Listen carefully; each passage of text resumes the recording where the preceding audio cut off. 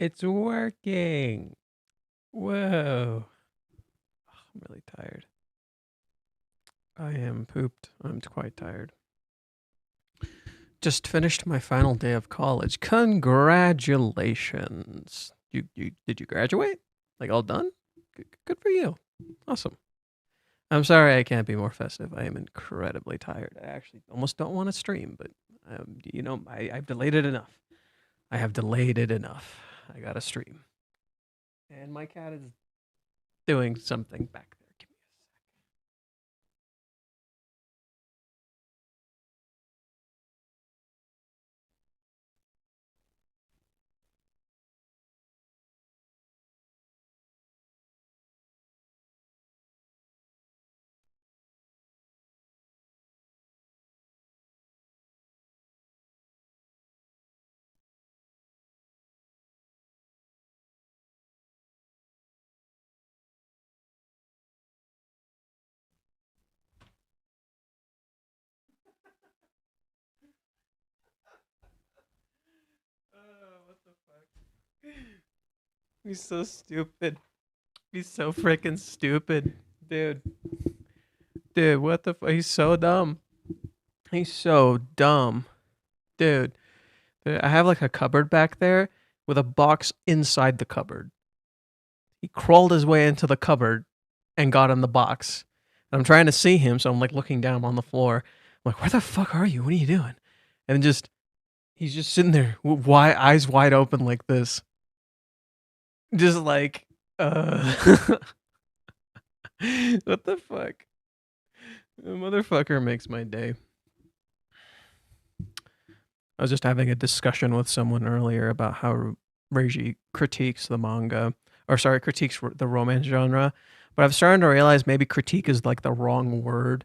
Maybe commentary is a better word. And I'm like, yeah, now that I think about it, most people, like when they talk about how authors discuss a genre or discuss like certain aspects of like say someone talking about a harem or someone talking about a rom-com or something like that, they're not really critiquing because the person was right. Like you're reacting to the thing in a sense if you're just critiquing, but if you're commentating, if you're leaving commentary on the subject and trying to like explore that subject and how in subverting it, then I guess commentary just feels like a much better word.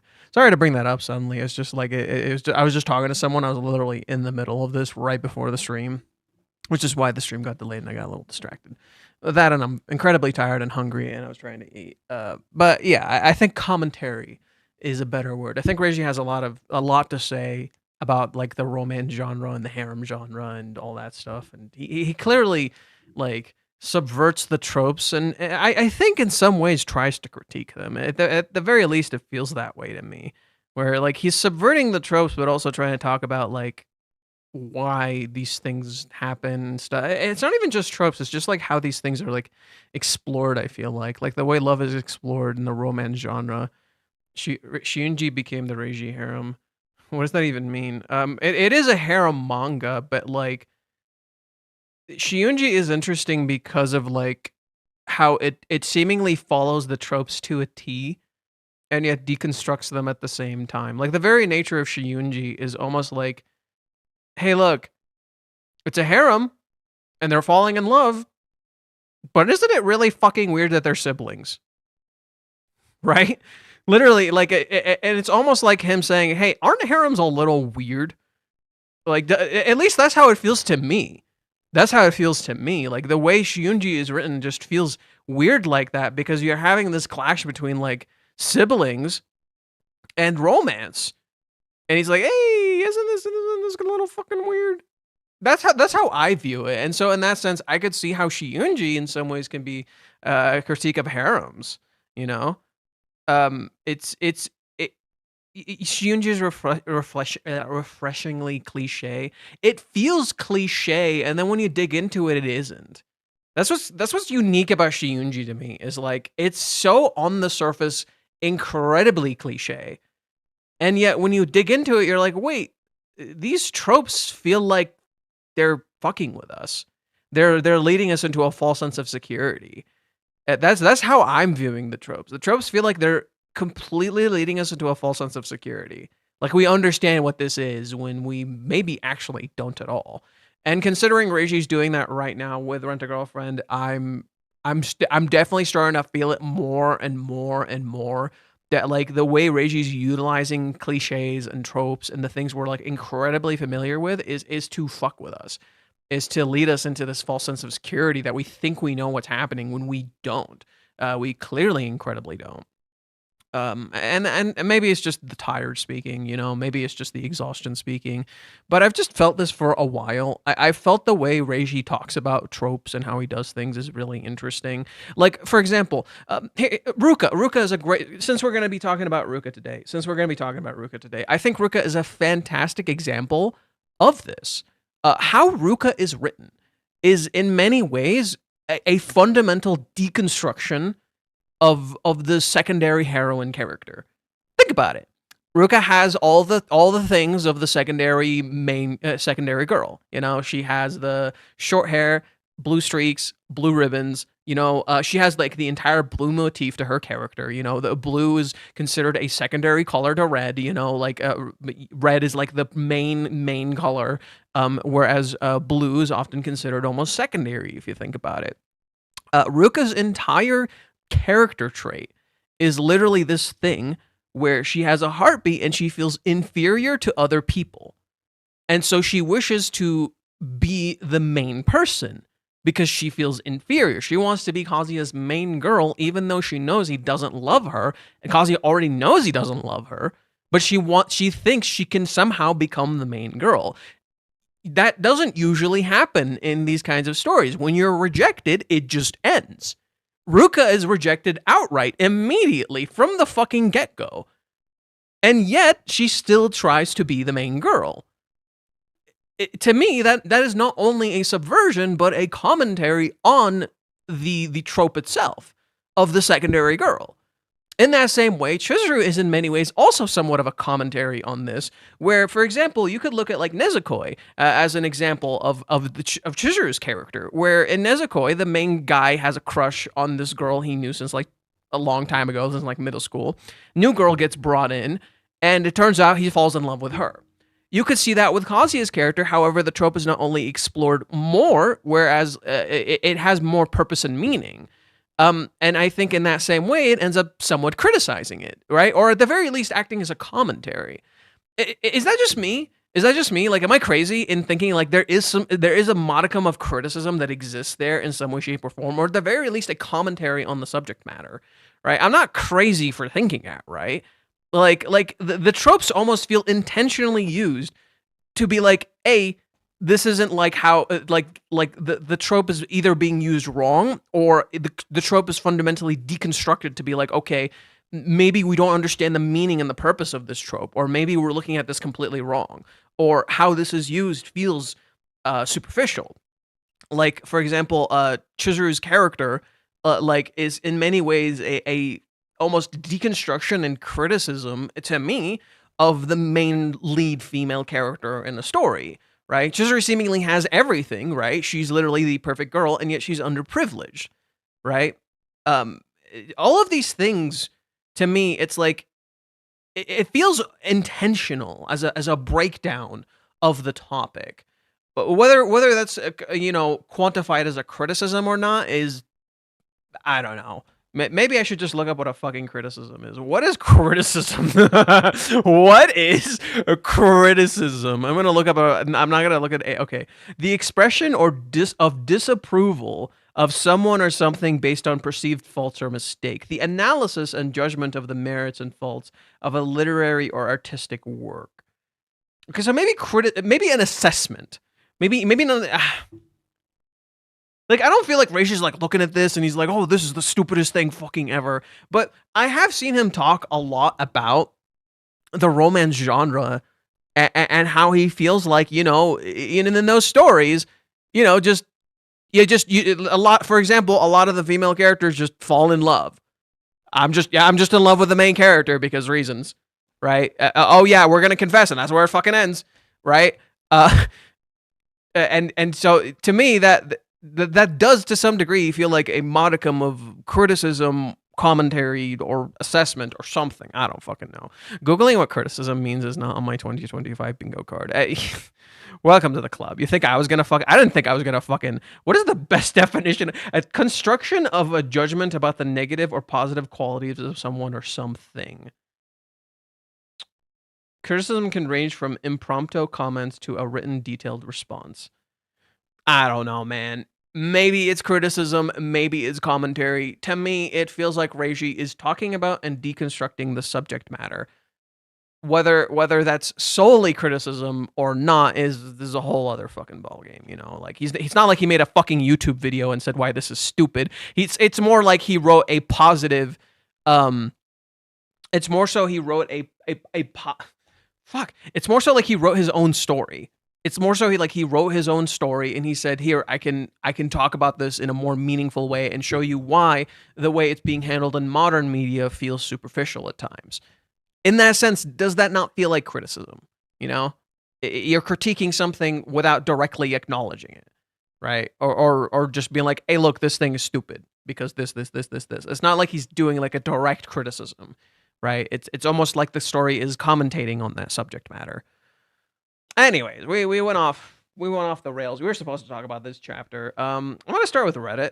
The black bars. The black bars.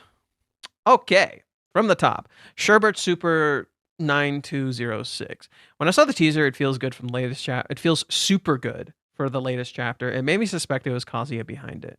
Yeah, I mean, I thought it was Ruka, weirdly enough. I thought it would be Ruka, weirdly enough. But it being Kazuya makes sense. Regardless of whether he felt pleasure or not, his face when he is on the verge of tears says a lot. He was afraid of traumatizing her by leaving, yet now he is the one who's going to be affected long-term by this event because Ruka stole his agency no matter how you look at it. That I'm not going to argue with this. The person's fucking right. The one thing I will say, and people will disagree with me here, this did not ruin Ruka's character. Not even a little bit. Not to me. This didn't ruin Ruka's character. This to me feels like hitting at the deepest, darkest part of Ruka's character. This to me is Reiji really delving into this character in the nitty gritty, gross shit. You know, and I think he's willing to explore that to really make the characters feel more alive, right? You're missing the point here. It's not cute girls will always be forgiven. I know what Ruka did is wrong. Okay, I'm not saying ooh woo she's a waifu. I think the way people look at how I understand this series is completely different from how people look at romances in general. You're looking at it like I'm looking at a waifu. I'm not looking at a waifu. That's not what I'm looking at here. I'm not looking at this as purely, I'm just here to love this character and not else. You can like a character that does horrendous shit. Okay, because mommy does horrendous shit, and I spend a whole lot of time calling mommy out on horrendous shit. But to me, Ruka doing this makes her character, explores this part of her character that we had not seen before in such a unique and interesting way, even if what she's doing is fucking wrong. And it feels like, to me, Reiji's ready to call that shit out, you know? And the reason I say Ruka's character isn't ruined for me, because it's not a bastardization of her character. This is Ruka. This was always in there. We've seen this slowly creeping in for the longest time, but this was always there. And to me, that is not ruining a character. Just because a character does something bad, it doesn't mean they're ruined for me. It doesn't mean I can't enjoy them. Why do you think people like villains? Why the fuck do you think people like villains? You know, people love villains who do horrendous shit. I still think Ruka's character is good, in my opinion. I think this did not ruin her character. Maybe it impacted her popularity, but I think in seeing this aspect of Ruka and still choosing to enjoy her and seeing her transform from this point and rather address and confront her love, this is what makes her a good character. Ruka going through this journey and addressing the fact that she's done bad shit, because this to me is a culmination of a streak of Ruka's actions. This is how I view this. Ruka's actions have okay. This is a big thing that I think Reiji's slowly building to for a little bit. Ruka and Mami have both done, including Minnie too, have all done shit that they've just gotten away with. They just got away with shit. You know, they just did horrendous shit and got away with it because cute girl privilege. You know, people are unassuming of the cute girl, right? She didn't mean it all. She's innocent. And Ruka has gone away with a lot of the stuff that she did due to her innocence. But what is Reiji doing now? He's specifically having the characters transition into adulthood. And when you're an adult, there are consequences to your actions. You don't just get to do things and get away with it. There are consequences to your actions. When you're a kid, you kind of get away with it. You know, you kind of get to get away with some of the things that you do, even if sometimes they're bad. Sometimes even the courts will kind of let you go with that stuff. You know, they won't punish you as hard. But when you're an adult, it's just not nice anymore. You know, people will make that argument for Chizuru, except Chizuru actually went out of her way to atone. Ruka, Minnie, and Mami have not. Chizuru actually took responsibility for her mistakes, and tried to atone. People don't want to address this. She fucking did.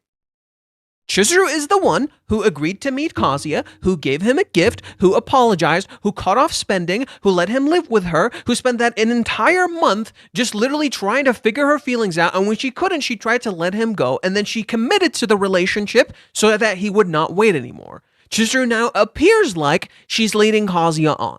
Right? Chizuru now appears like she's leading Kazuya on. And yet, isn't it fascinating that your reaction to Chizuru is so much more severe than it is to a character like Ruka or Mami, who have done genuinely far more horrendous shit than she ever did?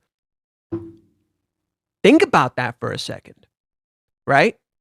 Whereas Chizuru has gone out of her way to actually give a shit about what Kazuya wants and his future. Right?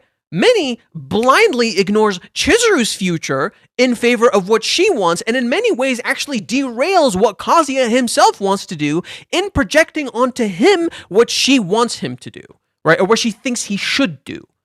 In so doing, Minnie actually ignores what Kazuya wants. She listens, she's listening, she's like a Wildt, but she doesn't process what he's saying. In so doing, Minnie doesn't actually give a shit about what Kazuya wants. She just appears like she does. Minnie actively derails what Kazuya wants in favor of what she wants. It just looks like she gives a shit, right? And she's not really processing that. Ruka is the same way in this chapter. What does Ruka do? Ruka just completely tosses love to the side. She doesn't give a shit about Kazuya's love. She doesn't care he doesn't love her. She literally just says, I'm getting what I want. I want this, right? I want you to be my first time. It proceeds to just get all over him and do all of this shit. Literally completely ignoring what the fuck he wants, right?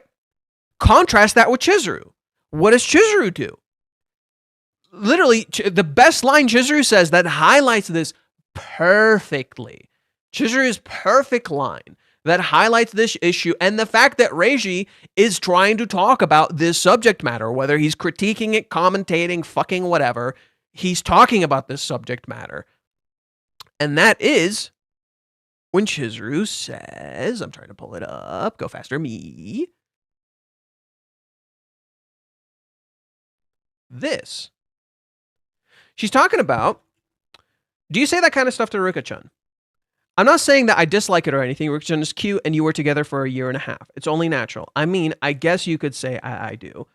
Everyone looks to the boyfriend to shower the girlfriend with compliments all the time, as if nothing else matters as long as the girl is loved.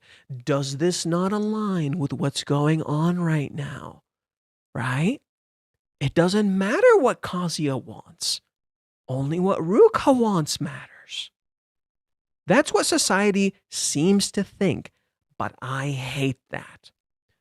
Is this not social commentary on how people treat relationships, right?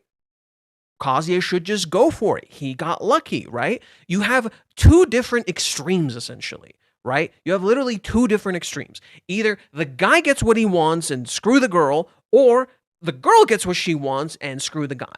Heck, in Japan, you'll often hear this, right? You'll often hear this in how Japanese fans talk about this series. I want all the girls to get a happy ending. No, Japanese fans tend to not mention Kazuya. However, you have Minnie, who's seemingly rooting for Kazuya, but what does Minnie want for Kazuya? What does Minnie specifically want for Kazuya? Right? She wants his efforts to be rewarded, sure, but what does she do to help him get that effort rewarded? Not accept himself. No. Become the ideal. Become a good boyfriend, right? Become someone who's worthy of Chizuru.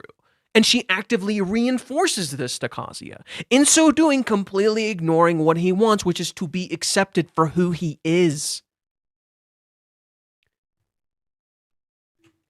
Pay attention to the visuals. I finally figured out what these visuals mean. It literally just took me like right now, and I finally understood what these visuals meant. Don't you think so? Someone is loved because someone is there to love them. If love is something meant to be built, then it's not fair unless both sides work on it together, right? Look at what Reiji does with Kazuya here. It's brilliant. He's alienated by light. He is in shadow. He is alienated by her words because they don't make sense to him, right? It's not fair unless both sides work on it together. If love is something meant to be built, we have to work on it together. And yet, all Kazuya has done is work on it on his own. That's how he views it. That he's just built this all on his own. That he's gotten to this point all on his own. He doesn't realize he's been building it with her the whole time. And Kazuya doesn't understand this because he has not been loved. He doesn't think he's loved. Right? So this concept is alien to him because usually, the girl likes you, sure, but usually you're just supposed to shower her with compliments. So to Kazuya, this is jarring, alienating. He can't really process what she's saying. It doesn't make sense to him because his entire journey has been literally him giving her love. I get deja vu, Johan. You're just repeating what you already said. No, I'm not. I'm literally exploring this in a better way because I didn't say this. I know for a fact I didn't say this. Because before, I did not know what this panel meant. I was trying for the longest time to understand what this panel fucking meant. So, no, I clearly did not fucking say this. It may sound similar, but no, I didn't, because I didn't know what this panel meant. Suddenly, it makes a whole lot of fucking sense. I don't know what love is, but the only people who have the right to be loved are those capable of giving love themselves. It's pretty ironic she says this, because she's comparing herself to Ruka, who doesn't give much love, but most often takes it. She's literally comparing herself to the wrong person. She wants to be a person who gives lots of love than someone who takes all of it. Kazuya, being unable to process this, literally sinks into the static shadows and says, give lots of love, huh? No one deserves more love than her, though. He just proceeds to give more love. Now I'm repeating myself. There, I said it. Now I'm repeating myself. He proceeds to give her more love instead of understanding what love is, which is sharing love with each other, giving love to each other, right? Letting her give love. Tug of war, be careful with your words. What do you mean? Nobody's meeting each other halfway. They're all just playing tug of war. Oh, he's refusing that. Well, yeah. Well, Kazuya doesn't know how to, I think. Johan is repeating himself to stall the stream. Shake my head. Ugh. Now I know how Reiji feels. Now I understand how Reiji feels. Oh, I'm just stalling. I'm sorry.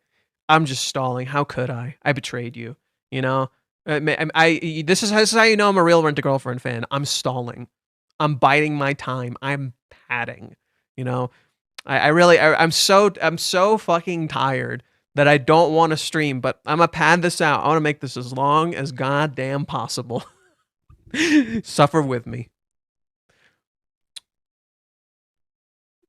She used him. That's something he'll keep tucked away in the back of his mind. He already yeah, and that's Kazuya's deepest fear, being used. What about his happiness, right? What about Kazuya's happiness? Again, the three girls in the picture don't seem to really give a shit about that, right? Minnie, Ruka, and Mommy seem to just kind of want what they want. Nobody has actually talked about Kazuya's happiness except for, wait for it, Chizuru. Minnie talks about Kazuya's happiness, doesn't seem to actually give a modicum of a shit, right? She's only invested in his love life, right? Again, we've talked about this before. Minnie only talks about Kazuya's love life. What about his future? What about like college? What about a job? What about all that stuff? She's only telling him to do that stuff for love. Not because he should actually focus on it. It shows she doesn't actually care about him that much. It shows Minnie seemingly only is invested because of her investment in his love life, which is quite ironic considering the fans, right? Most readers, when they're engaging with this story, when they engage in romance stories, don't really give a shit about the character's future. They just give a shit about the love life. And Minnie is literally a reflective of that. It's literally Reiji looking at you and be like, hey, this you? This you, buddy? It's stuff like that that makes me feel like, yeah, Reiji's totally critiquing this shit. He's calling people the fuck out. Like, that's what it feels like to me. Like, that's why Mommy's character is the way that she is in Hawaiians. The entirety of Mommy's character is like this in Hawaiians for that reason. She's literally like a reflection of the haters. That's why I think you have to be kind of like somewhat reactionary as well as active when writing. You have to know when to react to things in order to be able to engage with them, right? Life is kind of a mix of reaction and action, not just, one or the other. At least I feel. Okay, he already imagined his first time with Chizuru in a hotel in a romantic, comfortable atmosphere, and instead he nearly ended up in a disaster with a girl in a bath suit he doesn't even like, on a tiny single bed in a dark room with no soft lighting, both of them still dressed. It really highlights the huge gap between his fantasy and the precarious, messed up situation he's actually in, right? And I was talking to a person earlier who's describing this as like the way Reiji depicts sex in this series is just gross and uncomfortable, and like it makes you feel slimy. It makes you feel ugh, and I think that's the point, because sex isn't some magical fantasy. It rarely is. As someone who's experienced, and I'm going to tell you, like, it's not what you think it is. It can feel very uncomfortable. It literally like the first experience I had was actually like in a dark room and in a place that wasn't well lit. It wasn't fantasy like for me, It was very uncomfortable. And I think this is what Reiji kind of captures. It's the destruction of fantasy, right? It's Kazuya's fantasy being utterly shattered. And again, remember when we were reading, let me see if I can pull it up. View your channel. Live.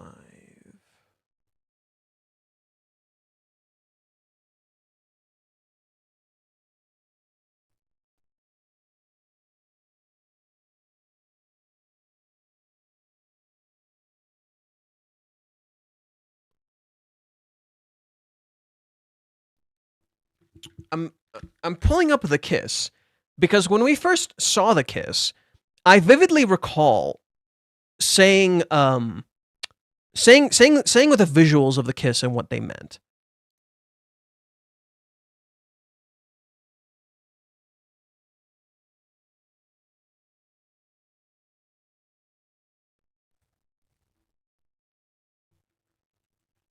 Oh, look at me, so different.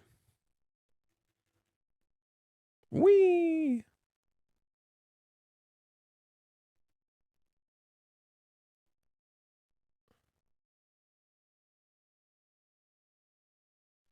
Love something meant to be built, but in a situation only Kazuya builds love between him and Chizuru, while Chizuru seemingly doesn't do the same. That's just wrong. That's just wrong. She's literally actively fucking trying. The entire date, she actively asks him incredibly meaningful questions about relationships, trying to get closer to him, trying to touch him, trying to interact with him, and he doesn't do anything. Your view is literally stinted. You're looking at it, you're literally seeing what you think you're seeing. In reality, flip it. Literally just flip it. Kazuya looks like he's building love. Chizuru is actually building love. Chizuru is actively interacting and trying to engage in love with him. He's off in his own world. This is the irony of what we're seeing. Kazuya, what Kazuya experienced in this chapter, in chapter 404, is ironically a dark, twisted version of what in many ways he himself was doing. Selfishly indulging in his desires. That's what this chapter was. It was a reflection back of him, what he has been doing with Chizuru. Merely selfishly indulging in his desires and not actually working on love with Chizuru. He conflated, he knows what love is, but his actions are conflated with lust rather than with love. Because he's not actually actively engaging in love. Because what do people often tell you about love? What is love? It is an active choice. It is something you must actively do, not just here and there. You must actively engage in love. It is not something you just do once and you stop. And Kazuya, throughout the date, is not actively engaging in love. He is indulging in desire. Actually, I've always been surprised by Kazuya's behavior when Chizuru hugs him. He never really hugs her. And this brings in a fantastic point. How can you love someone else when you cannot love yourself? How can you love someone else if you can't love yourself? How can you show them affection and care when you can't do that to yourself? That's exactly Kazuya's issue. Kazuya is not building love. He perceives himself as building love. Before, they were building it together. Before Hawaiians, for most of it, especially throughout the movie arc, he did a lot of building. Sure. Right? To say Chizuru didn't engage is bullshit.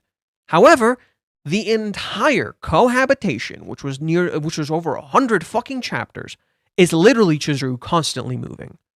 She's literally actively trying. She went out of her way to actively interact with him. To say Chizuru is not building this with him is bullshit. To say Kazuya is not building this is true. Kazuya is not actually actively engaging in building a relationship with Chizuru. Now, we have distracted from the fact. I was talking about the idea of fantasy shattering.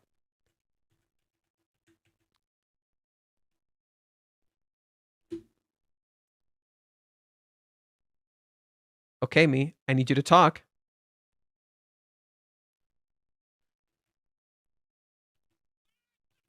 Yeah, I get it. You're excited. Wonderful, me. Okay. Come on, say it. Work with me. Work with me, buddy.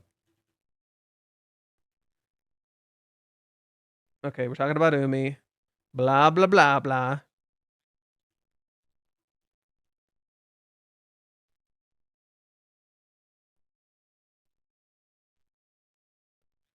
Okay, talk about the thing.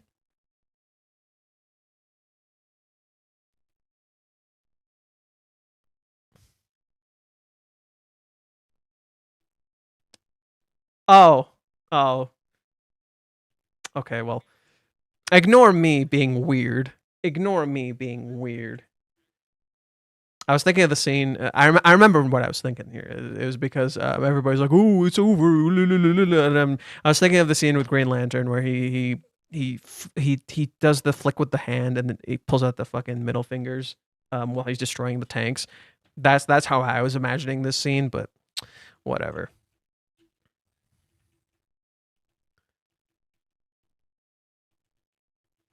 Okay, get to the part where you talk about him opening his eyes.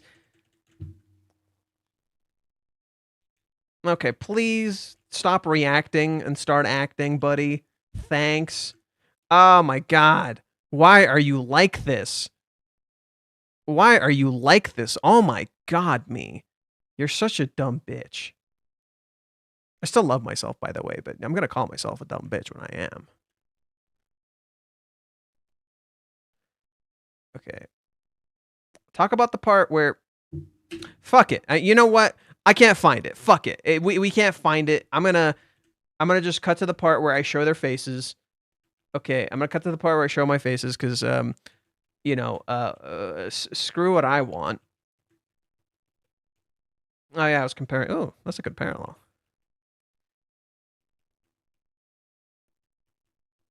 Damn, dude, this is why you should edit your videos down.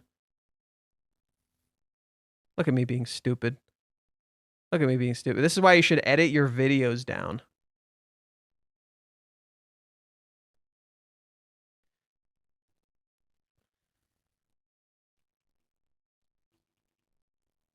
Oh my god. Why am I the way that I am? Whatever. Okay, closing this. I'm gonna just pull it up here so you can see the thing. God. Really gotta get better at this. I gotta edit these videos down, dude. I gotta edit these videos down. I gotta find the right portions and be like, hey, look, I called it. Okay, 385. I said in that stream at some fucking point, right? At some fucking point, the point of this shot is Chizuru closing her eyes and dreaming, letting herself actually dream and live in a fantasy. It is Kazuya opening his eyes and seeing the reality in front of him. His fantasy must end so that he may wake. Her reality must end so she may go to sleep. She needs to be able to dream. Chizuru must be able to dream because she has lived in reality for far too long. She needs to be able to relax and just let go. Kazuya needs to wake up. This is that. Chizuru is sleeping, Kazuya is waking up. Chizuru is dreaming, Kazuya is awake, living in reality. Okay? This is what this highlights to me. This has always been the theme. This is the thing that's going on. And what did we see with Kazuya? What did this person just describe as we were talking about this? Kazuya's dream shattering. His perception, his fantasy of what he thinks sex was going to be like, utterly and completely shattering. Not only in not experiencing it with the person that he loved, but it literally being stolen from him. Because in many ways, he let this happen to himself. Not, bear with me, I'm not just outright saying victim blaming. I'm saying in that he did not take control over his life. Someone took control over it for him. Have we not been saying this? Have we not been saying this? Let's roll it back a little bit. In the date, Kazuya made no choices, so Chizuru had to make a choice. In so doing, he was rejected. He then made a choice afterwards. He actively went out of his way to make a choice. Okay? It changed things. He made a choice again, and he got what he wanted. Afterwards, when Chizuru kisses him, Kazuya stops making choices. Then suddenly, Minnie shows up in his house, listens to what he says, and what does Minnie do? What does Minnie do? Minnie makes the choice for him. She goes to Chizuru, and she makes the choice for him. And suddenly, July 11th exists. Suddenly, this thing that doesn't make any sense, never existed prior, exists. We have prior evidence to highlight Chizuru would never not want family around when she has the play going on. If anything, it would highlight how she's more distracted when he's not present. Right? It would highlight how she's more distracted when he's not present. So, Chizuru choosing to not have a boyfriend until July 11th doesn't make any sense. And that's because Minnie decided for him. Okay? Kazuya proceeds to, again, continue to do nothing. And the only reason he takes action is because Umi triggered it somehow. Isn't that weird? Isn't that weird? That Kazuya seemingly did nothing until Umi called him. The reason Kazuya took action is because of a butterfly effect as a byproduct of Chizuru taking an action. Because Chizuru chose to do something, she was rewarded in Kazuya taking an action. Because she did something, she was rewarded. In contrast, the only reason Kazuya even moved, right? You need to select 1080p 60 FPS manually. What? What's going on?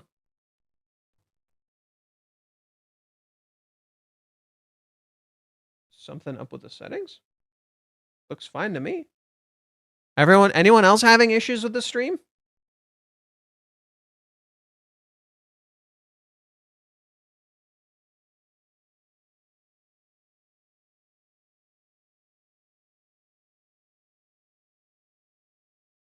Anyone else having issues with the stream? Nobody else is saying anything.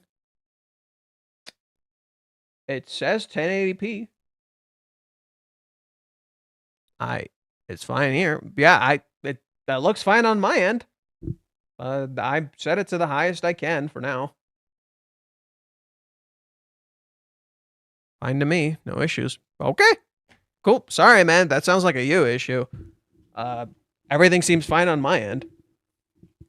Anywho. What was I saying? Shit. Shit. What was I saying? Oh, yeah. People deciding things for Kazuya. Okay. The only reason Kazuya contacted Chizuru is because Umi called.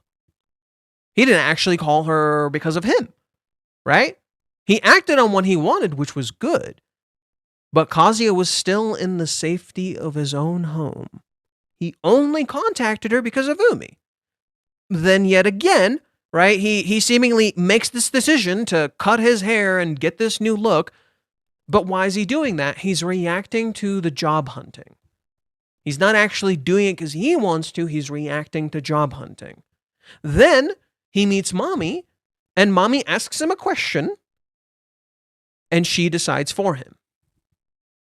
And then Ruka asks something of him, and she seemingly decides for him. It's a cascading set of events that ultimately led here. It's a pattern. You can literally go through the series and see a pattern. When you constantly, actively give up your autonomy to other people, eventually there will come a person who will take advantage of it, even if it's the least likely source. Even if it's a person you don't think would do it. Eventually, you will let a fox into your cave, and they will take advantage. And that's literally what happened. Kazuya let Ruka into his home, thinking he was safe in his own home, because Kazuya became incredibly comfortable just letting go until someone abused him and took his control away. What is July 11th? What is the play? What the fuck is Umi? What is going to happen with Ruka and Mommy? Reiji is fucking good. Yeah, he's set up a lot of good things. To me, this is the death of the Ruka relationship. Whether they either agree on it or not, it's over. Whether they actually end the relationship, it's over. Ruka killed it. Whether she chooses to end it or not, it's over. Literally, Kazuya does not feel safe in his own home because of her. Like, that's what she did. She abused him in his own home. She let go of all love in favor of lust. It is a fundamental reversal of what her original choice in Hawaiians. Her original choice in Hawaiians was one made of love. It was selfless. She put her desires aside, and she picked love. If it meant that person was happy, that's what mattered. She picked love. Now she's picking lust. Why? Not because Ruka magically changed, but because Ruka gave up love. She hit the other extreme. In letting go of her lust and choosing love, she actually gave up her love. In giving up love, all you have left is your lust. And deep down, she knew. So what was building up inside wasn't her love, it was her lust. It was her desire. It was the thing she deeply, desperately wanted to the point of being this destructive. Let's continue reading. The actions of Mommy and Ruka have left a heavy mark on Kazuya, and this will inevitably affect how he acts around Chizuru and his image of women in general. His view of women wasn't great even before. Yeah, his view of women has progressively fallen the fuck apart. His view of women has progressively fallen the fuck apart. What he built at the beginning of the series has progressively fallen apart. Like literally, do we not remember the shit Kazuya was saying in chapter 388? Right? The venom he was literally spitting in chapter 388. The fact that he just blindly believed Minnie, right? The fact that Kazuya blindly believed Minnie here already shows his fundamental distrust. It already shows his fundamental distrust of Chizuru and in turn women. The fact that he would just believe Minnie here. But the fact that he doesn't even trust Minnie actually highlights how he's having this distrust around women, and in particular love, right? Kazuya is starting to devalue real important things in a relationship. This is what this is highlighting to me, right? Because he keeps getting burned on that front, right? He keeps believing in magic, in love, in wonderful things in life, and he keeps getting burned and burned and burned. And now he's starting to not believe in these things. He's starting to devalue these things.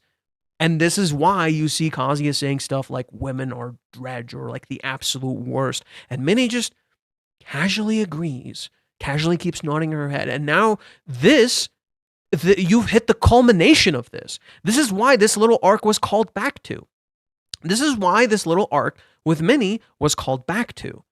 Very particularly so, right? Remember how Ruka asks him, hey, am I the first one here? And then Kazuya remembers Minnie, how she was the first one here. And if you reread these chapters, it's about Kazuya having this distrust of women. In particular, this distrust of Chizuru that's been festering for a while. And you see this, right? You see this in how he here says all women are the worst. And then in the next chapter, you see it in how he's starting to distrust Minnie's words as well as Chizuru's words, right?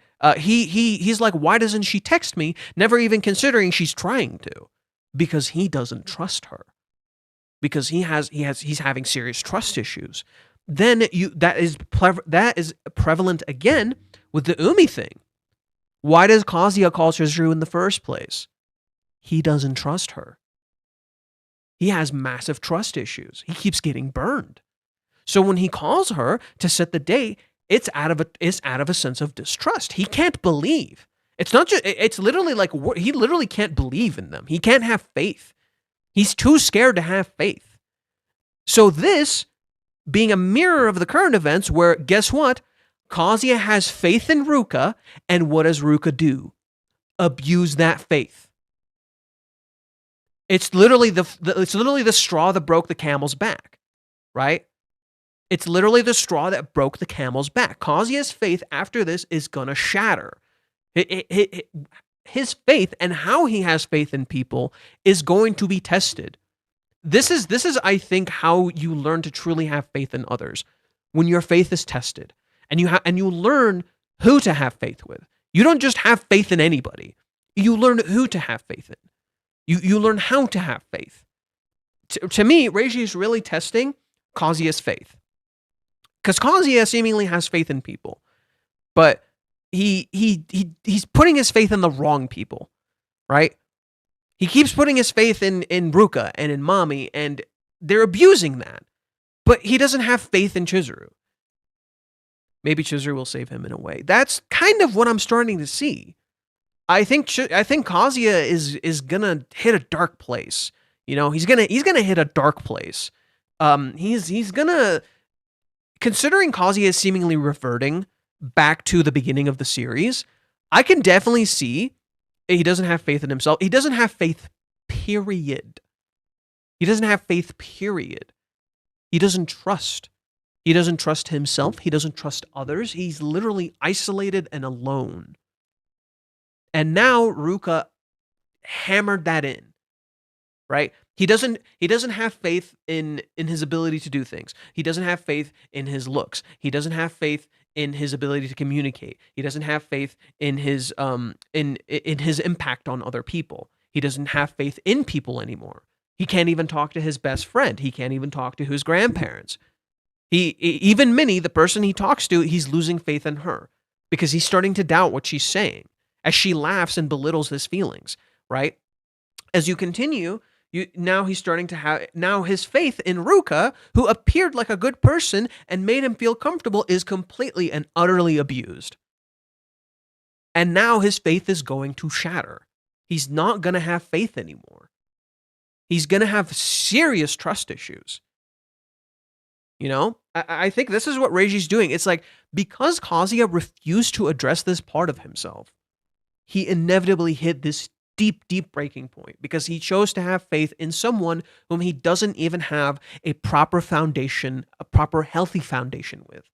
He literally doesn't have a proper healthy foundation with Ruka. This is why I think you could theoretically view this as Kazuya's failings. Because he put his faith in the wrong people. He literally existed in a false environment that ultimately used and abused him. Much like how, you know, our current environment functions. You know, there's a lot of people who will use and abuse you and ignore what you want in favor of what they want. Umi seemingly represents this for Chizuru, and she doesn't let him, you know? Umi seemingly represents what he's telling Chizuru, I want you to be happy, but I wish that would be me. And he's just, when he says that, he's literally doesn't sound like he's just ignoring what she wants in favor of what he wants. Purely and utterly selfish. Now flip that back onto Ruka. Is that not literally what Ruka is doing now? Ruka acts as a complete and utter reversal of Umi. Because she's literally just getting what she wants. She goes into his home and she abuses his trust, and now Kazuya is going to have massive trust issues and have a very hard time being vulnerable and trusting of others. And that's why I think Chizuru is going to be the one to save him. Right? As a reversal of the beginning of the series where he saved her, now she's going to save him. I was also thinking back to when Kazuya was on top of Chizuru in the hospital bed and couldn't control himself. Yeah, he lost himself in his desires, right? And he thinks back to that moment too. He actually thought back to that moment too. His lack of confidence and his experiences are also his own fault. He doesn't say what he thinks. He just makes funny faces. Not necessarily. That's yes and no. Yes and no. His lack of confidence isn't necessarily his own fault. I kind of disagree on that front. It's something that's been fostered for a while. His current lack of confidence stems from the fact that his parents and friends utterly shattered his confidence. They literally destroyed whatever the fuck he had left. He has a deep trauma around himself. He doesn't have faith in himself as a byproduct of mommy's actions, as well as his family and his friends, who would immediately distrust him the moment they felt that he was lying to them. They never even had faith for 2 fucking seconds, right? Now, they learned to have faith as a byproduct of Chizuru and Kazuya's actions, but now Kazuya is having a hard time having faith in others because they fucking destroyed his faith. He wanted to believe and have faith in the people that he loved, and they shattered that. They wrecked that. So to say it's solely his fault, his lack of confidence, it's not accurate. However, to say that Kazuya did not address this about himself, did not address these issues of his experiences and his actions, yeah, I can kind of give you credit where there. You know, I can kind of say, yeah, okay, that is Kazuya's choice. You know, he knew. He admitted it, and when he was preparing for the date, he admitted it. He knew he should have worked on his inner qualities, and he chose not to. He chose the surface level because he wanted to. Literally, think of it like this: it's a trauma mask. When you have trauma, what you do is you build an identity around the trauma to protect yourself, to shield yourself from said trauma. That's literally what Kazuya did. His grandmother was objectively the worst with downplaying his own importance and self-worth. And she realized that, right? Nagomi realized that. That's the issue. It's like she fucking realized it and now isn't really addressing it, not really recognizing what Kazuya is going through. She's trying to, but she's holding back because she thinks she hurt him. Not realizing in so doing she's made it worse. That's kind of the issue. And Nagomi tried to give him some warnings. I think chapter 399, Nagomi gives him a warning that was kind of foreshadowing for where we are right now. In particular, listen to what she says here. You should have told me sooner then, not just your hair. You've got to learn to take initiative or else job hunting will eat you alive. And job hunting right now quite literally mirrors the Ruka and Mami situation, right? He got lucky with Mami. He did not get lucky with Ruka, right? It literally ate him alive, right? He was clearly unprepared for this, and he got destroyed. Kazuya should have set boundaries with Ruka a long time ago. Again, it's a thing he set to the side and didn't want to address about himself. And in so doing, it resulted in this issue, right? He, in some ways, due to his own selfish indulgences, someone selfishly indulged on him. To be fair, Kazuya tried to set boundaries with Ruka. She just wasn't having it at all and got mad and pouted. And I think that's the issue with Kazuya. I think in many ways that perfectly symbolizes Kazuya's issue. It's not a repeated choice. Just as love is something you must actively choose to do, setting boundaries is also something you must actively choose to do. And Kazuya, unfortunately, was not doing that. What does Kazuya do? What is Kazuya's big thing right now? Unlike the movie arc, where it's an active choice, he's actively engaging. Here, he's making singular choices. In key moments, he's making singular choices, but that's not enough. That in life, that's not enough. You can't just make one key choice and then just stop, right? You can't just write one good chapter and then be like, oh, that's it. I did what I needed to. You gotta keep doing it. That's why I'm saying the Ruka issue, in part, is on Kazuya. In part. It's not on Kazuya that Ruka was going to be fucking crazy and do what she did. It is on Kazuya to not keep reinforcing boundaries. That was his mistake. He needed to actively continue to reinforce boundaries. He needed to actively create distance. It's not one mistake, it's a series of mistakes. Right? It's like cheating. I'm not saying Kazuya is cheating. I'm saying it's like cheating. Cheating is a series of mistakes. It's not one mistake. Therefore, you could have stopped at any fucking point. You could have stopped at A through Z, right? You didn't make one mistake. You made a whole bunch of fucking mistakes. So this is why you can't say cheating is a mistake, because it's not one mistake.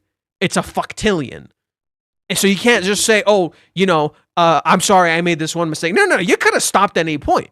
You could have stopped when it started. You could have stopped in the middle. You could have stopped at any fucking point. You chose not to. In contrast with Kazuya, it's a series of mistakes he's not addressing.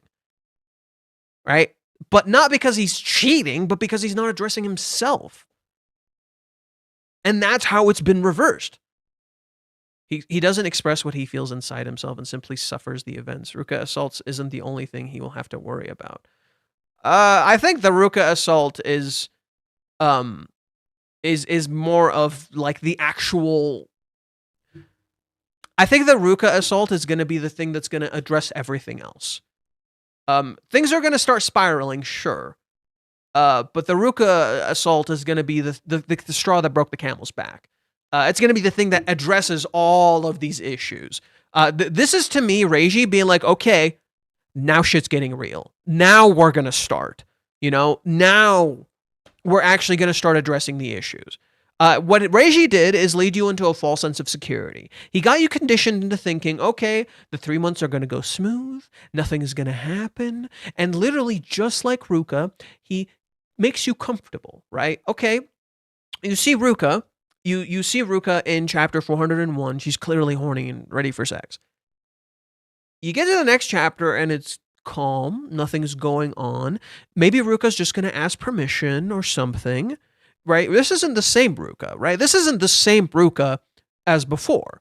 She's not gonna do what she used to do, right? Because we haven't seen Ruka acting like her past self. Even Kazuya doesn't think this, right? Ruka is not acting like her past self. She's acting a lot more calm, a lot more under control, and that's how you fell for it. Your mistake was believing you had a sense of control. A sense of security.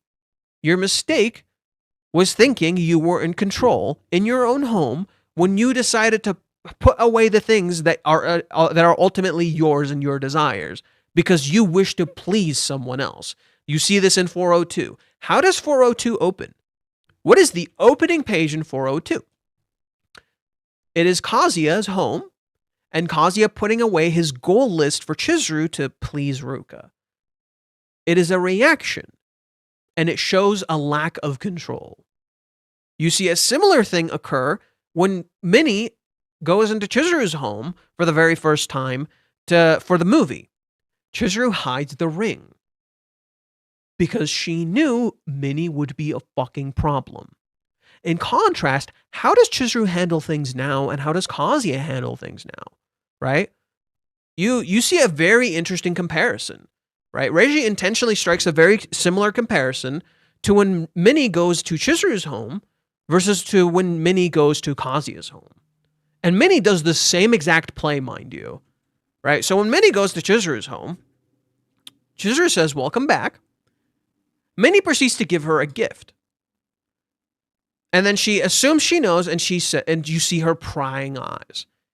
Chizuru is like, "I know this bullshit. I know what you're going to do." So what does Chizuru do? She seizes control. She doesn't give Minnie a fucking inch. She doesn't let Minnie dictate the pace at all. Minnie asks questions, Chizuru shuts her off. Minnie gets interested in stuff, Chizuru shuts her off. Chizuru almost gives up control, nope, walks away. Now, what happens when we go to Kazuya? We go to Kazuya, Minnie shows up. This is quite similar. What does Minnie do? The same exact trick. I think you guys can't see it. Minnie does the same exact trick. She gives him a gift, saying it's here's a souvenir. It's for getting friendship points, right? She's treating it like a game. And what does Kazuya do? What does Kazuya do? I'm trying to grab Chizuru. Come on, Chizuru. Come on. Oh my God, Chizuru, please. Thank you, Chizuru. Wait, what's this? Okay, good. Okay, good. What does Kazuya do? He lets Minnie just walk into his home, right? He doesn't dictate the pace. He just lets her waltz right in, right? She literally just walks past him. She gets into his home. She brings his drinks. And what is Kazuya doing? Reacting to Minnie.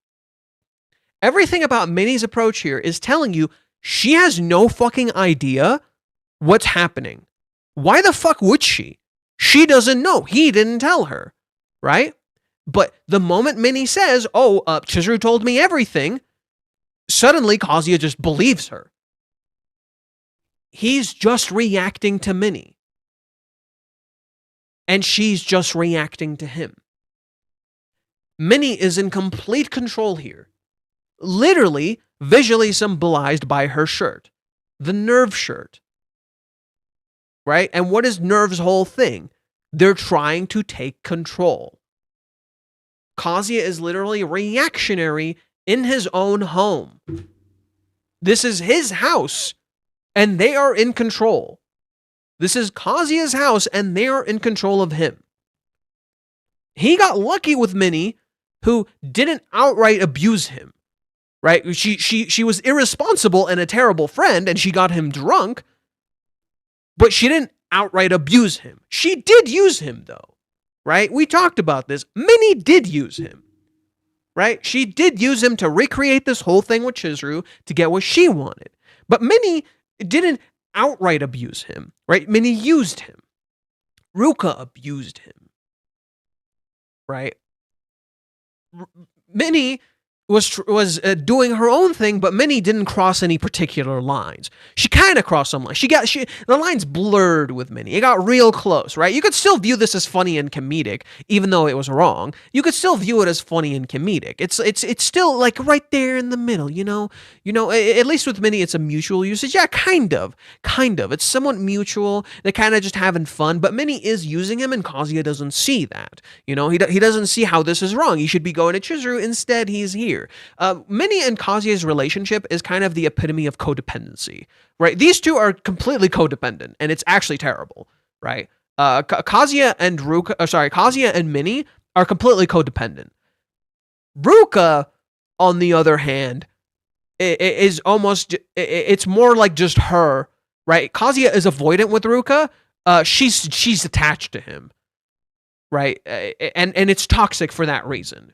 Kazuya is avoidant with Ruka. She is attached to him. So here, in their codependency, they don't recognize how they're using each other. However, because of this exact scene, you have the contrast with Ruka. And so this scene is completely relevant to what's going on. Right? This completely informs the current events of the manga. If you reread this.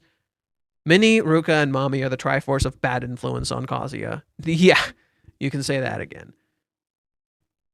And so just as Minnie used him, Ruka also used him. But there, he had no control. Mami is the final boss, in my honest opinion. Actually, this is where I disagree. Mami is a misdirect. Mami is a misdirect. And she is a brilliant misdirect. Because you're led to believe Mami was going to be the problem. From the chapters you are presented, you're led to believe Mami was going to be the problem. Right? Literally, the moment you read chapter 393, where we first saw Mami again, you're led to believe Mami is going to be the problem. And then all of a sudden, Ruka is the problem. The girl you ignored, you thought wouldn't do anything, the girl you thought would just be kind of to the side, she's the real problem. You were completely and utterly unprepared. You had no idea what the fuck you were walking into.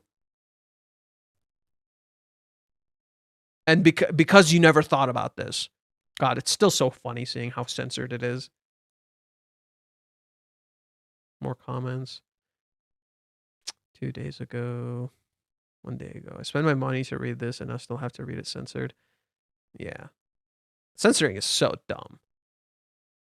Yeah, if you guys don't know, like I had a video, or not a video, I had a post on Twitter that blew the fuck up. I mean, there was like I think there was like a Japanese politician who fucking commented on it and I'm like, why?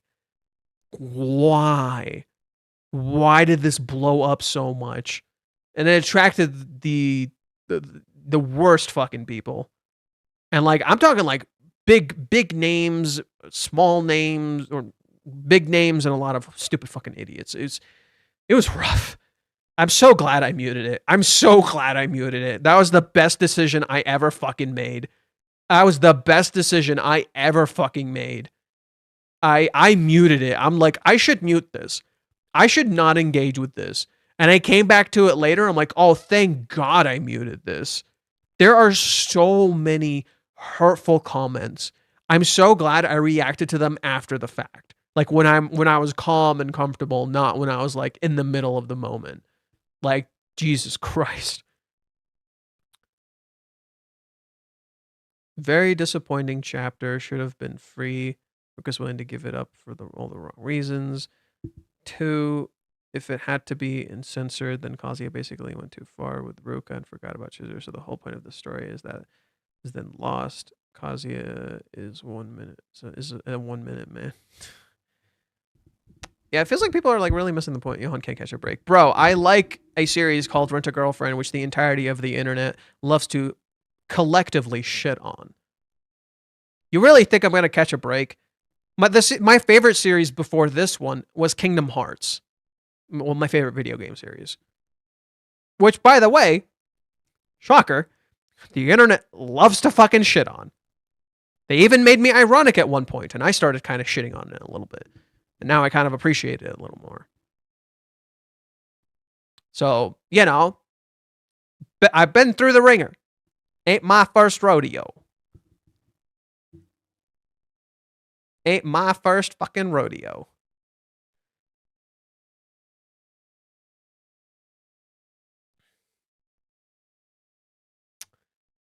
Okay, let's keep going to this. Oh my God, I am reading this incredibly slow. I'm so sorry.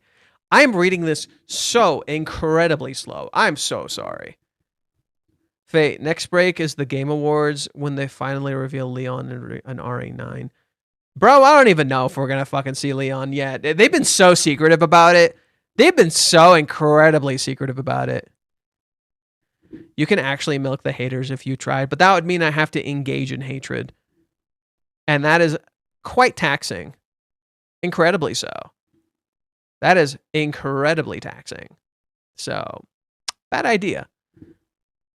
Okay. As for Ruka, she once again wasn't stopped by an adult, again, as usual, and the physical barrier between them is now broken. It's going to be really awkward between them now. For those who are sensitive to this topic, don't read what follows because I'm going to analyze these events in more detail from Ruka's point of view. Oh. Firstly, the whole thing seemed too mechanical to me. I had written in previous comments that what Ruka was doing seemed too robotic, and I dabbled, and I doubt she was actually enjoying the act herself, and I get the same feeling in this chapter. We mustn't forget that she has zero experience and she probably watched videos and listened to her friends to act this way, to try to entertain him the way she does. It's as if she's trying to follow a protocol to get what she wants. The act itself doesn't seem to really interest her, but the reward or validation she thinks she'll get at the end. Huh. I was thinking Ruka was acting weird. Yeah, the way she like reacts to him touching her, but there's this particular portion where she's seemingly like massaging her own breast here. This particular portion made me feel like, no, she's getting something here. Like, no. It's this particular portion here that just didn't feel quite right. I think to me this is a paradox. More than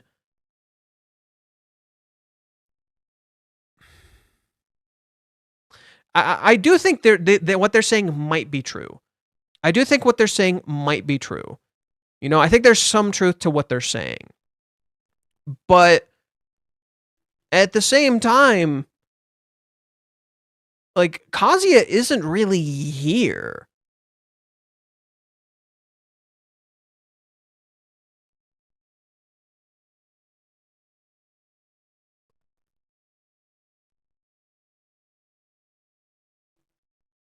Like, I do agree, it doesn't seem like Ruka is actually enjoying this all that much.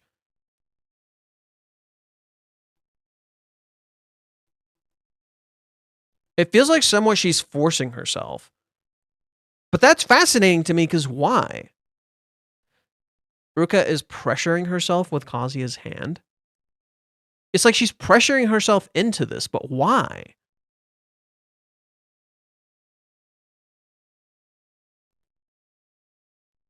Let's keep reading.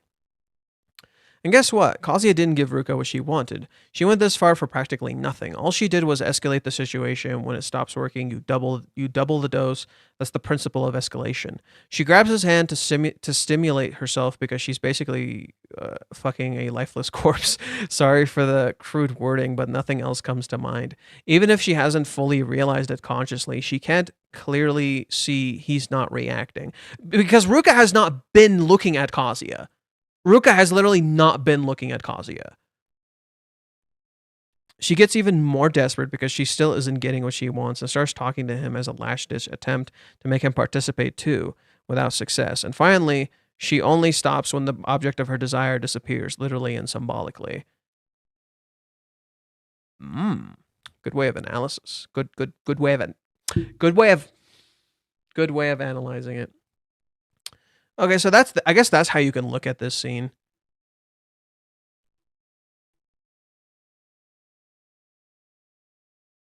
I was serious about what I just said.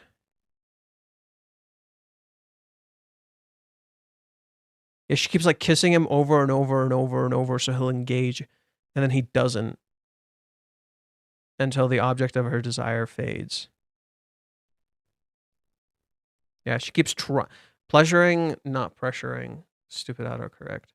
Yeah, she is pleasuring herself. It's like she's eager and at the same time reluctant. It's literally like, I don't think Ruka knows what she wants. To me,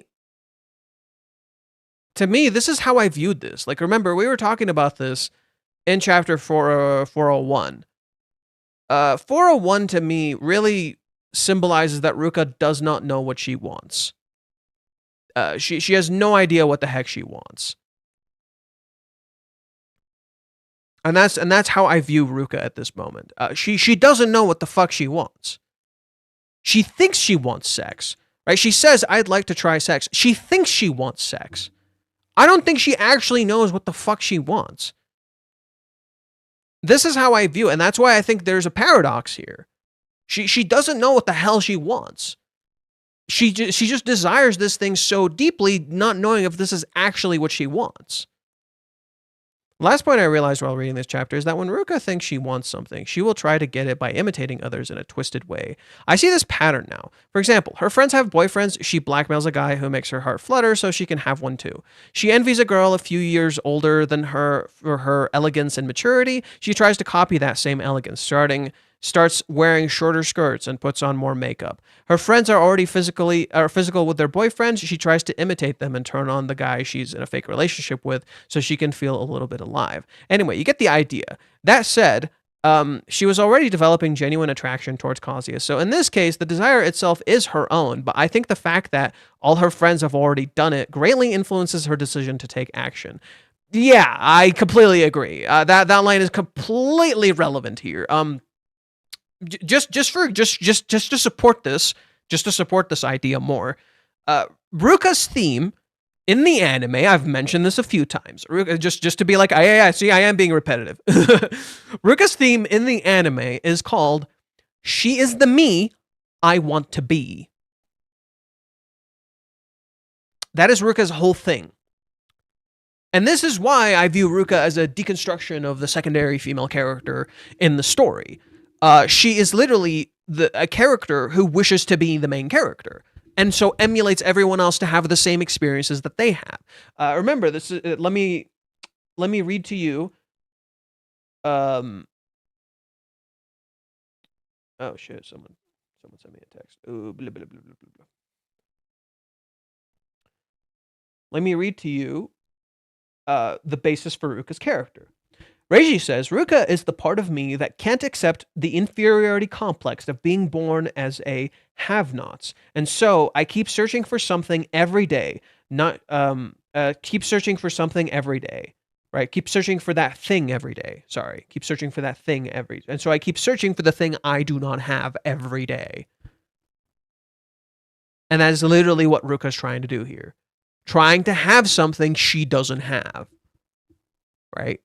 She cannot accept her inferiority complex. This behavior can be explained by a lack of her own distinct personality and value system. Even though she's a girl who can be really compassionate, the fact that she sets no limits for herself and doesn't consider the other person as a separate individual who might have interests different from her own means she inevitably ends up destroying whatever she touches. Anyway, the next chapter will probably be a long monologue from Kazuya. I'm really wondering how he's going to frame things, but I would be surprised if he addresses the elephant in the room. The fact that he also felt pleasure because he felt desire and somehow validated, even though this doesn't take away from the fact that he felt deprived of his own agency. He wants to, and he's, like we were saying this last time, Kazuya is probably going to hate himself for feeling desire. And this is where something really interesting happens. I think Kazuya is going to conflate pleasure with love. What do I mean by this? Kazuya, before the Ruka incident, literally right before Ruka calls, listen to what he says. What is love? Seriously, what is love? Ruka calls, and then she makes him feel pleasure. Now, what did Chizuru say about cheating? What did Chizuru say to Kazuya about cheating? She said, if you love that person you do it with, even a little bit, that's when I consider it cheating. He's going to conflate the pleasure he felt with love. because Kazuya has had a streak of conflating love with lust. He knows what love is. He knows he loves Chizuru, but he doesn't know who he is. And because he doesn't know who he is, he's conflating his lust with his love. And so I could totally see Kazuya viewing himself as having cheated by Chizuru's definition because he felt pleasure here. He felt good. Because he felt good, there's a real chance he'll think to himself, I cheated. This is where the conversation from chapter 386 with the driver comes in. Where, what did the driver say in chapter 386? The driver says, my girlfriend at the time got together with some guy she was working with at the bar. Where does Kazuya and Ruka work?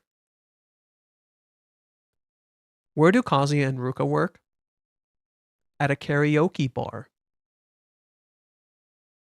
You know, on the weekend and stuff. I ran into them near the apartment she was living at around here. Huh. Doesn't Kazuya live in an apartment? And he started throwing fists. Seriously. Just flip the roles. Just flip the roles. I was learning Brazilian Jiu-Jitsu back then, so he was no match for me. I already had another girl too, so I didn't really care. But there's only one particular issue with this. This doesn't actually match Chizuru or Kazuya. This is literally not meant to match the picture. Because the picture, what he's saying, doesn't match. This isn't how it's going to go. This entire line is a misdirection. Why? It's a misdirection by telling you, hey, this is what you think is going to happen. It's going to be the guy, right? It's going to be the guy. The guy is going to be the bad guy here, right? It's a misdirection. It's flipping the roles. But it's also not going to play as you expected. This line was in many ways foreshadowing a complete misdirect. Because now you're thinking of cheating. Your brain immediately goes to cheating. But what does Reiji do in contrast? He contrasts this with innocence. Kazuya and Chizuru don't have the whole cheating thing. No. There is no other guy with Chizuru. There is no other guy with Chizuru. That's the whole. There is no other guy. Rather, you're contrasting this with innocence because you think it's going to play out like this because it's already starting. From your POV, this is already starting. It's already happening, right? Oh no, we're already going down this dark path. Only for Reiji to eventually tell us, no, this is not how we're going to play this. This is not how it's going to happen. And then he says, that was 20 years ago at this point. And you remember how Kazuya said he'd wait 20 years. And you get a big, oh no. The entire thing is a big misdirect, but you flip the roles. And rather, you see how those things would play out. Why would Ruka throw, like, if we flip the roles, right? Chizuru just rejected Umi. There's no guy. There's literally nobody. Chizuru, like, there's nobody else. It's Kazuya, right? Chizuru already rejected Umi. In contrast, right, you have Ruka in this situation, but why would Ruka start throwing fists at Chizuru? Like, why the fuck? Nobody would be throwing fists here. Right? It doesn't make any sense. So, I think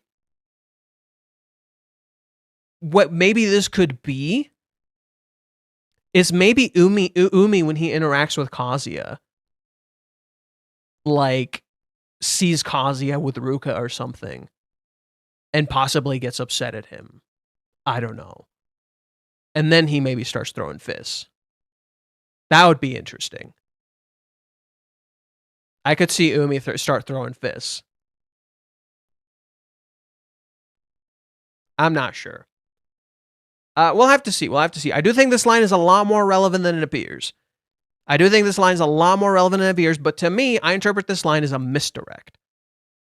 I interpret this line as a big misdirect. A big misinterpretation of events. As you think you know where things are going when they're not. Because cheating is relevant here, and Kazi is going to think he cheated. Now, I'm personally questioning what Umi's going to do after rejection, accept it, or make another push, because he knows that they're still not dating yet. I'm still of the boat that, like, Umi is not what he appears. I'm still kind of that boat that Umi is not necessarily what he appears. But we'll have to see. Fists rarely fly.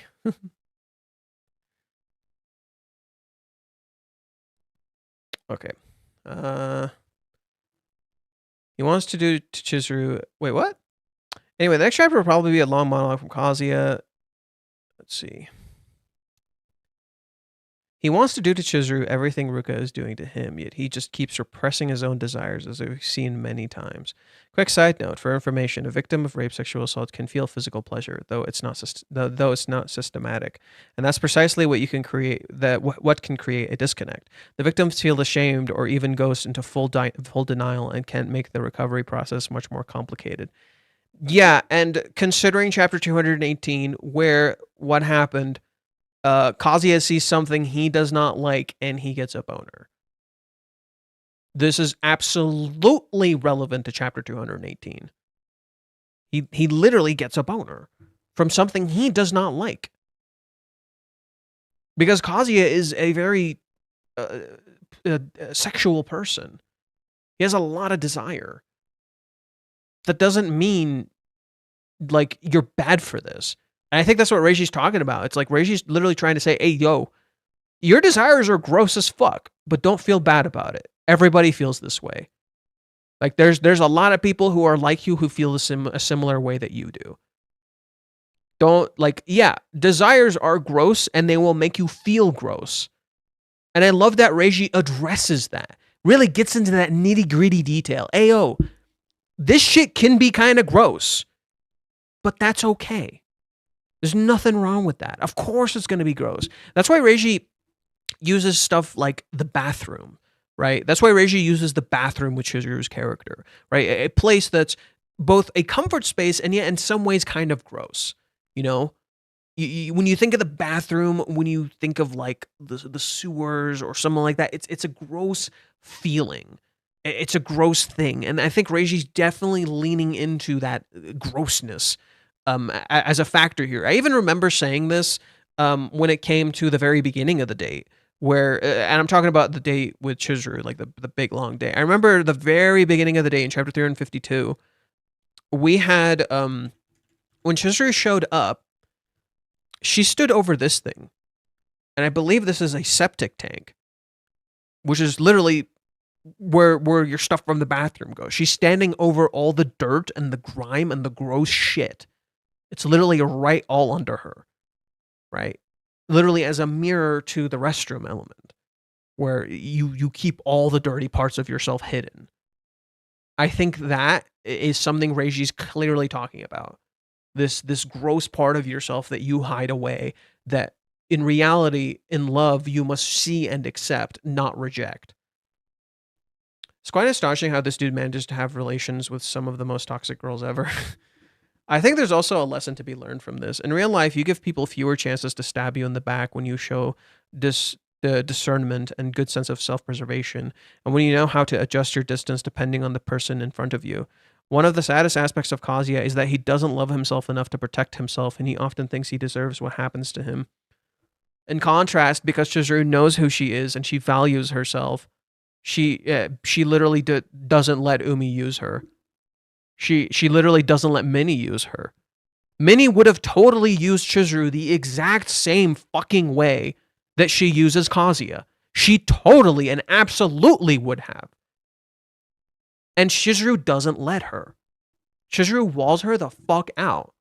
She doesn't let Minnie tell her what to fucking do. She literally stands her fucking ground to Minnie. She stands her ground to Umi. She doesn't let him tell her what to fucking do. She knows Umi's frustrating. Umi is very fucking frustrating. And she stands her goddamn ground. She sets the tempo. She's in control. He fucks up, she gets control back. You literally see this when they're playing the fucking soccer game. You literally see this when they're playing the soccer game.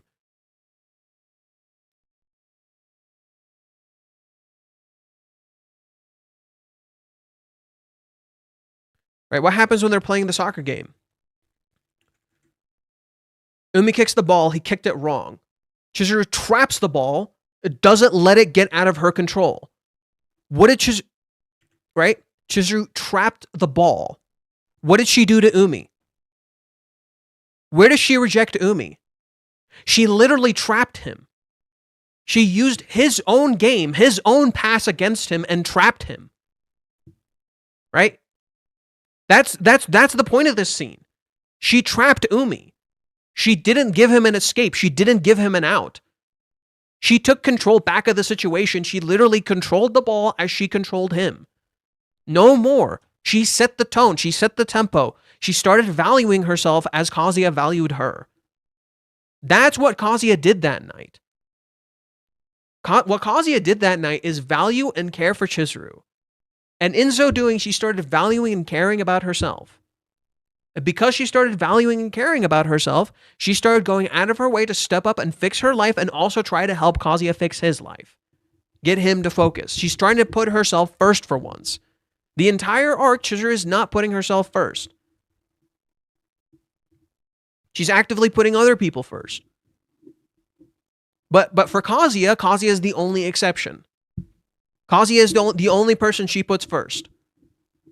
Kazuya is the only one she's willing to face first. But Umi, no, she fucking traps him like she trapped the ball. No more escapes. She shuts him the fuck down. That's what Reiji was highlighting with the ball. She traps him exactly as she trapped the ball. Literally, where do you see Umi get rejected? At the end of the road. There's nowhere else to go. There's literally nowhere else to go. He's literally surrounded by railings. There's nowhere else to go. He is at the end of his road. There's no going out of this. There's no escape. Right? You're stuck. Deal with this. Get it over with. There's no way out for you. Whereas Kazuya instead does the literal opposite. Right? What does Kazuya do? The literal opposite. Quite literally does the opposite. Why? He literally traps himself. Just take the Umi thing and flip it. What did Kazuya do? He trapped himself. That's what this scene with Mommy was highlighting. Kazuya quite literally traps himself. He doesn't know what he wants, so what does he do? He literally traps himself in a situation he's completely and utterly unprepared for. Right? You honestly think Kazuya would have been able to answer this question? No. But he kept pushing for it without realizing. He didn't really think about it. He kept pushing for it. And so just as he traps himself in this situation with Mommy, but then gets lucky because Mommy isn't really in the situation to be quite confrontational with him, right? She's not really in the right headspace either. She dips out and he gets lucky. Whereas with Ruka, he's not going to get an out. And where does he trap himself? In his own home. Kazuya quite literally traps himself in his own home. Where do you see him? Right? Where do you see him at the start of the chapter? He's literally sitting in his room in the back away from Ruka. And what does he keep doing? He keeps looking at her. He keeps looking at her skirt. You were already getting hints of his desires. You were already getting hints of his desires and how these desires are going to bite him in the ass. Ruka looks at Kazuya. She doesn't actually see him. Literally, as a mirror to how she interacts with Mr. Fish. She's observing and petting Mr. Fish from a glass. She's not actually interacting with him. Much like how she pets Kazuya, but she's not actually touching him. She's not actually touching his heart.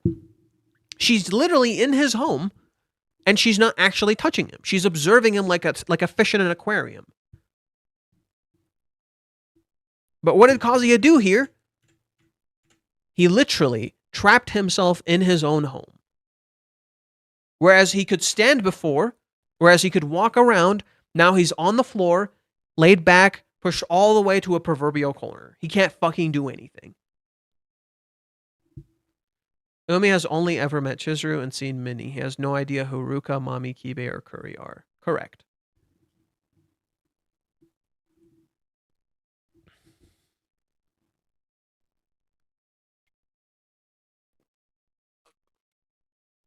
Ugh. Tea. I wish I had more sugar, though. Whatever. As many have stated, this is incredibly real and raw, and for some, disturbingly accurate depiction of sexual assault. Ruka has easily gone to the top of most disliked characters in the series for me. She went against his wishes and forced herself onto him, dragging him back to the room he left in a panic response. She touched him, and while he was, assume, unconscious, forced him to touch her. She used him to fulfill her own selfish desires in that moment. This is going to ruin him for some time. She took advantage of him in his own home, a place that is supposed to be your safe haven, and now all he's potentially going to be able to remember is that. He might even have a trauma response if Minnie drops by after this. Oh, Jesus, you right? Imagine how Kazuya is going to feel if Minnie, touches him. Because Minnie is, pretty up in his business. And Minnie might just walk into his home. Oh, man. I wonder if Reiji thinks this was a great chapter or he's rage baiting people on purpose. He's not rage baiting. He knew this would be divisive. He literally said, people may not like this. And I know people may not like this, or they may not agree.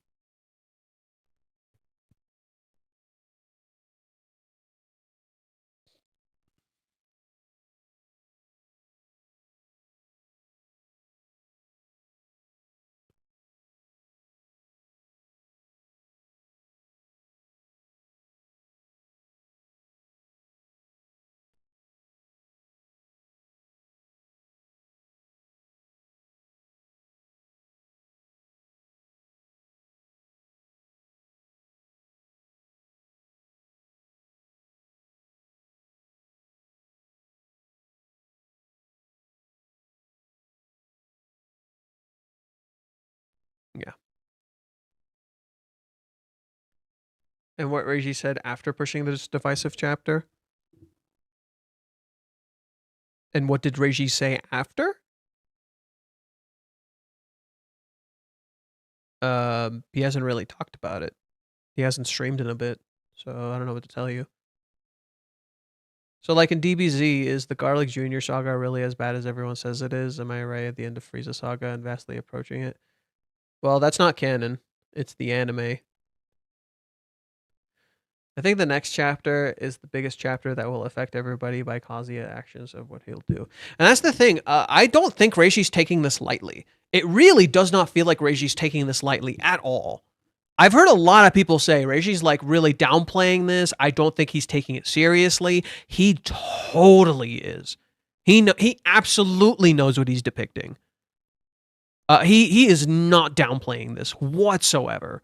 He knows exactly what he's depicting. Considering everything he's shown us, he is not taking this lightly. There's no fucking way he is.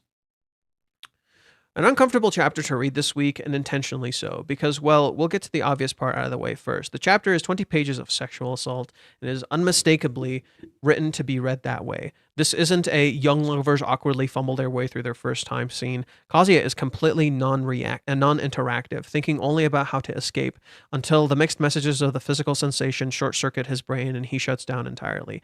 And it wasn't a gray area. Both last week and this week, we've seen Ruka respond to to anything short of literal escape attempts by stepping back up and continuing the advances. Yeah, no, they're completely right. I can't fucking disagree here. This is absolutely completely on Ruka. She literally just ignored him.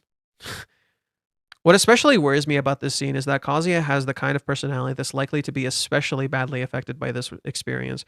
Kazuya has frequently been characterized by readers as a horn dog, but he's always had a sense of guilt and anxiety about his own sexuality that set him apart from more straightforward pervert archetypes. Add add this new chapter to his existing neurosis, and it wouldn't surprise me if Kazuya ends up blaming himself for this assault. What's worse, it's more than likely it's going to haunt him if and when he tries to pursue voluntarily sexual activity in the future. To that end, I think the timing of this chapter was also very deliberate. Up to this point, Kazuya has been dedicating this arc to one of his most comprehensive pushes for self-improvement. He's applying for jobs, he's working on a driver's license, he's freshening up his look. In other words, he's got a lot of spinning plates that could all come crashing down hard if his trauma throws him off. If he starts skipping commitments or has to change has a change in personality, people will notice. Another thing to note about this chapter is that I don't think even Ruka is getting what she wants out of this. What she said that she wanted to have, when she said she wanted to have sex, she wasn't just chasing the clout or the sensory experience. She specifically wanted to be desired by a person she cares about. She essentially tells Kazuya as much when she tells him, "You can do whatever you want with me." I think her goal in this scene has been to arouse him enough that he can't help but agree to have sex with her. But of course, that plan hits a wall because Kazuya fundamentally does not want that. There is no desire for Ruka to feel. And I think the realization of what she's actually done is starting to dawn on Ruka even by the last page of this chapter. As the heat of the moment dies down, but it's too late, the damage has been done. Finally, I wanted to zoom out for a bit and think. I agree with this. I think this is a great analysis. I agree with this a little bit more than the earlier analysis, where the person was saying like, "Oh, I think this expands on what the earlier person said. Actually, in my opinion, it expands on that idea. So that makes a lot more sense. Like, whereas like Ruka is not doing this because she's completely aware. A part of why she's doing this is because she doesn't quite know what she wants. She thinks this is what she desires. She wants it so incredibly badly, and she never considers what sex even actually is. Because I don't think she actually knows what sex is. She thinks if you're just aroused enough, it'll happen. But she doesn't actually know what sex is. Finally, I want to zoom out for a bit and think about what this chapter means from a doyalist perspective. I don't know what that word means. I've never seen that word in my life. Doyalist perspective is an external. Nope, I'm not reading AI. Okay, good. That's not AI. Okay. A classic example of a split between Watsonan and Doyle's perspective concerns Dr. Watson's given name. In early Holmes stories, he is introduced as John H. Watson, but in later stories, he calls himself James. Doylist asserts the author, Arthur Conan Doyle, simply forged his character's name. Oh, I get it. So he's looking from an author's perspective.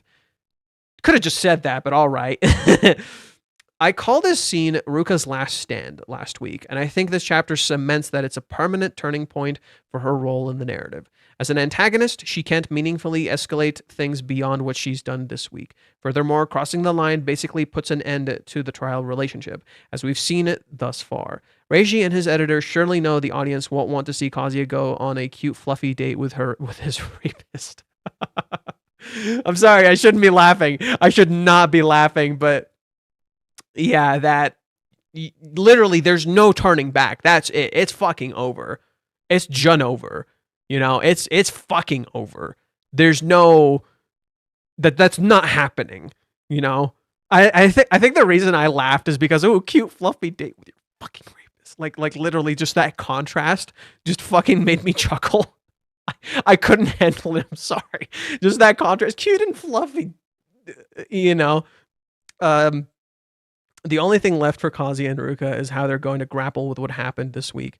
Ruka may be yet to be horrified at herself when she realizes what she's done, but narratively, I think this arc can only conclude satisfyingly if Kazuya is the one who puts his foot down and says, "No, we're finished." I think that'll happen later, but their relationship is over. Ruka quite literally killed the relationship. She literally killed the relationship. There's I bet if she tries to touch him now, he's gonna just back the fuck up, right? I literally I don't think Kazuya would ever let her touch him again. That's the irony. This is the brilliant fucking irony of what Reiji was doing with Ruka, and I think why he wanted to draw more Ruka chapters. Suddenly, the reason Reiji wanted to draw more Ruka chapters makes a lot more sense. Now I understand. Do you know why he wanted to draw more Ruka chapters? He wanted to show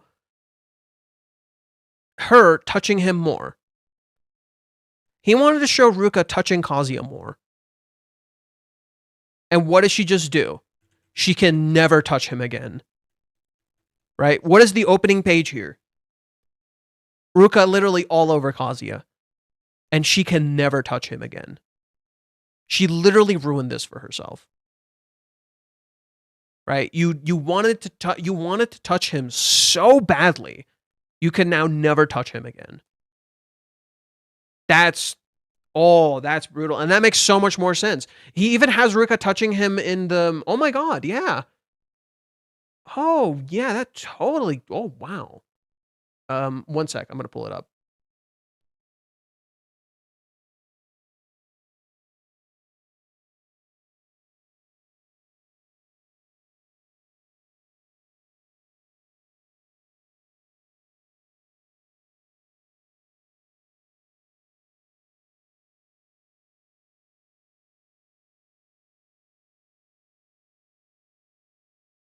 Where the hell did I put it?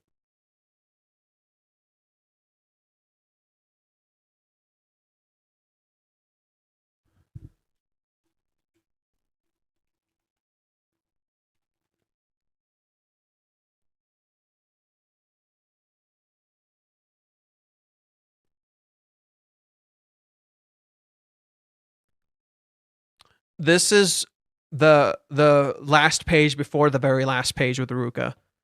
In the spin-off manga he drew. It's Ruka hugging Kazuya. This is the last thing she does in this, and Reiji directly references this. She can literally never touch him again. Bro. Oh, wow. It all clicks together. This is the cover page, them taking a picture together. Them physically touching, them kissing. Like they didn't kiss. Ruka wanted to kiss. There's a scene where she wants to kiss, right? And Kazuya says no. Right? She says we should kiss, and Kazuya says no. Right? But literally, she can never touch him again. Like that. This is the epitome of ruining a relationship. It's not a farewell. It is an unceremonious, unhappy ending. Nothing is resolved. There is no resolution. It is just over. It is quite literally like death. It's quite literally like death. This is what death feels like. It is unceremonious. It is not a magical good farewell. It just ends. It's sad. It fucking sucks. There's no happy ending. There's nothing. It just blows. It literally is a double death. Like this chapter is a chapter of death. It is quite literally a double death. It's over. That's it. This relationship truly is completely and utterly over. For both sides. It's not just Ruka and Kazuya. It's just over. Like Ruka acted just completely out of lust, and Kazuya completely shut down and didn't interact with her anymore, right? It is a complete emotional shutdown from both characters. Ruka literally just completely ignored Kazuya, and Kazuya completely shut down and engaged with her. It's over. This chapter literally is double death. And what's going to hit? Oh, Black Lance, perfect timing. I'm glad you're here. I didn't see your donation last week, but I did glance it on the side of my eye, so I'm gonna read it right now. Or not last week, 2 days ago. It was 2 days ago. I saved it. I went back through the stream. I watched through I carefully clicked through the stream and I found it and I pulled it up. So I'm gonna read it right now. Despite the sensitive nature of this chapter, you still managed to be professional and level-headed in your content delivery. Thank you for your donation. I don't know how, I actually don't know how much this is, but thank you anyway. Thank you anyway. I just wanted to share that. I'm glad I saw you here. I saw that and I'm like, shit, I didn't say anything. Fucking asshole. So I went back and I found it. I said this before. I realized like the idea of Chizuru will be the last kiss Kazuya gets and no other girl will touch his lips until Ruka ruined it. Who's next, Mommy? If that happens, no, Mommy is not a physical character at this point. I mean that in the sense that she doesn't actually physically engage with Kazuya. Rather, to me, I view Mommy as the character who will see true love through Kazuya and Chizuru, and choose to pursue love for herself. That's kind of how I view Mommy in this case. And ironically, I think she'll learn it through Chizuru, the person she villainized, not through Kazuya. Mommy is choosing not to interact with Chizuru, and I think in seeing Chizuru make a move, I think Mommy will learn. That's how I interpret Mommy. I think Mommy is an absolutely passive character that will learn to take action in her life through Chizuru. I think the whole point is that Chizuru is going to inspire all the other female characters around her to get a fucking grip. The only worry I would have is if Ruka goes, I have to do so much damage to Kazuya, so I can, as well as still knocked out. Oh no, I don't think so, because it to me it's like the person said earlier, the object of Ruka's desire is gone. Kazuya don't got that willy no more. It's a gone. So Ruka has nothing to hold on to. It's over. Literally, the object of her desire disappeared. And now she's going to cool down. She's going to start processing what she did. She's going to actually look at Kazuya for a second. She hasn't really been looking at him, right? You see that right here. She hasn't really been looking at him. And she's going to look at him. And it's going to start dawning on her what the fuck she just did, right? She literally, truly used and abused him. There's no what ifs or buts about it. I agree with a lot of what you said. I have no idea emotionally what a person goes through during a sexual assault. As all my relationship I've had that nature were either initiated by the girl or me. My experience of the era was of rural consent, and communication was big. A year before the Me Too movement, I had no idea what the norms these days. I dealt with college in the Navy who I dealt with a colleague in the Navy who went through a terrible situation of sexual assault. Male. He was scarred for life by it, verbally clear of his disapproval. Now going back to Kazuya, this is a typical I'm too nice to say anything because I'll hurt this girl if I decline her. While he tried to run for it, my man failed to push back hard enough to let his sexual emotions take over and overwhelm him. Now, what Ruka did was inexcusable. So I'll just share my thoughts as someone who has seen other people experience it, helped people through it, and experienced it myself. It's complicated. You feel a lot of different emotions. You don't quite know how to process it. Personally, I got a little lucky because I have ADHD. And ever since I was a kid, I kind of learned how to disassociate. So I don't think it scarred me nearly that much. I do have some scars, yes. I have some issues with, like, connecting with people a little bit, opening up and stuff like that. That's for sure. But for me, I kind of emotionally disassociated a little bit because of, like, my ADHD and just stuff. It's something I just learned ever since I was a kid. So I learned how to disassociate from things. It's probably why I can stay calm in some of these circumstances where people would just fucking lose their shit. Just know that I am internally still panicked a little bit, but I know how to compartmentalize my emotions to calm the fuck down. So I can kind of see where it comes from, and just understand everybody feels different things. A lot of the times when people experience this stuff, they react completely differently. It really depends on who you are. Some people might try to ignore it. Some people might lash out at someone trying to help them. Like, I remember there were some people I tried to help at one point, and they lashed out at me. They were upset that I tried to do something. In my case, I think I did open up and I did get some help. But in terms of the whole Ruka situation, I definitely see Kazuya bottling this in. I know when you first experience it, you definitely bottle it in. That is just something that does totally happen. You definitely bottle it in. You don't want to let it out. I think that's a common reaction I've just seen with a lot of people, especially people who are emotionally struggling or doubting themselves or on whether this was right or this was wrong, or whether they had a good feeling or a bad feeling when they were experiencing it.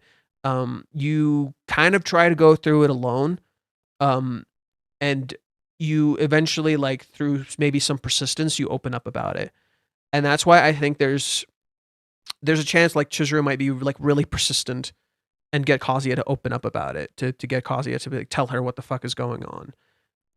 I could definitely see that, where Kazuya keeps shutting down, keeps not talking to her, and eventually she gets him to talk. I could definitely see that happening. But yeah, this is definitely something that it's complicated, and everybody reacts and deals with it differently, you know. What Ruka did was inexcusable. She at least manipulated a kind-hearted person to sex, and at worst, straight up raped the man. I don't think this is outright rape. I think this is like, I get it. It kind of pretty much is, but it's I constitute this as more so just sexual assault, not full blown rape. Mostly because rape is usually, from what I read on it online a little bit in the past few days, it's usually constituted through actual penetration, which there was none. And yeah, I get it. It's still sexual. So I'm not excusing. I'm just not saying it's like full blown rape. I would say this is a more, and I get it, you probably don't want to use these words. This is more of a minor case of sexual assault, where yeah, she did force herself onto him, and it did continue to escalate and didn't stop. But I also think it did hit a point where it did stop, and it didn't escalate so incredibly. Like, she didn't keep using him while he was like when his wee went down. Here's hoping she doesn't keep doing anything next chapter. But I don't think like this is one of those cases where it's like too far. But I could definitely see Chizuru just fucking losing it at Ruka. At like, be like, what the fuck? Like seriously, let's look at this from Chizuru's POV. Chizuru was valuing Ruka's feelings so much because Ruka's the one who's actually in love. And yet, what did Ruka do here? She tossed her love to the side, this thing that Chizuru deeply valued in her, and Kazuya deeply valued in her, in favor of her lust. Right? It's like, it's so incredibly degrading to herself, degrading to Kazuya, and degrading to Chizuru. Like, Chizuru's gonna be like, what the fuck? Like, what were you thinking? Like, you were telling me like you were telling me you like I cuckolded you and all that shit, and then you're getting mad at me for like having feelings for him, and then this is what you fucking do, right? I could see that Chizuru might get him to open up. She has a habit of asking about Ruka. Kazuya's reaction to the next time she asks him the question might make her realize that something is wrong. Oh yeah. Oh, and this is see what I want from Kazuya is to tell Chizuru the whole story about Ruka, not just like a little bit. Like, no, she when we first met, she took me to a love hotel. She when she stayed over, she tried to have sex and I stopped her. She kissed me in my birthday party. She kissed me before Hawaiians. Like I want him to be like open up about his pain. I want him to really like open up about like what the fuck he's been through with Ruka and how much he actually shouldered alone. Because Kazuya has dealt with Ruka very, very alone. And he went through this so alone. And the thing is, Chizuru thought it was like nice and stuff. She didn't think Ruka would do this. Chizuru doesn't know Ruka would do this. You know, she doesn't think Ruka would actually do something like this. And I think that's very important for Chizuru to realize what Ruka might actually fucking do. Ruka is not in love. She wants to be. No, Ruka is in love. No. I need people to stop doing that. I need people to stop doing that. You can be in love and still do something awful to someone. They are not mutually exclusive. Lust and love are not mutually exclusive. Lust is a part of love, but it can also completely destroy love if you choose lust over love.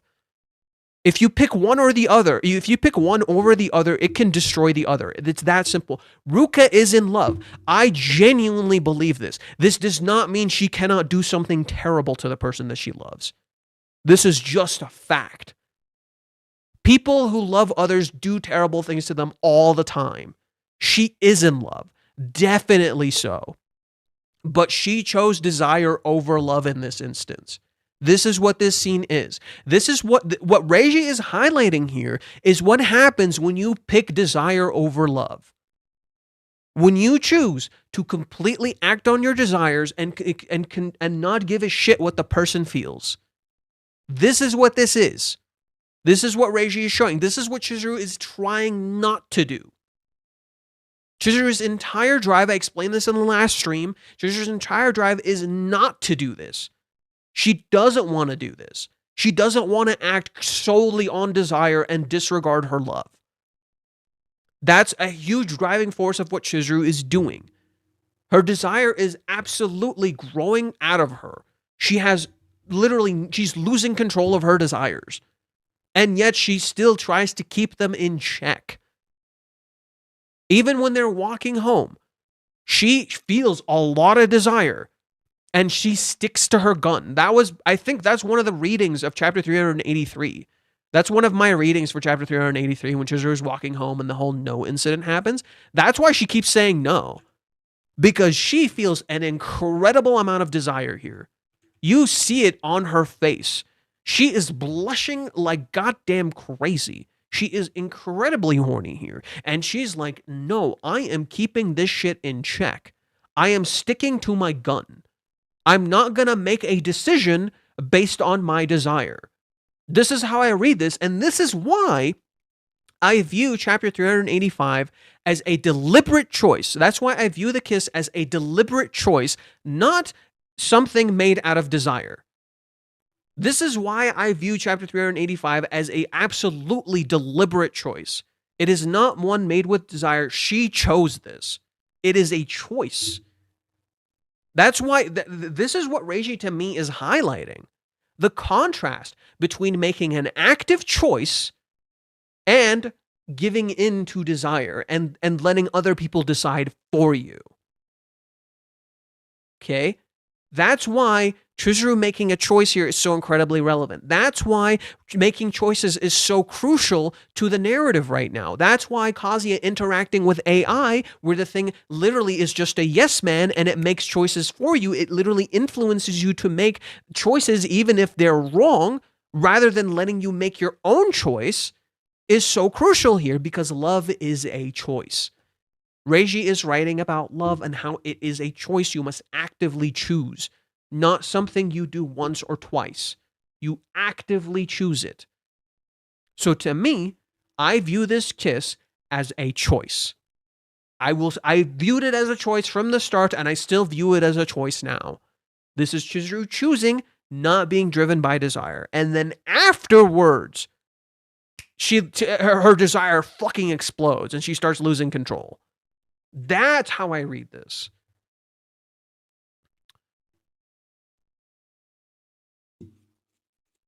At the same time, Chizuru should tell Kazuya what Umi told her in chapter 179 while they're at their last day of the crowdfunding and what Mommy did to her. Yeah, no, exactly. No. What Kazuya is not talking to Chizuru about is Ruka, and in some cases, Minnie.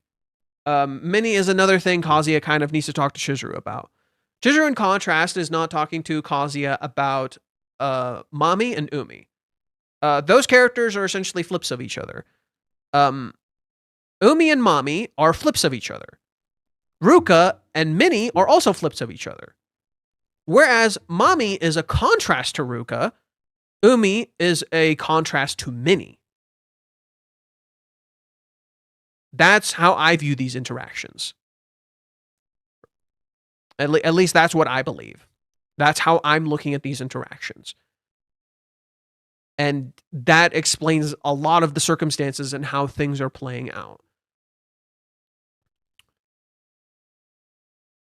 Yeah, Chizuru should open up about what she went through with Mommy in return. Well, the reason Chizuru doesn't is because she doesn't want to hurt him. In contrast, the reason Kazuya doesn't open up about Ruka is because maybe he's afraid of hurting her or being hated by her. Right? There's that could be the reason Kazuya doesn't open up about Ruka. He's afraid of being hated by Chizuru. He also doesn't tell Kuri about Ruka because he's afraid of hurting his friend. Do you see how this all aligns? Do you see how like all the pieces actually all click together perfectly? You just don't realize it. I actually kind of like Kazuya sharing what happened with Ruka as a reaction to Chizuru sharing what happened with Mommy. They can both share in somber with their either traumatic events and cry about it. Yeah, literally shared, shared trauma. Literally coming together and shared trauma. Like they've both been through a lot of fucking shit. Kazuya needs to talk to himself honestly, first of all. I agree. Chizuru chose to kiss Kazuya in 385. Kazuya made her feel like the desire to kiss him was okay. Kazuya didn't react, and many accused her afterwards. She probably now doubts herself again. No, I actually don't think so. I think this is my read, and I came to this recently. I think Chizuru knows Kazuya doesn't know who he is. And she's acting out of kindness.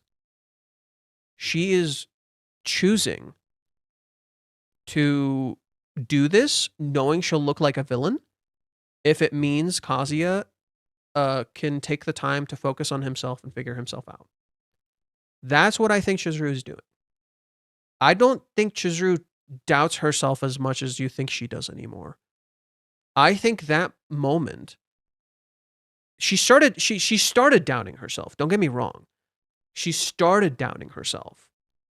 After Minnie visited, Chizuru started doubting herself. This definitely did happen. After the call, Chizuru stopped doubting herself. She felt far more certain of herself than ever. She is incredibly certain of herself.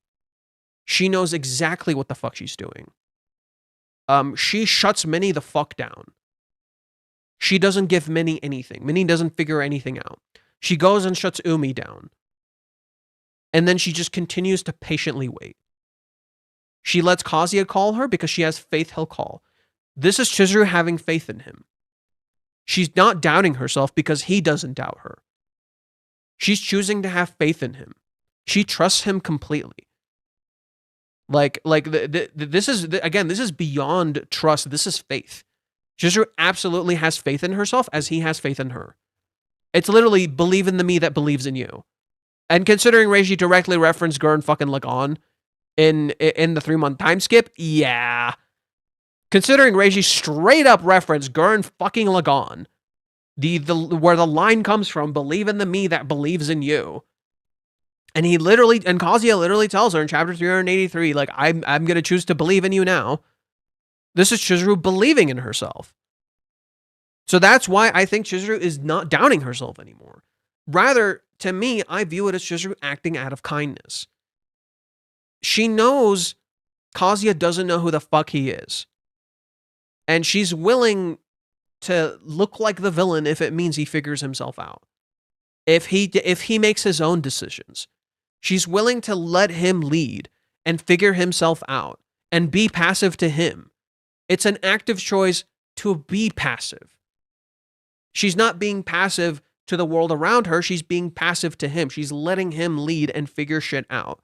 What she doesn't realize is that Kazuya has completely fallen, he was doing this, but he's completely passive himself. And he's going to hit a breaking point. And in that breaking point, that's where they can interact again. And she can start pushing him in the right direction. That's how I look at it. She's craving, call it lust or greed, and not just Kazuya-related things. The ongoing situation, her initial reason for dating him, working as a rental, these are not out of love. You sound like this one person I talked to on Discord. So to me, what you're describing is cherry picking. You're cherry picking certain pieces of information instead of looking at the narrative whole. And because you're not looking at the narrative whole, things are not aligning, you know? Things are not clicking together because you're not looking at the whole complete picture, right? And I think that's why, like, you're kind of disregard, like, okay, when the series started, yeah, it wasn't love. I agree with you. Start of the series, the whole way Ruka started all this, yeah, that wasn't love. The way Ruka started her relationship with Kazuya, she literally tricks herself into thinking she's in love with him. She literally fucking tricks herself into it. She literally uses circumstantial evidence to trick herself into thinking she's in love with him. And she doesn't even know she's doing this. Part of it is not tricking herself. Part of it is just not considering the whole picture, just half of the picture, you know? So for instance, they fall off the bridge, and then Kazuya says what he says. She doesn't consider the fact that she might be feeling adrenaline. She doesn't consider the fact that, like, you know, a boy just touched her. She's not considering the fact that, what is it? He just said something super crazy in public and was shouting it out loud in front of her.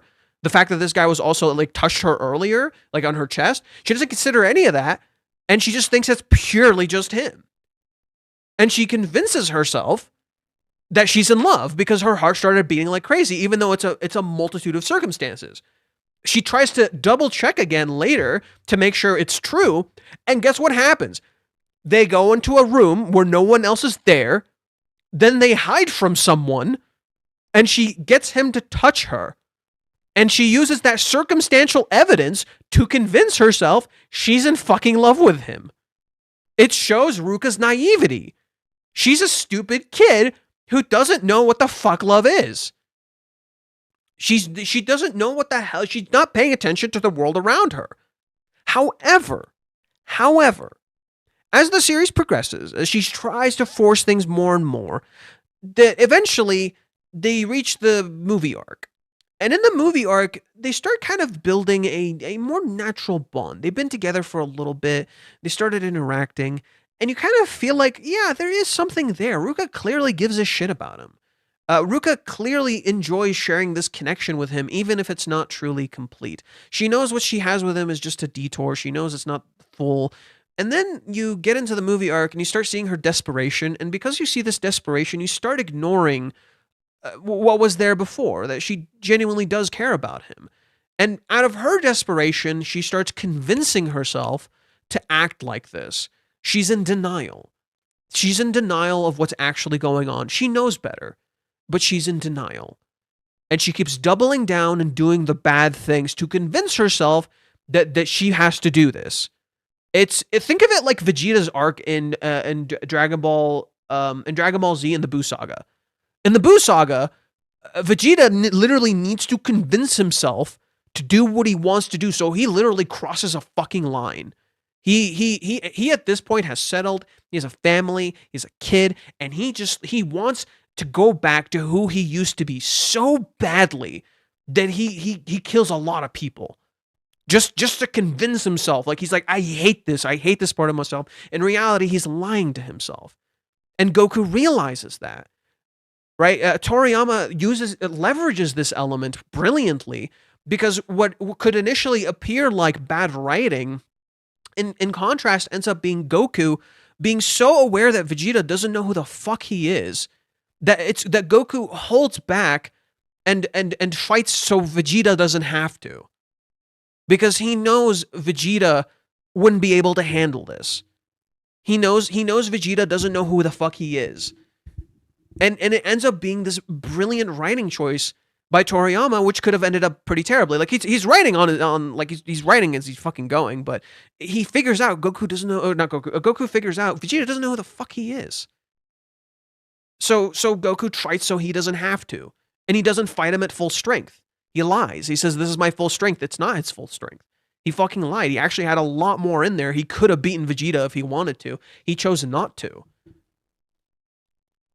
which again appears like a bad writing choice, and it was a mistake. The whole point was that what Goku did was a fucking mistake.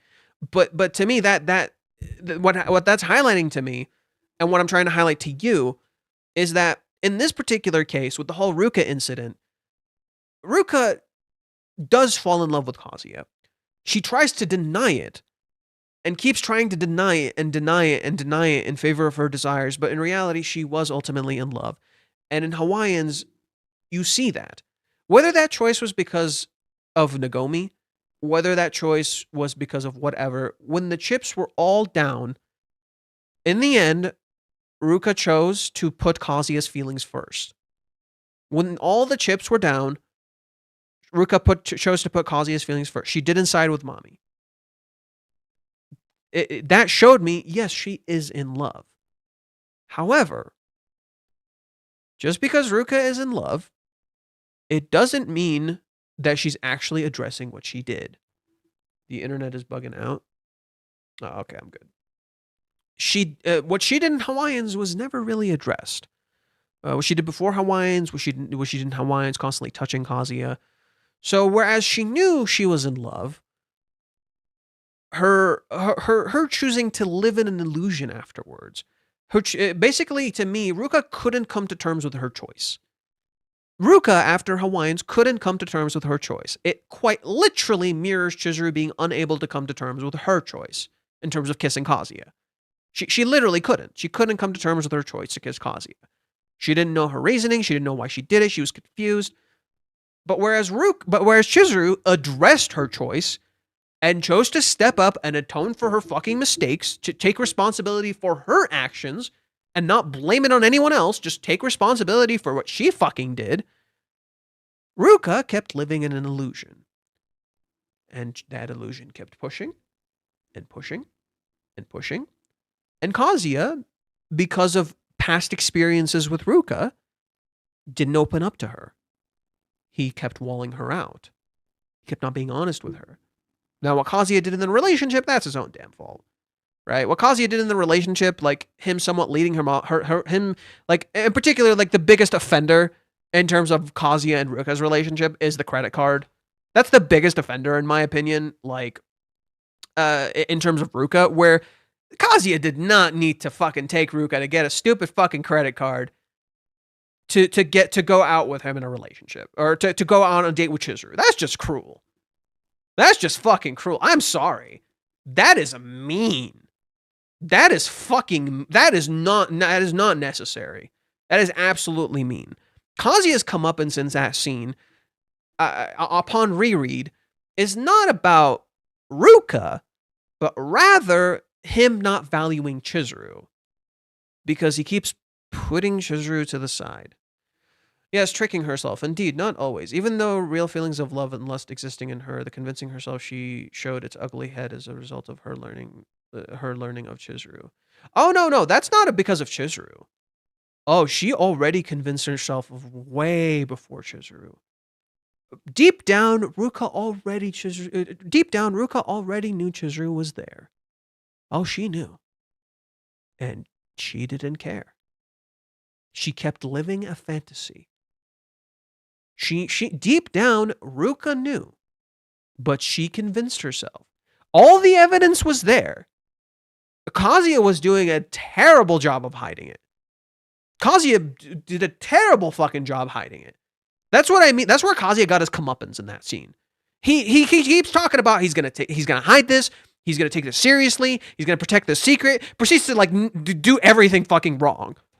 Right? And the biggest Chekhov's gun in that entire sequence is Kazuya handing Ruka the fucking keys. Like, first you drop the keys like an idiot. Like, you know, you're so unaware of the goddamn keys that you drop them, and you could have lost them if Ruka didn't pick them up. And then you hand it over to Ruka knowing her personality and what Ruka tends to do, which is replace herself with someone else. She replaces someone with herself. So what does she do? She takes off Chizuru's fucking keychain and puts her own. Why would you hand that to her?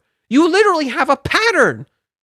Why would you hand it to her? And so that whole scene was Kazuya and Ruka respectively getting their comeuppance because they refuse to acknowledge what they did.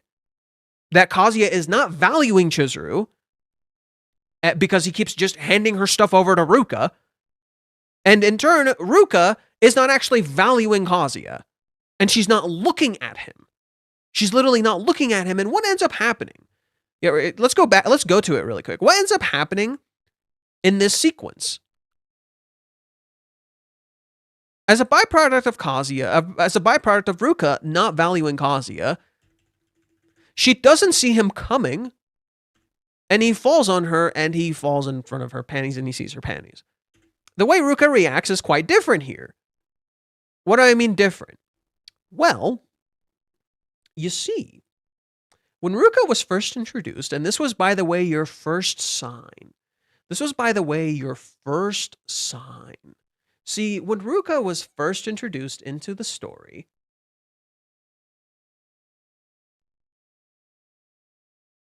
like if you're not realizing what I'm trying to show you here,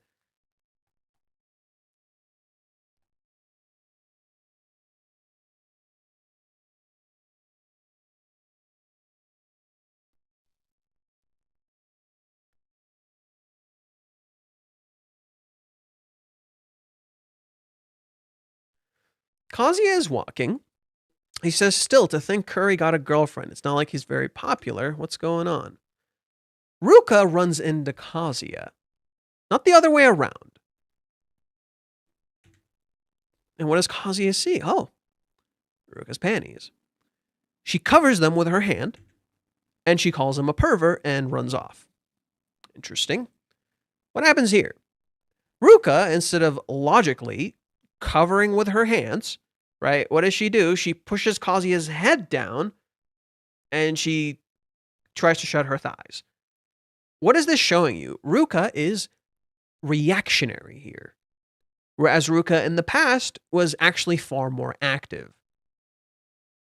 But in her activeness, she runs into Kazuya, right? She merely reacts to Kazuya here, but she takes an active choice in the whole situation. Whereas with Kazuya here, she just merely reacts. Here's another interesting detail. A few chapters from this,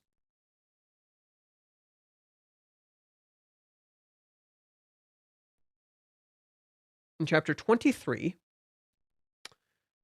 Kazuya is following Ruka, and Ruka turns. Kazuya tries to stop her, and he touches her left boob with his left hand. Why is this interesting? What does Ruka do in the current chapter? She grabs Kazuya's right hand and puts it on her right boob. Huh.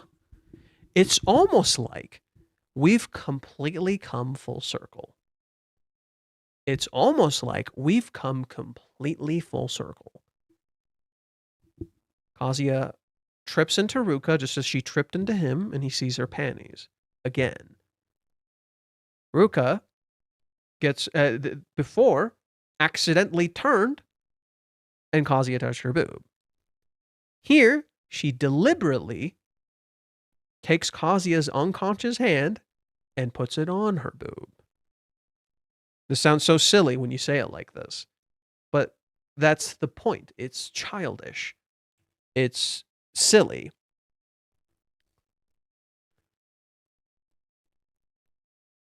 And what do you remember happened here, right? When Kazuya was following Ruka. Ruka runs off and she falls. And Kazuya is on top of her. How did this entire sequence end? With Ruka being on top of him.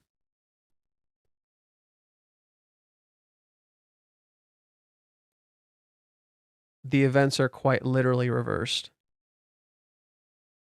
Whereas Kazuya was protecting Ruka then, Ruka is now using him.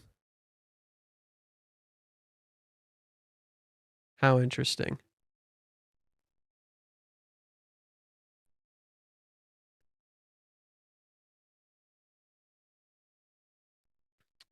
Johan, do you think Kazuya is gonna hate Ruka after this and act like Mark did in The Invincible? No. Kazuya and Mark couldn't be more different characters. Kazuya and Mark could not be more different characters.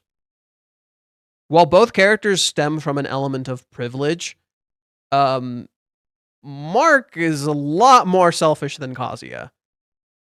Mark actually values himself. A little bit too much, almost. Like, Mark is a bit more of an asshole, in my opinion, at times. Like, he does give a shit about people, but he's quite selfish, too. No, I don't think, no. I don't view Kazuya getting mad at Ruka. I think Kazuya would hate himself. I think highlights the biggest thing. Kazuya would hate himself more than be mad at Ruka. Man, the back bars are really distracting. To be fair, I'm a little worried if I don't use the black bars, because okay, the last stream got age restricted. The last stream literally got fucking age restricted. So like, while I don't necessarily mind showing things, like here, I can try showing here. You know what? Let's test it. Let's see what happens. I'm gonna try showing stuff. If it gets age restricted, what fucking ever. But literally, this entire sequence, you know, this whole thing, it's literally the reverse of this. Oh, wrong thing.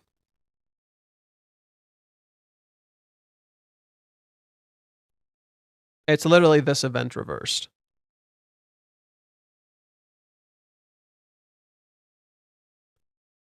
Right, whereas he protected her then, she's now using him.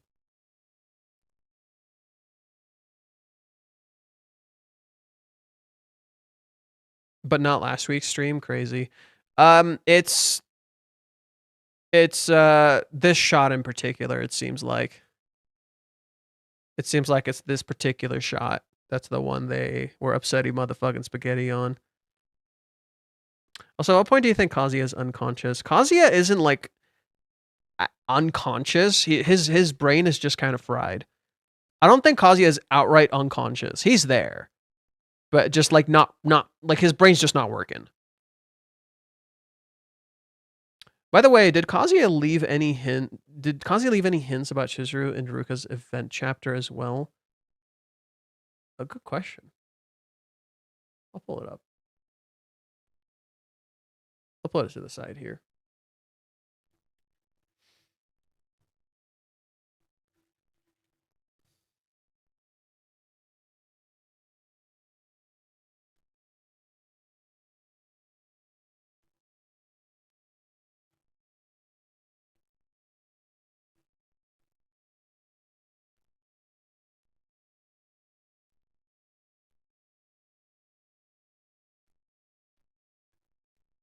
Nope. It's a completely Ruka-focused chapter. And it's actually kind of beautiful, I'm not gonna lie. I think this is a great send-off chapter to Ruka. This is like the unceremonious send-off chapter to Ruka, because it's actually super cute. This chapter, like the chapter Reiji made for Ruka here, this feels more like a proper send-off to Ruka. Like, this is the goodbye chapter. Because it's actually genuinely so cute. This is why this chapter's great. This is why this little spin-off chapter is actually really great. Because this is out of love here. You really see Ruka's love here. Like, it's so clear she actually genuinely loves him and she thinks he's really cool. Right? You see how she sees how hard he's trying, because she's trying to get a prize. So what Ruka's trying to do here, she wants this train prize right here. And you can only get it if you get 100. And Kazi keeps trying and trying and trying and trying, and he can't get 100. He literally can't fucking hit it. And she doesn't care anymore, right? He runs out of money. Kazuya runs out of money. He keeps trying and he can't fucking get it. And Ruka's like, I don't care. It's okay. And she hugs him. And she's just happy. It's so cute. It's this genuinely feels like the send-off chapter to Ruka. And I think that's why Reiji nods to it.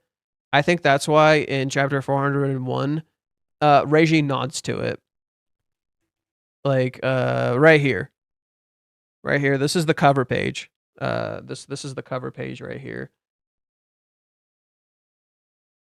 See? It's literally the cover page. So I feel like this is the send-off chapter to Ruka. This is like the goodbye, you know, it's just a purely wholesome and fun and sweet chapter. And this is the end. This is the unceremonious, sad end, you know, the thing that was never addressed. Because that's the thing. That's the thing. I talked about this in a different place. That's the thing. Ruka got away with a lot of shit. Nothing. She was never called out for any of her shit. And it escalated. See, Kazuya is too nice. He wasn't going to say anything. Kazuya is too damn nice. Right? Kazuya is a really nice person. So he wasn't going to hurt Ruka. He wasn't going to tell her, like, he wasn't going to discipline her. He wasn't going to be, like, super mean to her or anything. But that's the thing. Ruka got away with shit. You know? Kazuya was too nice to say it. But now she saw how she hurt him, and she's gonna learn. The truth is, Ruka's gonna fucking learn. Because that's what it means to become an adult. There are consequences to your actions. And Ruka is gonna learn what these consequences are now. She's gonna understand the hard truth.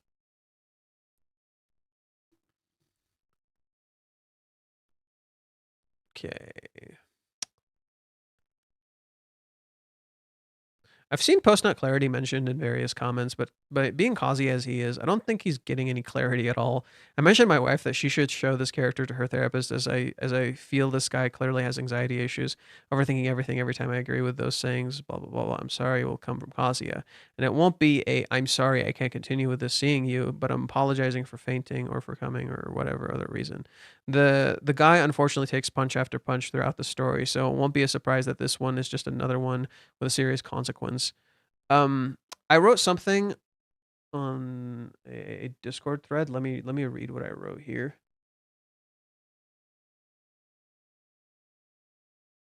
Let's see.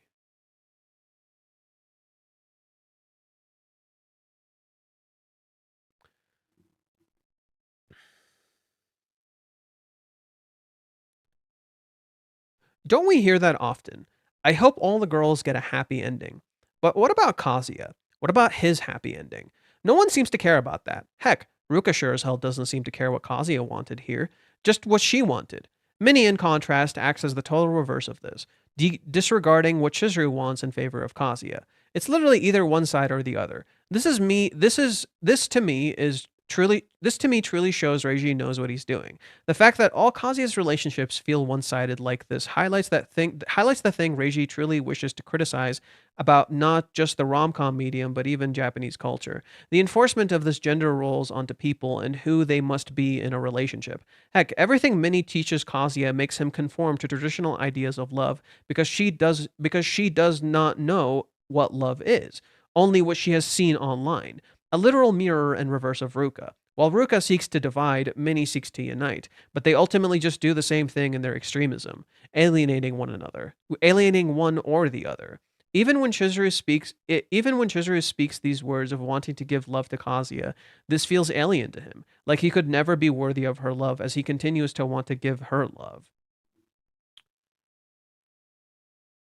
Yeah, just wanted to share that, I guess, really quick. But yeah, I wonder if that's the Ruka chapter editor. The Reiji editors didn't want him to publish this event one. Oh no, this event one. This was made specifically and specially for that event. It was made specially for that event, and I think it's really sad that in 402 you see that contrast where Ruka values what Kazuya wants here when he's working on this thing. She steps to the side, but then and it shows like she cares. Like, this is love.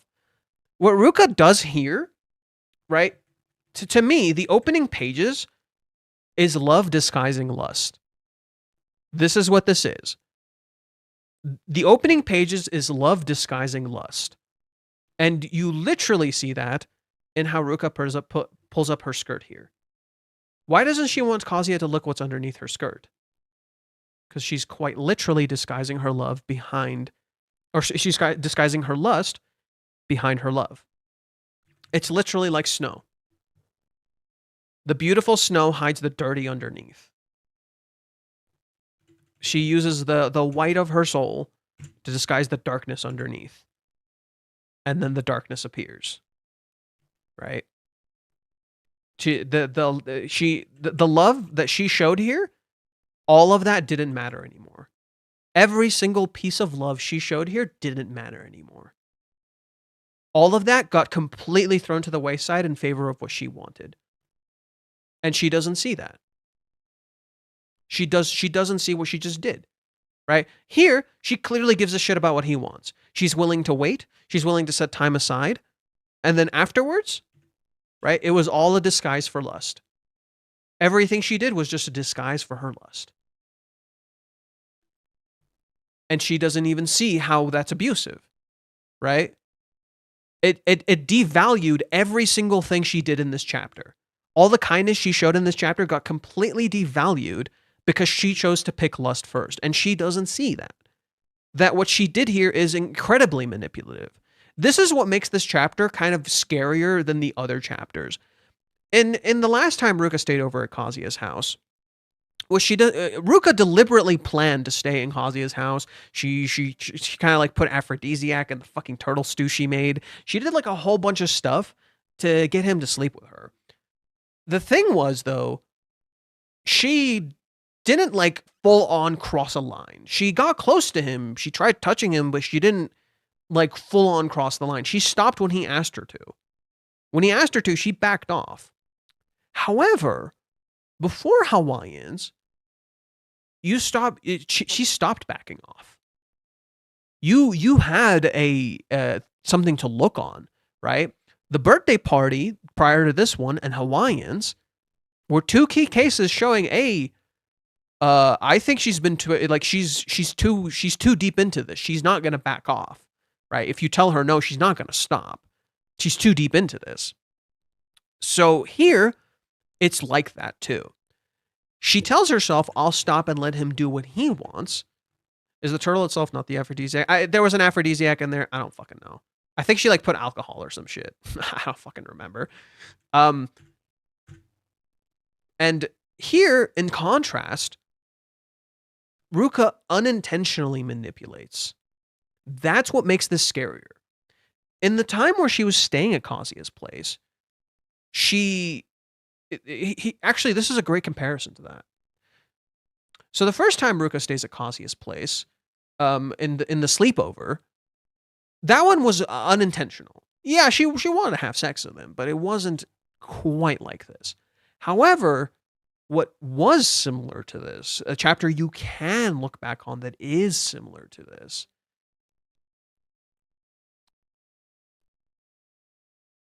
is chapter 185. Chapter 185, Ruka desperately wants to be with Kazuya, and she doesn't want to let him confess. And look at this, right? It's like she's begging for love. She goes into his place and look at how she looks, right? She's in his place, and doesn't that seem familiar? She's in his place. She's touching him. There doesn't seem to be any boundaries, even though he said he doesn't love her. This seems familiar. Then Ruka tries to use logic and reasoning, and it doesn't work, right? She tries her futile efforts, and childishly, it doesn't work, so she starts losing her shit and crying like a little baby, right? And things can't go on like this. It's not fair to you, too. What's that supposed to mean? If you think breaking up with me is for my own good, you've got your priorities all screwed up. Doesn't she sound exactly like a child? If you think this is for my own good, you're all wrong. You don't know what you're talking about. Isn't this literally how kids speak? Right? You think this is for my own good, but it is. Don't you understand, Kazuya, how much I love you? I love how Reiji draws the hair here. It's sharp. It's dangerous. Suddenly, there's a shift. And Kazuya, like, you look at him, he's like, whoa, what the fuck? What just happened? And suddenly she starts crawling towards him. And suddenly, she's all up in his business. We made it clear, right? So if I'd made it if clearer how much I love you, we wouldn't be in this situation. You've made it clear. You've made it crystal mountain clear. Yeah, I'm gonna need you to fucking stop. Nope. Kisses him. Huh. Lust. Deep, innocent lust. Yes, it can be innocent, and that makes it scarier. Because she doesn't process what the hell she's doing. Right? So she tries again, he runs off. We had a precedent for this. We already had a precedence for this.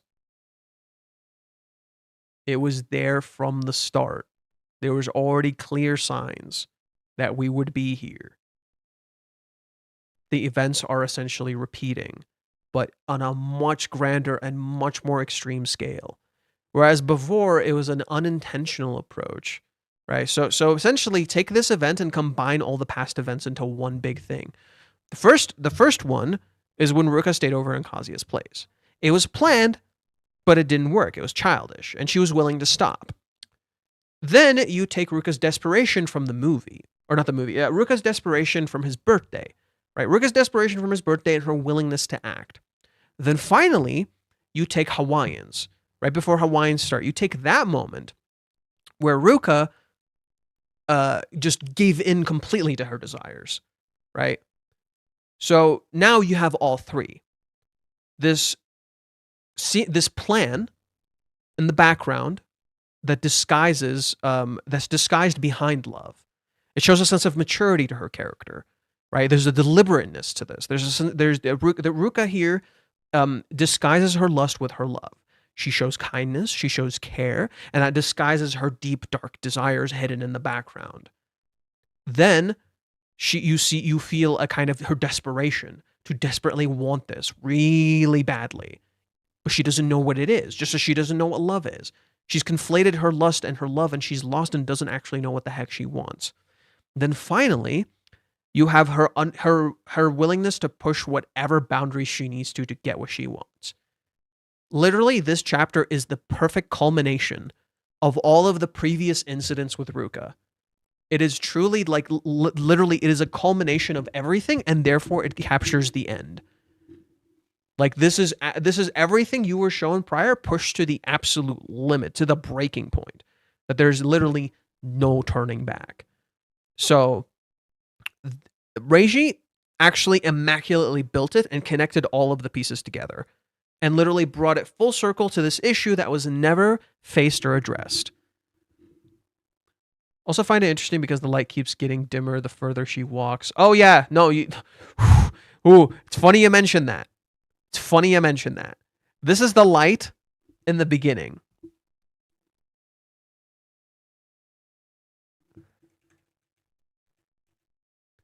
This is all that's left of the light here. Look at how the light is getting smaller and smaller. And by this point, you can barely see it. And now it's just gone. You get to the next chapter,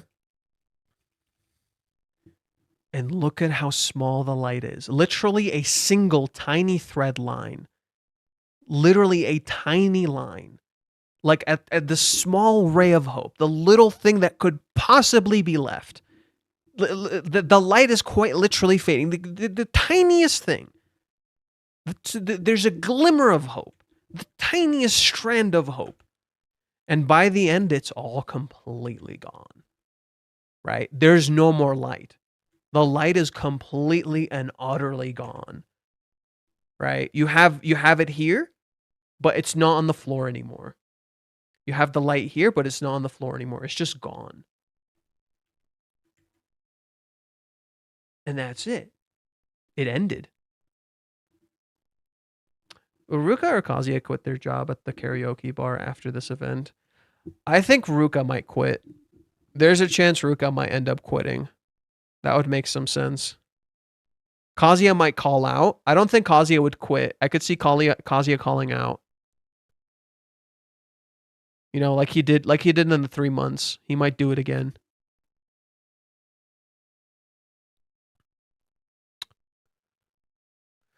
Well, I said Kazuya will come out damaged from this. I severed being sexual as a teenager. Shit affects everything. Not easy to recover from either. He'll blame himself first and feel guilty towards Chizuru. Hopefully they meet sooner than July 11th because this guy needs help. So the honest is Japan doesn't really see this as sexual assault, apparently, crazy as that is. So okay, so this is another thing. I somewhat talk about this right here. So I'm gonna read you what Korokana said. He's a Japanese reader. This is important. I really want to talk about this. He says, there's a difference in social perspective, reality side. In Japan, the concept of sexual consent tends to be more ambiguous, and sexual advances from women towards men are less likely to be recognized as serious harm. As a result, even when a male character clearly rejects the advances, his discomfort is often not interpreted as a serious violation. Difference in how fiction is received. Creative side. Romance comedies in Japan traditionally use tropes like an assertive heroine and a reluctant protagonist. The audiences strongly separate fiction from reality. Because of this, such scenes are often accepted as cute, comedic, or fan service elements rather than judged by real-world standards of consent. Conclusion regarding Ruka and Chizuru. Because of this difference, Ruka's behavior is rarely criticized in Japan. Ruka fulfills the reader's desires and shows them what they want to see. Chizuru, on the other hand, once betrayed the reader's expectations. That, in my view, is the main reason why Ruka is forgiven while Chizuru is criticized. He says, so basically Chizuru acts less like a stock archetype and thus judged more like she is a real person. That may be part of it, yes. But the biggest factor, in my view, is that Ruka generally fulfills the audience's expectations while Chizuru repeatedly subverts them. Chizuru showed her clear signs of affection during the dates, yet she once outright rejected Kazuya. For readers who don't analyze the story very deeply, a girl who rejects him and later kisses him can feel inconsistent and is hard to understand. They may not know what she actually wants. This frustration likely turns into a desire to criticize Chizuru. This is what I said in response to this. I think Reiji is leveraging the idea of it's just a romantic comedy and the perception of Japan is different to actually challenge the reader's perceptions.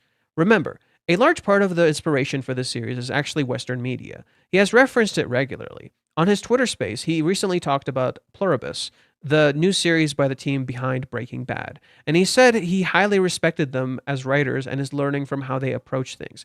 He has referenced The Shining, a film notoriously about domestic abuse and also depicting sexual abuse. Breaking Bad also depicts sexual abuse between married couple. To me, Reiji is aware of these perceptions and wishes to utterly shatter them alongside the gender norms of men and women. Let's see. Nothing proves this more to me than nothing proves this idea of social criticism to me more than Chizuru's own words during the date. Society seems to think that if a girl is happy, then that's all that matters. But I hate that. Remember when I read that earlier for you guys? I'll pull it up here.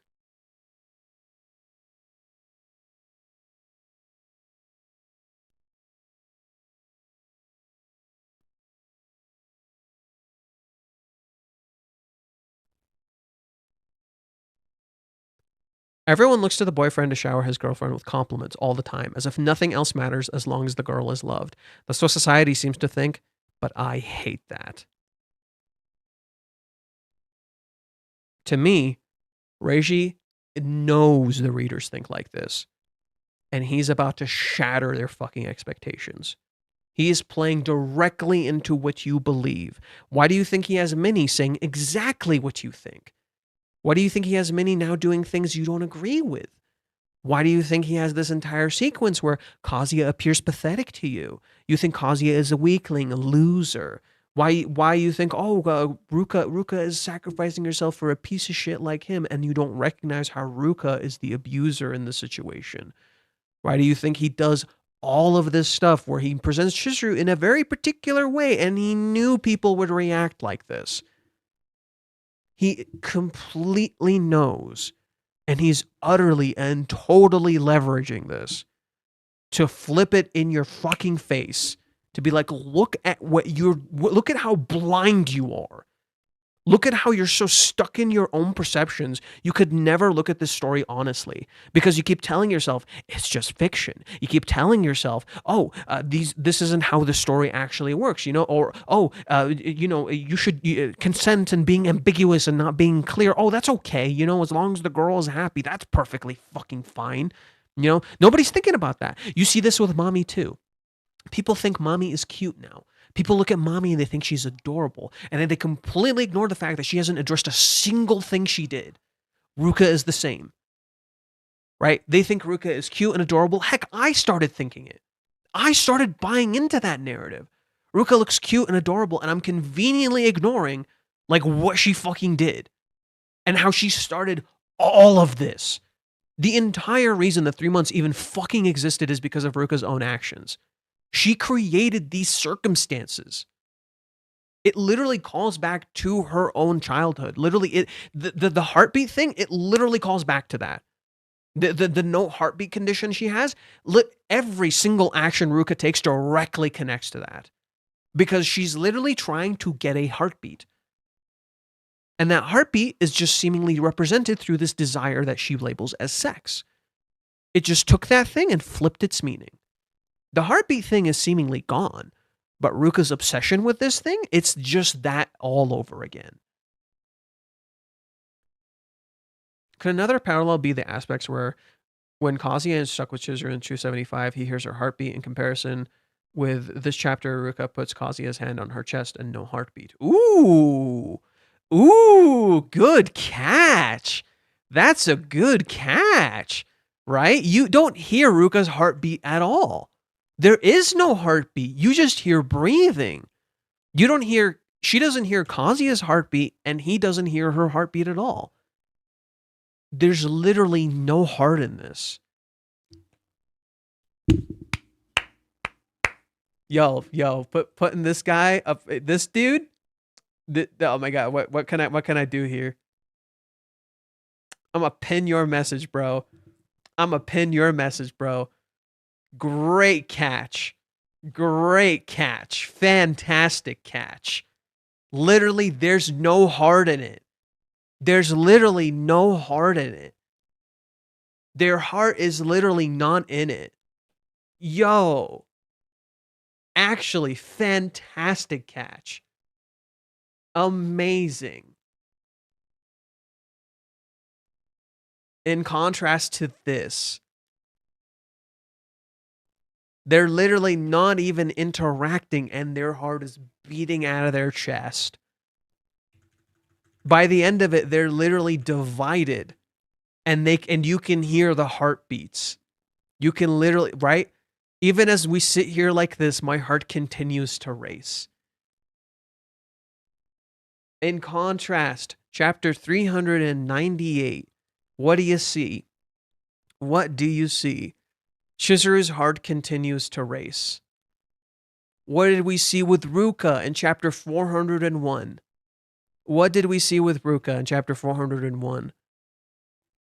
You hear the heartbeat here, but it's low. And by the end, you don't hear the heartbeat anymore.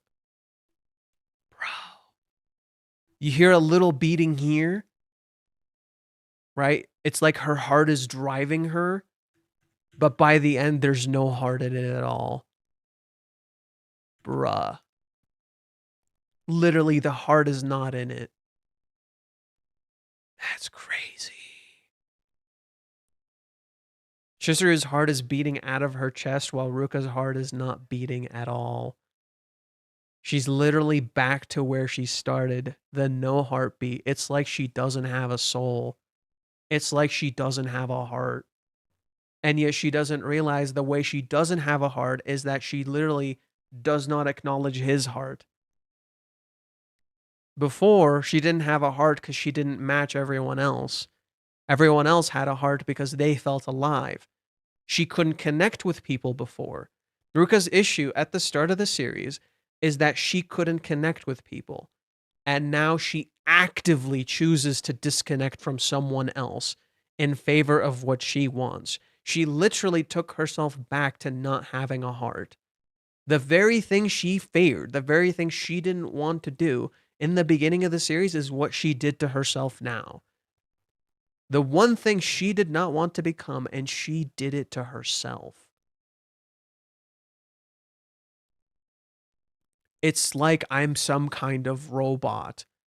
Oh my god, someone was even saying, yo, we were just reading this with this person. The whole thing seemed too mechanical to me. I had written in a previous comment that what Ruka doing seemed too robotic, and I doubted she was actually enjoying the act itself. It clicks. And I get that same feeling in this chapter. We mustn't forget that she has zero experience and she probably watched videos and listened to her friends to act this way to try to entertain him the way she does. It's as if she's trying to follow a protocol to get what she wants. The act itself doesn't seem to really interest her, but the reward or validation she thinks she'll get at the end. She literally lost her heart. It appears to this person like this. It appears to this person like this specifically because she doesn't have a heart. The way she's acting is cruel and careless and has no heartbeat. Like literally, it's the phrase you say to someone when they do something genuinely cruel, do you not have a heart? Wow. Too late to stop, but too deep to stop either. Dude. And guess what? Kazuya in the end didn't give Ruka what she wanted. Exactly. Right? In the end of Ruka's story, right? In the end of Ruka's story, she was a robot. She felt isolated. She didn't feel like she belonged. And by the end, Kazuya helped her feel like she belonged. He brought her out of the monochrome world. And what does she just choose to do? I'm not just some robot. So what does she choose to do in this chapter? Act like a robot. She willingly brought herself back into the monochrome world. She willingly chose to bring herself back to the very place she didn't want to be. Instead of Kazuya giving her what she wants and freeing her, what happens in the end of Ruka's story? The very literal opposite. You became the monster you hated. Literally like Kazuya. Kazuya didn't give Ruka what she wanted. She went this far for practically nothing. All she did was escalate the situation. When it stops working, you double the dose. That's the principle of escalation. She grabs his hand to stimulate herself because she basically is with a lifeless corpse. Even if she isn't fully realized it unconsciously, she can clearly see he's not reacting. She gets even more desperate because she still isn't getting what she wants and starts talking to him as a last-ditch attempt to make him participate too, without success. And finally, she only stops when the object of her desire disappears, literally and symbolically. Whereas in Ruka's backstory, Kazuya felt more alive than ever. He felt so alive, he made her feel alive. Here, Kazuya is so emotionally detached that she becomes a robot. Dude. Reiji goddamn cooked. It's almost like her heart died it's almost like her heart died because it's quiet. 404, death of the heart and the relationship. Damn. The two things that died, Ruka's heart and the relationship. Wow.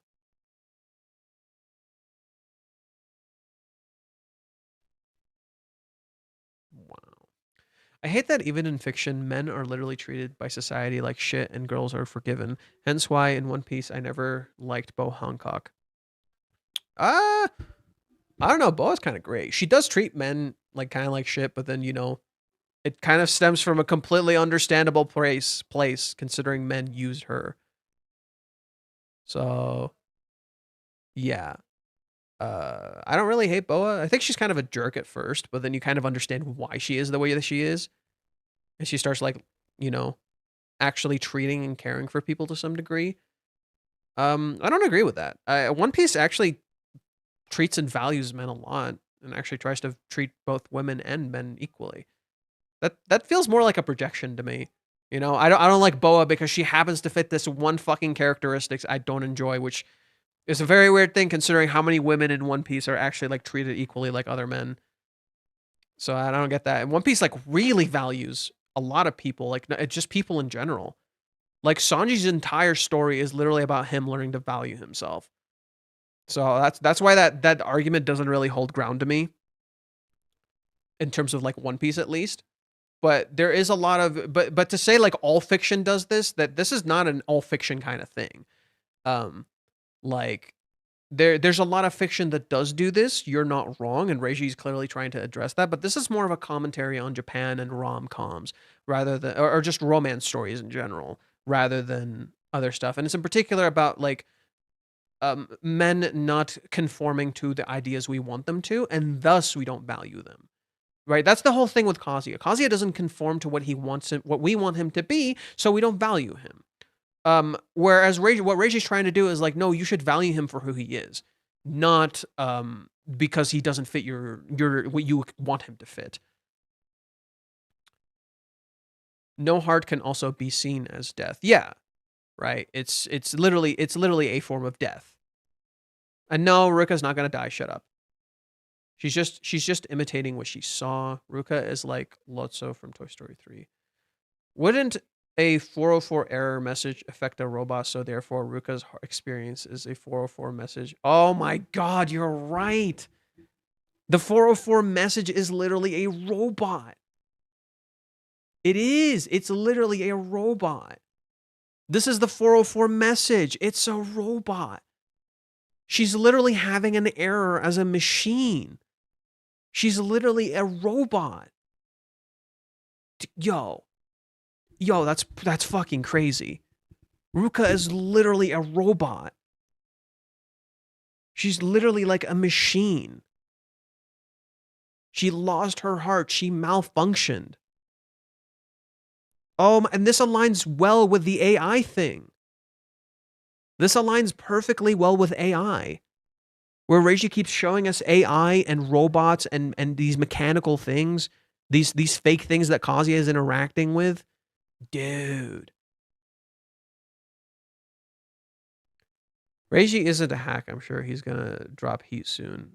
Ruka's a clanker, lol. Oh, shut up. Reiji did a good job making us care for Kazuya more than he cares for himself. If you're invested and you're not a dick, but if you are a dick, he's leveraging that. If they're literally, even if you're reading this story ironically, and you don't, and you don't like Kazuya, even if you don't like Kazuya, he's leveraging that. It's brilliant. It's genuinely, he's literally leveraging the idea that you don't like Kazuya because of who you think he is. And he's using that. So even if you like Kazuya or you don't like Kazuya, this still works. He's literally using that against you. Regardless of how you feel, you're following the path he created for you. Reiji has essentially tricked you into the illusion that you have a choice in the matter. Just as Kazuya doesn't have a choice, neither do you. You think you have a choice here. You don't.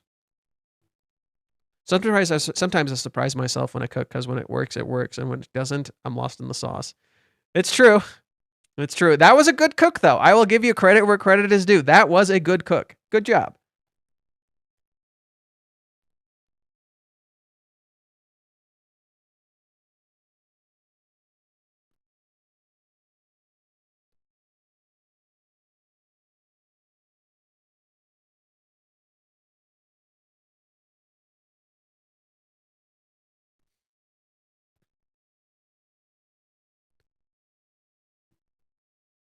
Let's see. Her loss of heart is how she was born. A slow heart, a lack of heartbeat is built into her, and is the cause of her growing up with the personality she has. No, it's... Yes, your environment can shape you. Your environment can shape you, but Ruka has a deep inferiority complex. That's Ruka's whole issue. She has a deep inferiority complex, and she tries to fill that hole.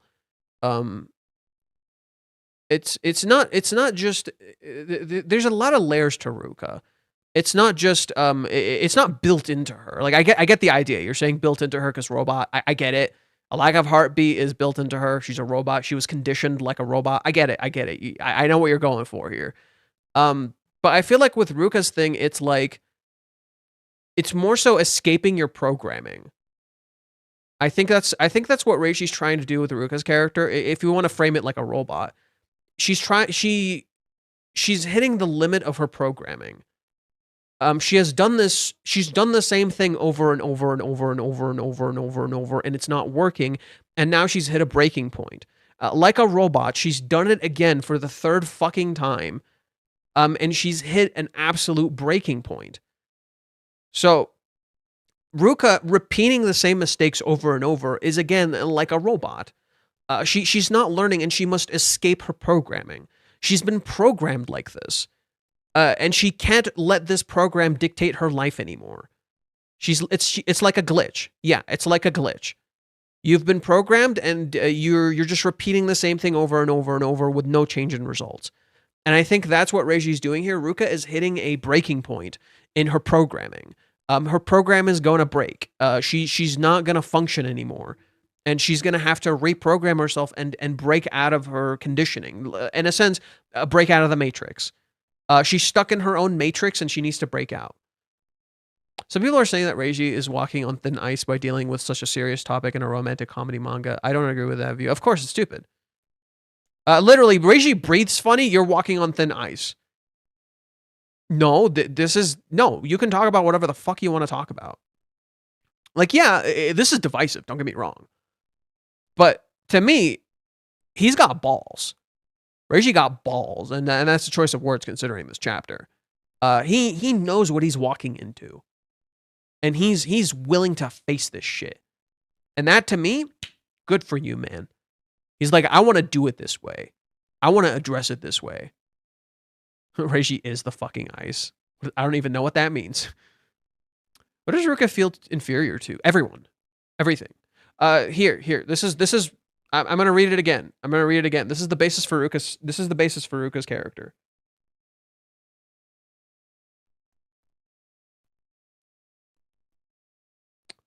Ruka's character, the basis for her character is, she's the part of me that can't accept the inferiority complex of being born without having something. And so I keep searching for that something every day. She feels like she was born lacking a piece in herself. Like you're missing a gear, right? It's like she's missing some sort of gear, and she's trying to find that gear and put it in place. And everything is the gear. Every single thing she's missing, she's trying to get. So it's not just Chizuru, it's everything. That's why she's the secondary girl. That's why Ruka is the secondary girl. She's trying to become the main girl because she is not the main girl. She lacks that, right? So she wants to be the main girl.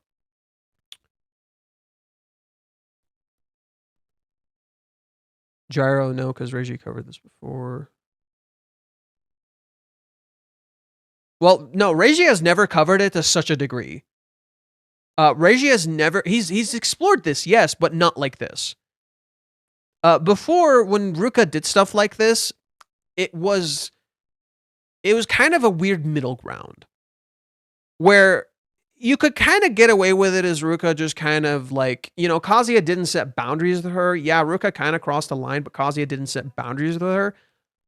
Here, it's not that anymore. This is different because Kazuya very much set the boundaries.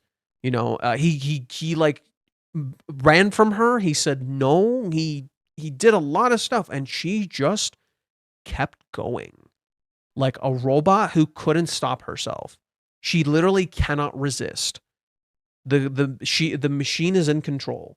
She's not in control of herself. She is a robot following orders, and she is not in control. So this is different. Insanity is doing the same shit over and over again, expecting shit to change. No, that's see, I'm gonna tell you why that's an idiotic stance, because that's an oversimplification of insanity. That's an oversimplification of insanity. Because you have to do the same shit over and over again when you're trying to get better at something in order for you to improve at it. and therefore be able to do it. So, you know, that argument doesn't really work. Because you have to keep doing something over and over again in order to actually be good at it.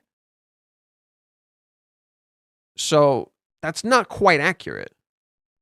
Isn't Ruka just like Kazuya then? She can't stop herself, and he it just says he can also not do anything to stop the situation. Well, yes, yes. I wrote about this on Twitter. Let me pull it up.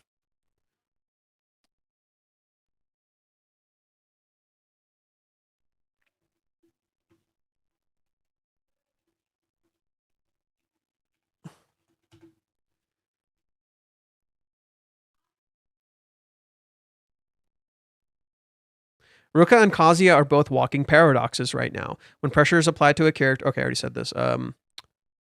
Right. Ruka... Yeah, okay. Not this. Let's go back a little bit.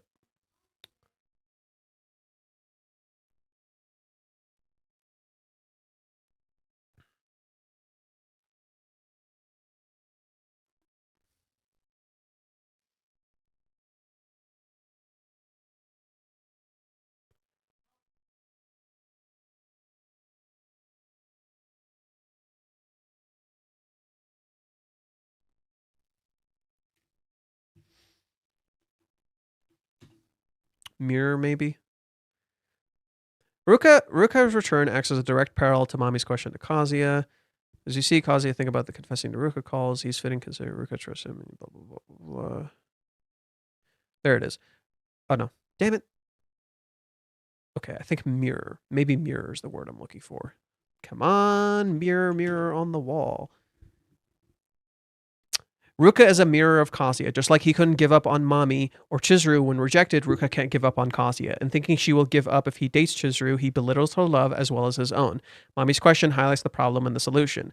And so just as Kazuya has returned his black hair, so too do we see Ruka at her home of origin, and as mirrors of each other, beginning and end, with Ruka representing Kazuya's start and Kazuya representing her end. It's fitting that Ruka is the one to break the cycle. Didn't Ruka break the fucking cycle? Just as Kazuya belittles himself and doesn't see what he can do, Ruka, the character who appears and feels like she has no influence, might have the greatest influence on everything. Right? In some ways, calling Kazuya out on the very thing she herself feels she lacks, as they are in the same illusion. Ruka lives in the delusion that she's dating Kazuya for real now and ignoring the possibility of Chizuru. Kazuya lives in the delusion that he's not dating Chizuru already and ignoring himself and thus everyone around him, including Chizuru, forgetting that he's also dating Ruka. Both live in delusion rooted in desire. No matter how selfless they act in it, it is still a lie. They are hurting themselves and each other in not addressing the real issues. It is happiness that ignores sorrow, making it incomplete. It's like learning to read and communicate.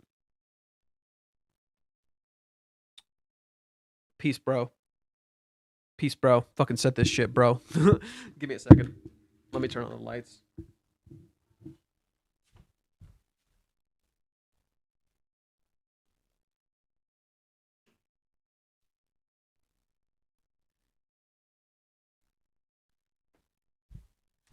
Okay, you guys got to see my cat.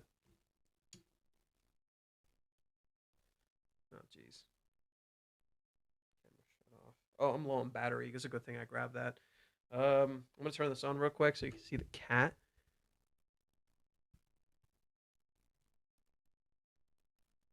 I'm kind of cooking like crazy, you know. I'm surprised that like my old tweets are like actually aligning perfectly. Okay, what's going on? Come on. Work, buddy, work.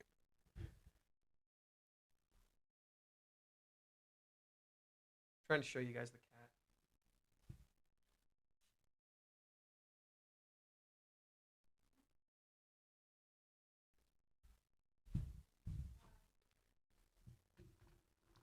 Okay, just give me a sec. I gotta grab my battery for my phone. Because...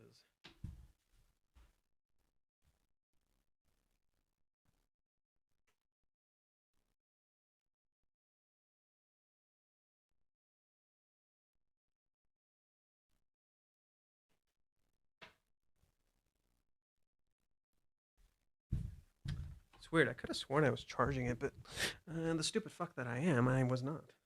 Did you guys see the cat? You all saw the cat?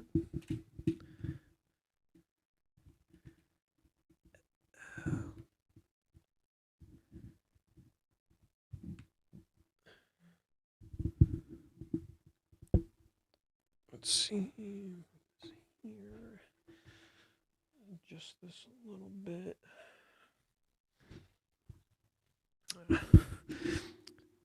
On another note, I've like cut back dramatically on buying stuff from Byrd because that shit has racked up. I got a lot of shipping bills to pay, and I'm like, ooh, this is getting expensive. So I'm taking on some orders and stuff so I can pay this stuff off, and I'm not gonna buy stuff for a little bit. You know, I'm gonna just put it to the side. I'm like, I gotta start saving. I've bought a little too much. I bought a little bit too much from Byrd.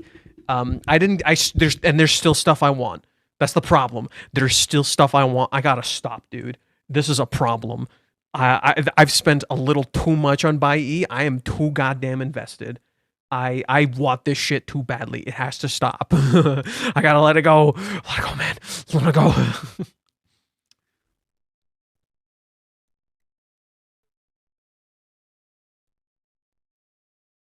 Okay. So put this back here. So yeah, okay, we talked about the robot thing. Robot-kun. Unpopular opinion: cats are better than dogs, but I'm still a puppy jack rip. But I still my puppy jack rip. I'm not sure what that means. Let's see. Cats are funny. They hate cucumbers and can say F off if I don't care about the hundreds of dollars you spend on the toys. Give me the fucking box. Another thing about the heartbeat stuff, regards to a bit of the anime to be sure, I don't think Kazuya ever acknowledged Ruka's heartbeat from when she saw her heartbeat above 90 up to now. He doesn't know. Kazuya has no idea.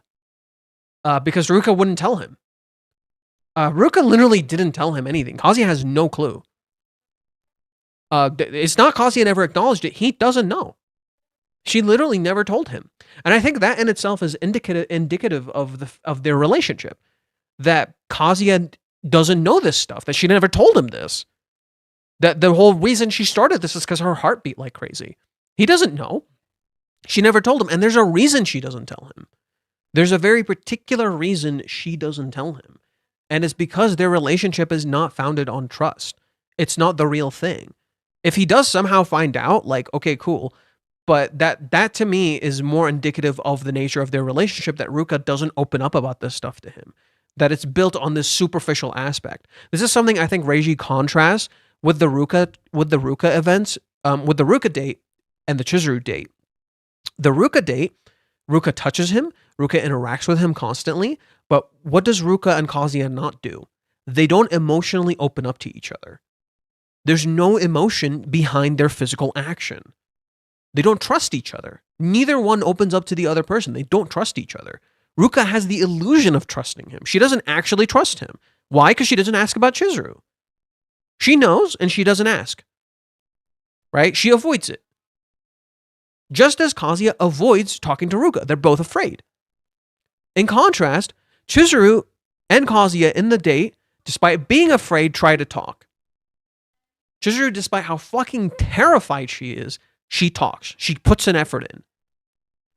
But what is the thing that's missing between Kazuya and Chizuru? They don't touch each other. So whereas Ruka and Kazuya superficially touch each other, Ruka superficially touches Kazuya, Chizuru does not. Rather, Chizuru emotionally connects to him. Even though there's no touch where there should be. There should be touch, but they don't touch. Instead, they emotionally connect, and that makes the touch at the very end after the rejection have infinitely more power, because they connected emotionally. Because they connected emotionally, the touch actually had more meaning and more impact, and made it feel more valuable. That to me says a lot. I think that's what Reiji was actually showing there. We misunderstood that point of that scene, that the value of touch and emotional and physical intimacy comes from emotional intimacy. You need emotional intimacy for physical intimacy to matter. Right? You trust the other person physically because you trust them emotionally. And that's what Reiji highlights. That's the difference between the Ruka date and the Chizuru date. Chizuru and Kazuya emotionally connect, which makes when they actually physically touch infinitely more impactful and meaningful, because they actually got vulnerable in front of each other. Or at the very least, Chizuru did. In contrast, Ruka never physically got vulnerable. Right? In contrast, Ruka never physically got vulnerable with Kazuya. So the physical intimacy meant nothing. It was completely and utterly pointless. This thing got bizarre last chapter. Well, things have been bizarre for a while. I don't know if you think this is bizarre. They've been like this for a little bit, buddy. The unsung hero, Dende. I was wrong. I thought you were useless. You were in fact not useless. Dende? You mean the fucking white mage, the goddamn healer, Dende. Kazuya just never asked her why she likes him so much. Yeah, Kazuya. Well, that's the thing. No. Ruka just didn't want to open up to him. She was afraid to, because their relationship is built on falsities. They never actually got close. That's why Ruka never opened up. They never actually got close. That's why. So the audience in Japan doesn't really see the sexual, as crazy that is. I think that's kind of the point. This has been far too normalized. Ruka probably does what she thinks the girl is supposed to do, like she always did. And a lot of readers, this is what they expect. There are multiple reasons why one wouldn't see this as sexual assault. While I would define it as an act of sexual assault without consent, it might not be seen as such if there's no penetration, straight up rape. The legislation in Japan was also only recently changed 2023 from only accounting it as assault when force or threats were used, which Ruka did not use here. To counting a non-consensual acts, also males were not considered possible victims of assault before 2017. Even those changes were made, people might still think that way about it that way. Yeah, so if you guys don't know, I have to clear some shit up. If you guys don't know, Japan is considered incredibly behind on gender equality. Like gender equality, Japan is considered like super behind. They're really bad when it comes to like gender roles. Like they don't know anything. Honestly, Reishi's just playing with us at this point. I'm sure he's trying to get him down chapters and get One Piece out of the way. Yes, he doesn't want to get to like 1,000 chapters. I'm not like denying that, but I think you're making a very crucial mistake here, and is the fact that you think what he's writing is just pure nonsense, and you just kind of want the characters to get together, whereas everything he's actually written is incredibly meaningful. He's not just toying with you. He is playing you, just not in the way that you realize. He's playing you in that you think you understand what's happening when you don't. And Reiji is leveraging that. He's leveraging your lack of understanding and awareness of what's going on, and he's challenging your perceptions on what love even is. Because this entire chapter is utterly and totally devoid of love. It is a chapter about lust. It's meant to be messed up. It's not supposed to be a good thing. So I think you're saying the right things for all the wrong reasons. That's kind of how I'm going to put it. You're saying the right things for all of the wrong reasons. And you're kind of missing the point of why he's doing this. And if you once you realize the point, it becomes incredibly more meaningful.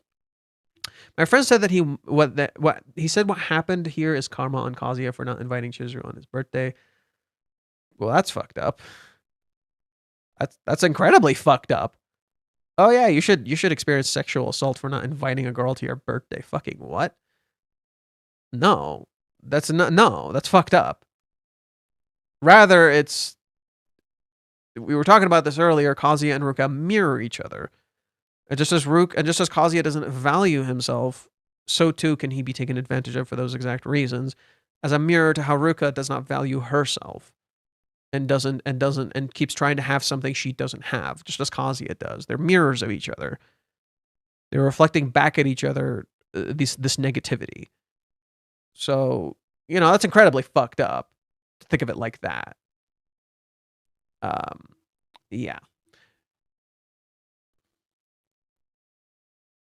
Ironically, Johnny Depp was pivotal in showing the world in court systems women do in fact lie and abuse. No, because that has happened before and we already knew this. And I think it's really shitty that people now use that as an excuse to justify attacking women, which have notoriously and still are in many ways a minority. And women do have privileges and we need to start valuing women, but at the same time, like, don't use what some bad women do as an excuse to attack all women. Just as you shouldn't use an excuse for bad men doing bad things as an excuse to say all men are like this. That's stupid. But 400 plus chapters plus for Chizuru to say, you know what, Kazuya, I know you did everything to me, but no, she magically feels something in the next chapter, like something I want to drop this. Then drop it. Because you don't even know what's going on. You don't even know what's going on, dude. You're looking at this in a very black and white way. You're not paying attention, and Reiji knows this. It didn't. Okay, so I'm going to tell you something. Chizuru has been in love with Kazuya since nearly the start of the series. But here's the thing. Chizuru doesn't know what love is. Kazuya does know what love is. And that's the thing. The reason their relationship isn't working, ironically, is Kazuya's fault. Yeah, you think it's Chizuru's. It's actually Kazuya who's not ready to date her. Not because he's not man enough or any of that stuff, but because he's not actually opening up to her. Chizuru is actively trying. He's not.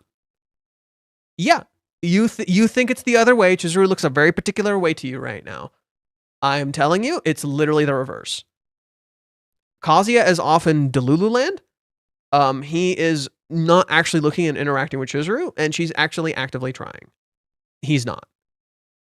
And you don't see that because you're so focused on Chizuru appearing wishy-washy, not realizing Kazuya is the one who's actually appearing this way. Because Kazuya doesn't know who he is. And Chizuru knows this. Chizuru realized Kazuya doesn't know who he is. So she's letting him figure himself out. And now Kazuya is about to crash and fuck up, and Chizuru is going to lift him out. Anyways. Let's see. But yeah, in terms of gender equality, gender roles, and all that stuff, Japan is incredibly behind. And this is something a lot of people who live in Japan know. Like seriously, the way they talk, like seriously, some of the ways that some of the Japanese fans I've interacted with talk about this stuff, like they frame like really normal shit like a feminist agenda. And I'm just like, they literally like say it like this, like a feminist perspective. And I'm like, the fuck are you talking about? This is literally just normal. Like I'm not talking about like feminism or fucking anything. This is just normal. This is not feminism. This is just fucking normal. Right? Like for example, when we read Mute's post, he literally framed like what we were saying was like some sort of feminist agenda or like some sort of feminist perspective. And I'm just like, yeah, feminism is just normal.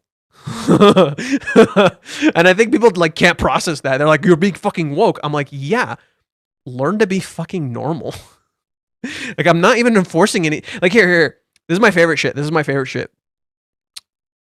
For little boys,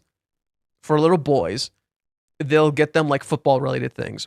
For little girls, they'll get them like pink stuff and dolls and shit. And then when you tell them, hey, maybe you shouldn't decide like what they might like just because because of their genitalia, they'll tell you, don't enforce your gender roles on me, you piece of shit.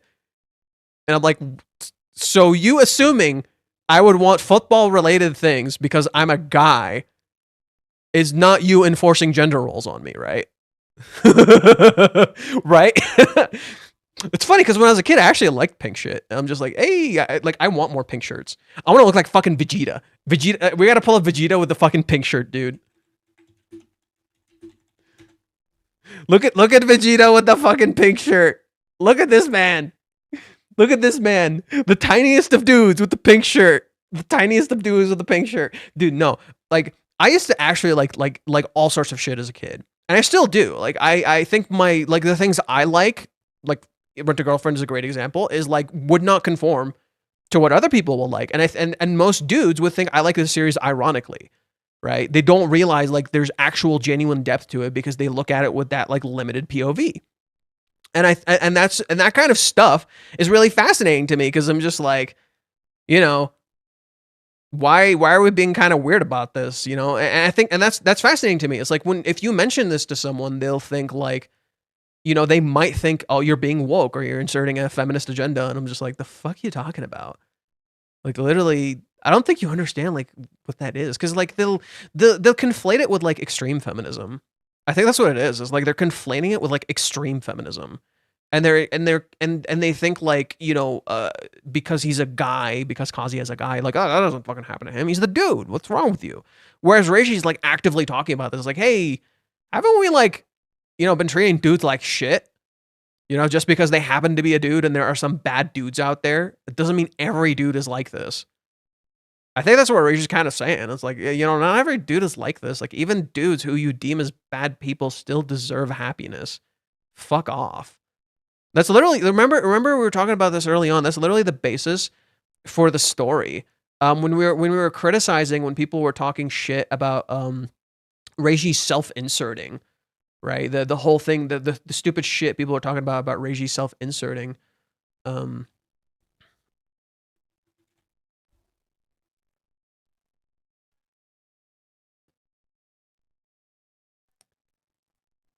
Here, volume 5, I think.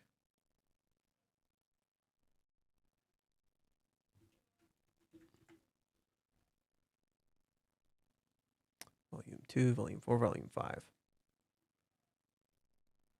Large icons. Sort by name.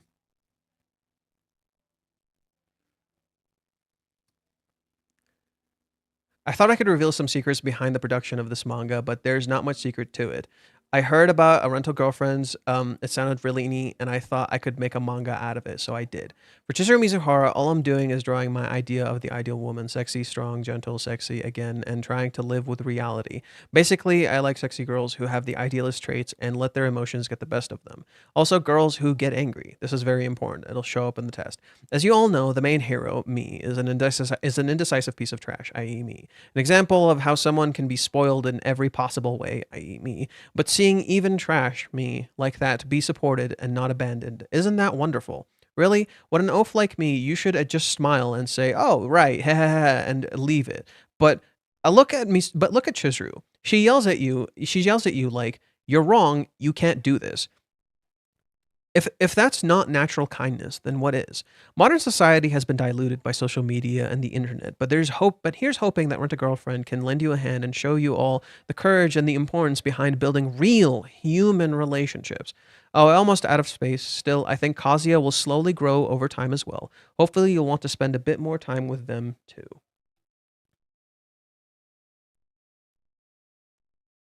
It's literally, this is a story about learning to value everybody. Did the man just admit to liking tsunderes? Did at what point during that did he say she was a tsundere or even list tsundere traits? None of that was tsundere traits. Let's read that again. Let's see. Sexy, strong, gentle, sexy, trying to live with reality. Basically, I like sexy girls who have an idealist traits and let their emotions get the best of them. That's the only tsundere element. Let their emotions get the best of them. That's the only tsundere trait. That's it. Nothing else. So let me get this straight. If a girl gets angry, she must be a tsundere. Your anger can't possibly be justified. So so yanderes don't get angry, right? Yanderes don't get angry, right? Right? Yeah, a yandere can't fucking get angry. What are ones on there? A kudere can't get angry. Just because she feels anger, she must be a tsundere. That's wild. That's a wild fucking take. That's a wild take, my dude. Or my dudette. I'm not sure.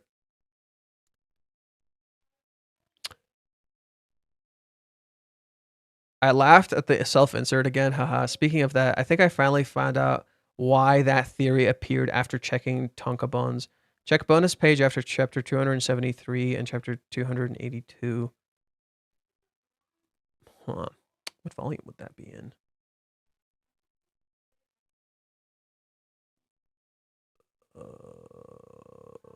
That's a weird one. What the fuck? What volume would that be in?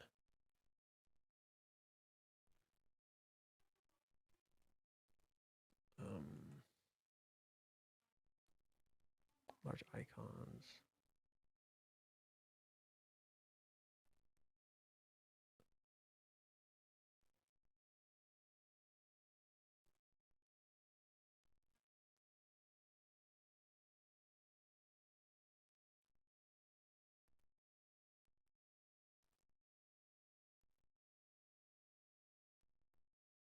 This would be like volume 30.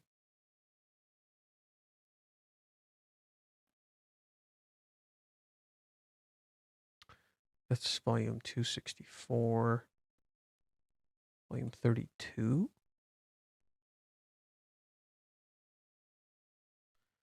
What did you say it was? It was... Okay, so these are the bonus pages.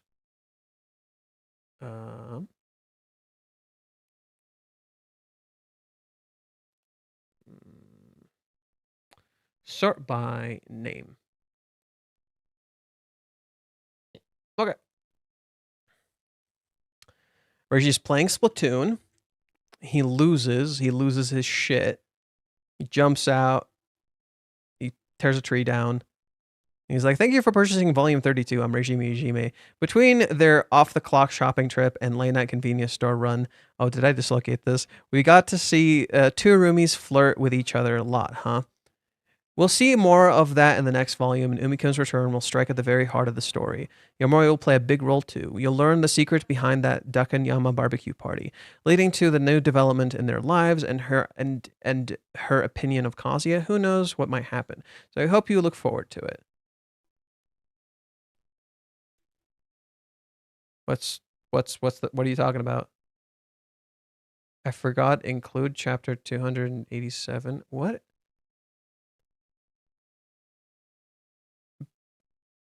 What? I'm confused. What are you talking about?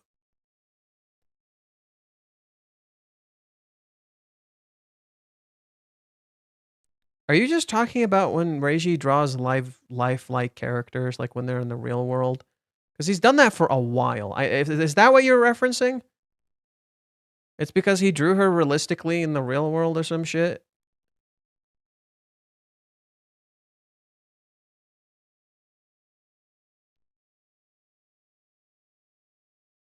Commentary of Reishi playing soccer with his fans. Okay. I know that one. What's your point?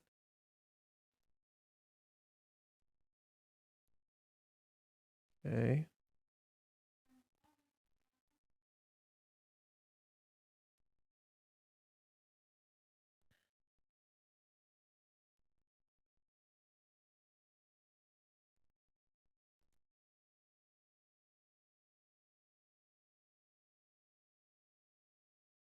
Yeah, I found it. Okay. Sort by name. This is from the volume before that one. Okay.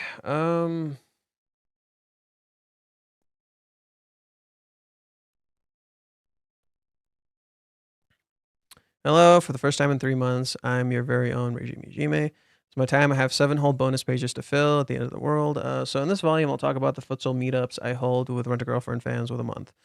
I'm a completely self-taught in soccer, high school. Yep, I already know this stuff. By the level of play was simply demonic.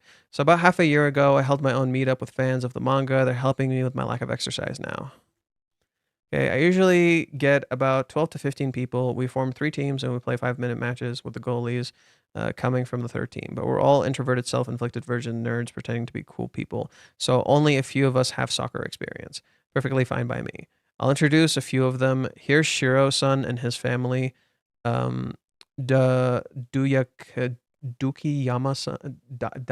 Payako-sama, Payakama-san, who just broke his arm.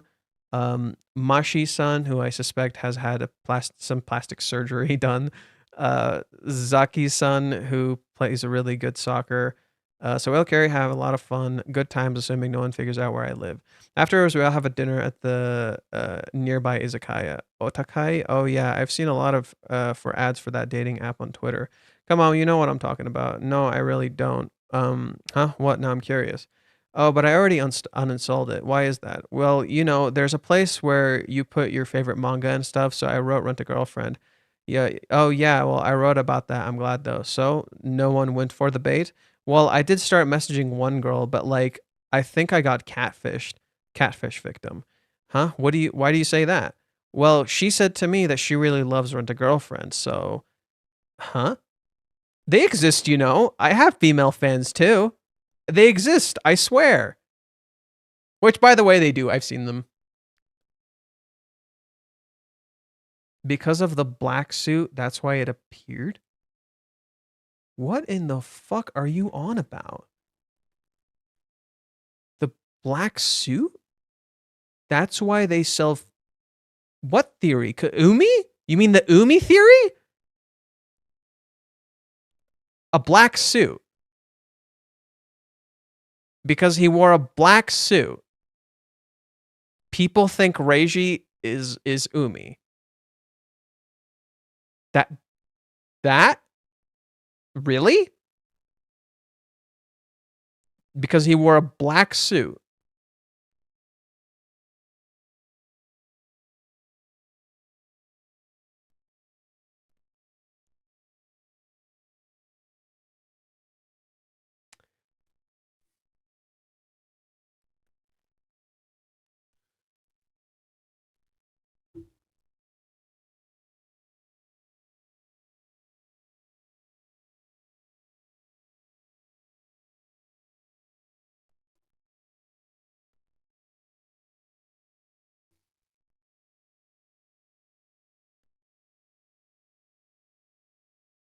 Moving on. That was a waste of fucking time. It was a waste of fucking time. And then there's, of course, the fact that some people see the scene and think I would consider myself lucky in Kazuya's position. So what Ruka did can't be that bad. Further justification includes Kazuya said that he wanted to have sex and he was always shown as horny. He even told Ruka before that he was very close to doing it with her. So the only reason why he didn't must be because he wanted to do the right thing. But he secretly wished to have sex with Ruka, so Ruka actually fulfilled his desires. That way of thinking leads people to blame Kazuya for giving in to his sexual desires and thus proving that he couldn't have truly loved Chizuru. And by the way, there are people on Twitter, Japanese people, literally saying this shit, and it kind of frustrated me, you know. We'll see if I can find it. Where is it?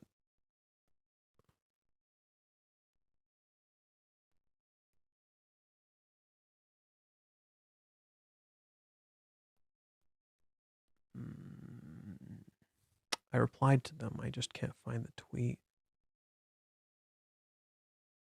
There it is. And this Japanese reader was like, if you don't like Ruka-chan, you won't kiss her, and you can't refuse even if she does. If you give in to your desires, shouldn't you stop dating Chizuru-chan? And I was just like, bro, the fuck. And of course they didn't respond to me because yeah, of course they didn't.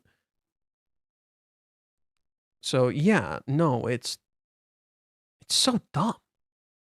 It's like there's no fucking nuance. It's so dumb. Kazuya will probably beat himself up for feeling pleasure here. He might start to doubt his own love. He already had trouble before differentiating love from lust, and this experience here will add to that confusion. It certainly won't make Kazuya feel more worthy, that's for fucking sure. The fact that legislation changes in Japan concerning this were the recent is very interesting and would explain the dissonance between audience and this. Well, that change was 2 years ago. It's Japan's interpretation of relationships is already quite weird. Oh, empty glimmer.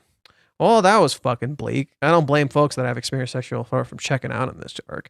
Very hard to read, very real depiction of sexual assault. Ruka finds a new low. Kazuya, when he recovers, has to fucking end this. I think they're both gonna realize it's over.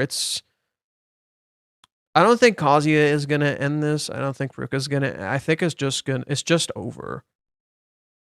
There's no ending it. It died. There's nothing to end. It died. Whether they have come to terms with that or not is a whole other matter, but it is over. That's it. The relationship is dead. Had a thought after last week's chapter that if Ruka didn't stop, she didn't, and Kazuya wasn't able to end things. We'll see. We might see the assault as a trigger for another Kazuya withdrawing from the world scenario, similar to the ghosting, where worse this time because unlike the 3 months where he was able to keep up appearances outside of the home, this time he may not be able to go out at all. This would be an interesting place to go because the only person who knows enough of this schedule and would notice the fastest he's not around would be Mommy. He skips a couple driving lessons, massive red flag. Turning Ruka full villain to fuel a mommy redemption arc would certainly be a choice. I don't think so. Well, I do think that this is the natural escalation of Ruka's entire deal. I don't know. Mommy can't help him. Mommy isn't gonna be able to help him. She might, but I don't think so. I don't know if it needed to go this far. Gotta wonder if Reiji reacted as poorly to the no Ruka mandate from Echo as Claremont took special. Okay, no. I've explained before. It did. This was, in my opinion, absolutely totally necessary. This is a culmination of a long-running pattern with Ruka's character. This is a culmination of a long-running pattern with Ruka's character and Kazuya's own struggle. It was absolutely, totally necessary to address the big elephant in the room, the big fucking problem that they were going through. I'm not super bothered by the darker tone, but I fully respect and understand if others are. While the censorship was a bit over the top, it was still a stomach-turning chapter. Two well-written, but harrowing ones in a row. This better lead to the end of Ruka as a going concern because it's absolutely bridged too far in my opinion. If this arc was just a setup to a premature ejaculation joke and nothing fundamentally changes, it will be extremely disappointing. Yeah, I didn't think about mine being the position to notice first and something off with Kazuya. Very interesting thought.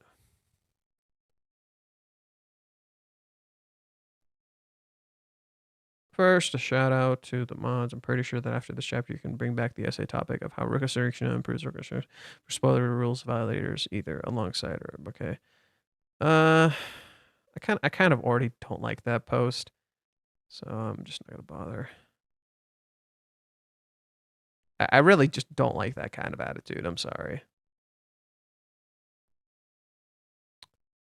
I'm amazed that Reiji Mijime always chooses the most difficult route. He could have made Kazuya stand up for himself and come out a better person feeling good about himself, but he decided to have him get even more traumatized. This depiction is finally accurate as far as I can tell. This will make everything even more difficult for Kazuya in the future. And that's the thing. That is more accurate to Kazuya's character. That is true to him. If Kazuya magically changed here, that would not be him. As I was explaining earlier, there's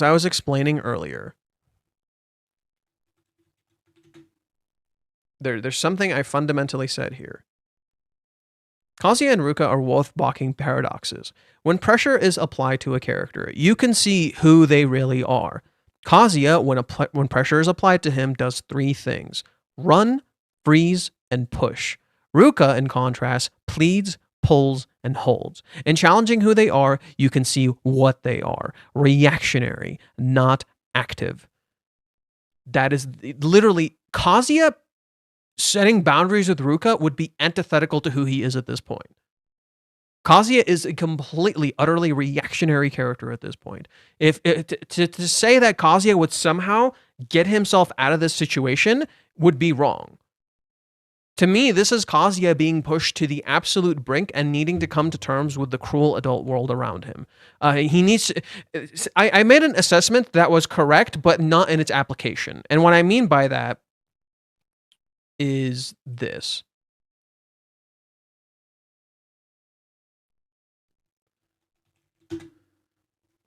I made the correct assessment with...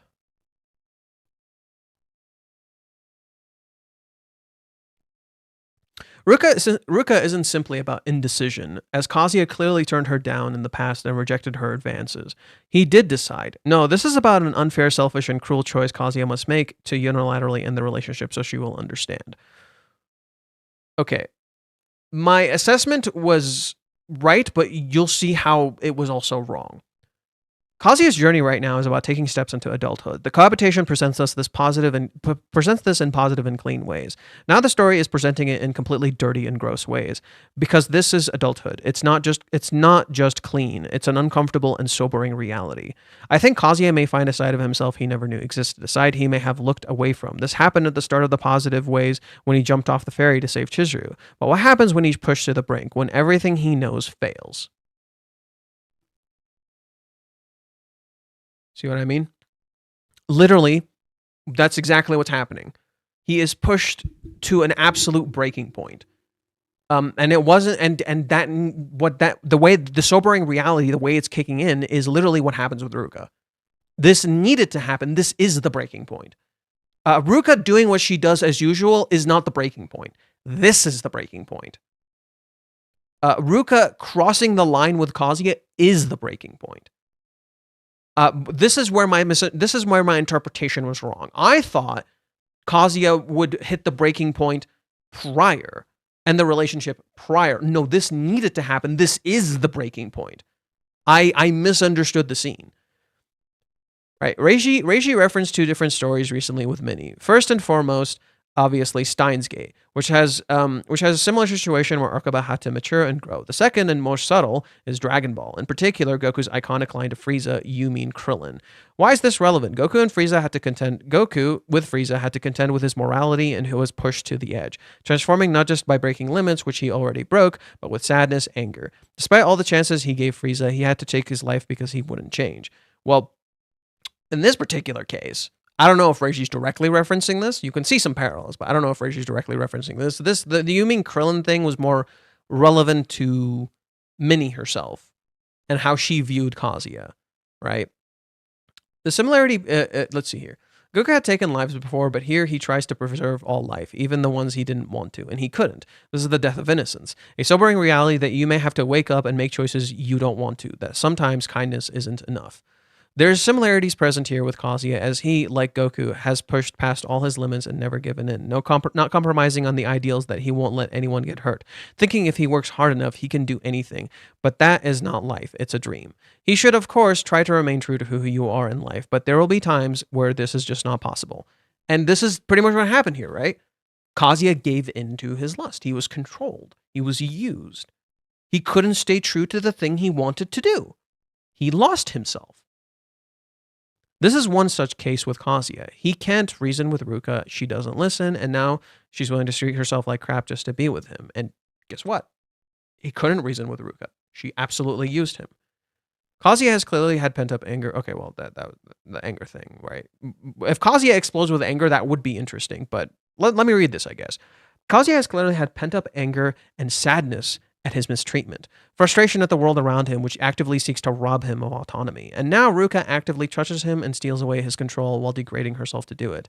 This may lead Kazuya to snap. It would be interesting to see Kazuya actually get fucking angry. Not at Ruka, but just being angry in general. People think Kazuya may give in to Ruka here, but again, I was right, he didn't. He didn't give in to Ruka. She just overwhelmed him, right? And I think what people don't realize is there's another side of him he will give into, his rage. Kazuya may yell at Ruka. Okay, well, I doubt that's going to happen now. This is a conflict of Kazuya as well, contending with his gender as a man, and how men abuse their strength and rage in relationships, but also how men feel desire and lust and all that stuff. What do you know? Kazuya has not faced and accepted this side of himself. He pushes his strength away because he doesn't want to be like this terrible men out there. He also pushes his lust away. For those exact fucking reasons. What I'm describing is accurate. I'm just literally mischaracterizing the exact points I want to hit at. This is in part why he struggles to take action with Chizuru, not because he can't, but because he does not wish to rob her of autonomy. He fears becoming a bad man, much like Goku didn't want to be like other Saiyans, but had to embrace the primal transformation of Super Saiyan. You can see this as early back as the cheer update. Kazuya feared hugging Chizuru because he thought she might break in his arms. When they are in the shed, he resists his urges to the point of passing out. Yet his size is emphasized to show how physically large he actually is in comparison to Chizuru. Kazuya also has a conflict of frustration with gender equality. Heck, privilege Privilege in general is something he struggles with, not seeing his own, fearing to address his own strength and privilege as a man because he hates what it represents, yet not looking at women honestly. And it's the same thing with his desire, the bad side of men. He doesn't want to look at the bad side of men in general, and that encapsulates everything, whether it be violence, lust, power, control. This is what it means to grow up, to accept yourself and who you are, your heritage, your ancestry, the core of your being, I guess. That you don't have that they don't have to define you, but they are a part of you. Kazuya has not faced his urges, his anger, his sadness, his strength, and Ruka is challenging that right now. Kazuya having a physical reaction to Ruka is part of his desires as a straight dude. That doesn't mean he likes it. Ruka being on top of him would make most dudes happy, but he doesn't want to do it with Ruka. It bothers him. He does not want to be touched by her like this.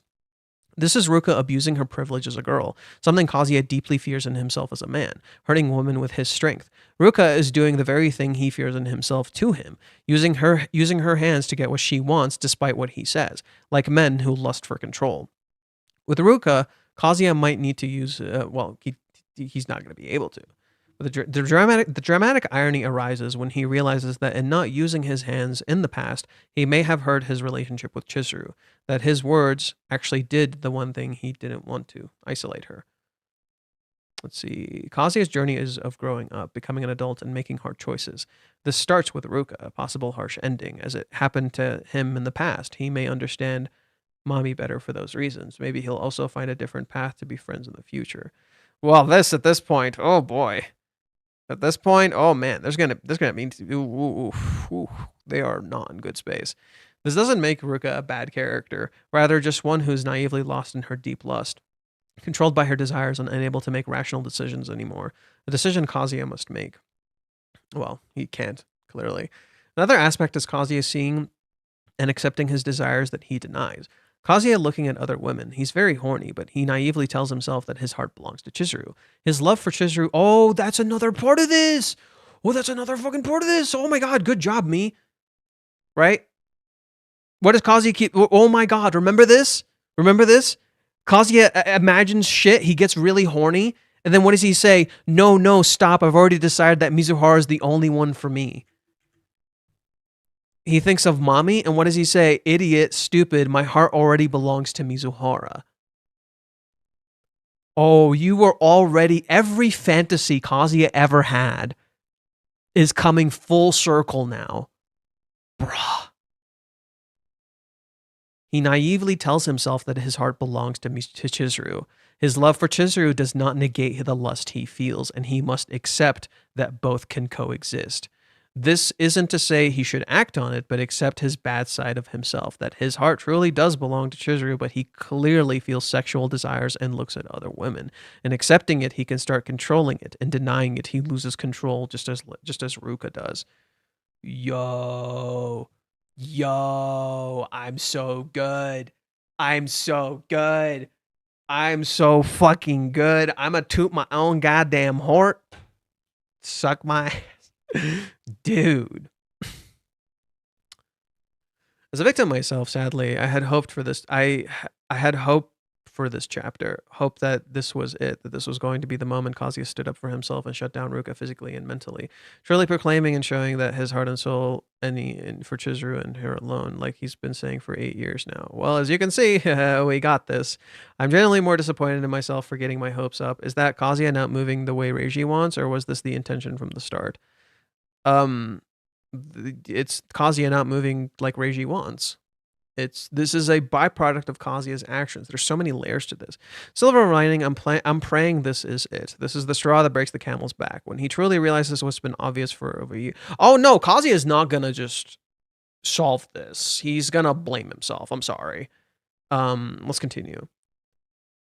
If he doesn't change, he's just going to continue to get taken advantage of. If the mommy arranged marriage plot line is to be believed, he could very well go get another situation very similar to that one. I'm sorry for the next chapter is going to be on both sides. Ruka apologizing for Kazuya and Kazuya mentally apologizing to Chizuru for cheating on her. Also, I gotta say this. If you're ever in a situation, I'm wholeheartedly pleading with you now, just leave. I promise you at the end of the day, your reputation or mental view of yourself for being a nice guy, girl is not worth it. One of the most important lessons in life, whether you're 17 or 77, is learning to say no and standing by your decision. If you keep pushing, if they keep pushing, leave. If they're crying, leave. If they guilt trip you, leave.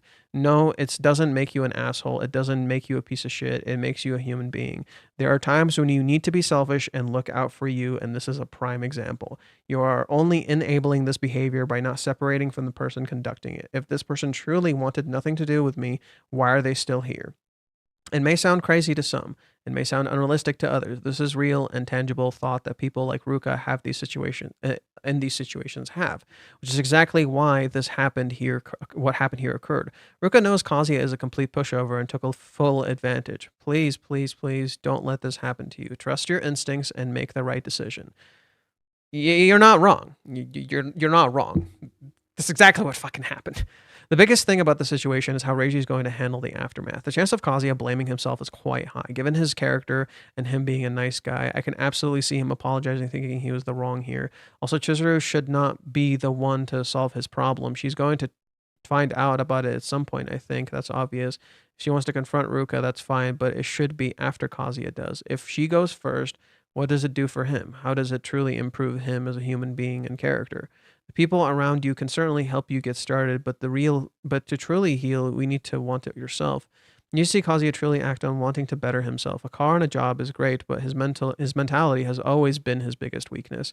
The exact spot that a traumatic event like this hits is critical. As always, the ball is in Reiji's court. Let's all collectively pray that he doesn't miss. Reiji has never missed. And, dude, this was there. The setup was this, for this. Was literally there. Like you could see it as far back as possible, but this is one of the earliest points here, right? And the setup for this exact scenario was right here. Listen to Kazuya's own words.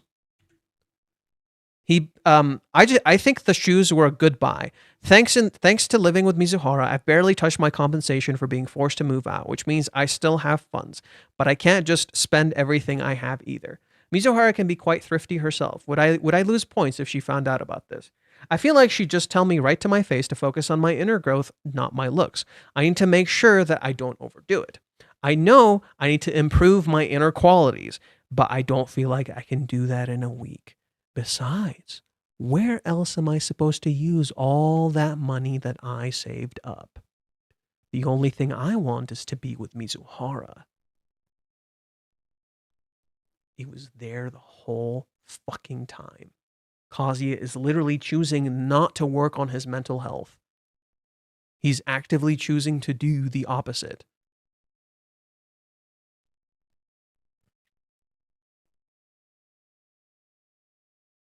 Now, Reiji is clearly aware. I see what you mean, but I have to disagree. Coming out a better person and feeling good about himself is two things that Kazuya would not be after this. That's simply what the audience feels seeing him step up. Thank you. He didn't feel good about it at all. He'd more likely think that he was a bad person for doing what he did, rejecting and potentially traumatizing Ruka by rejecting her, which is the main reason why he didn't leave to begin with. You're very right. This is accurate because this is exactly how people get taken advantage of. Also, in reality, it'd be just as accurate if he had left Ruka there to begin with. So either way, I don't shoot down either side of the discussion on the matter. The thing is, though, his own home felt unsafe to him, which is a big fucking problem. Your own home should not feel unsafe to you. I agree. It would have been difficult for him even if he had made his stand here, but in the end, he would probably have been glad he made the right choice because the relationship with Ruka would not have gone any further. Instead, the situation escalated way beyond the point that Kazuya was comfortable with. Even after he told her that he was in love with Chizuru still, he got the worst of both worlds. He hurt Ruka and he would make the stand. He would make his stand, possibly feeling like he has betrayed Chizuru.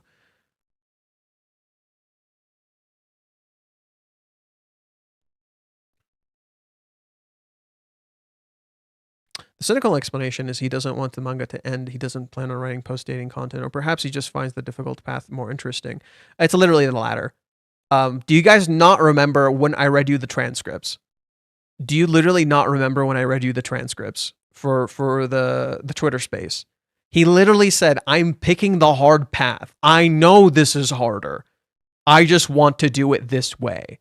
He literally said this. Word for word, verbatim. These are his words.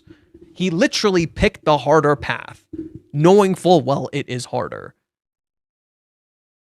Ah, shit. I haven't been looking on Twitch, sorry. He's showing us the truth in the manga because these kinds of things happen. Camera and stream low, lagging. No, low. Okay.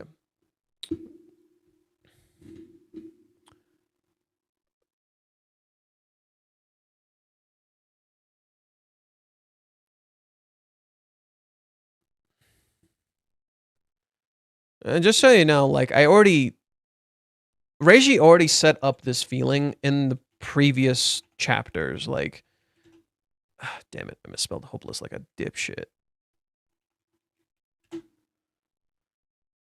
Right, I already said this in a previous read. Like, we talked about this.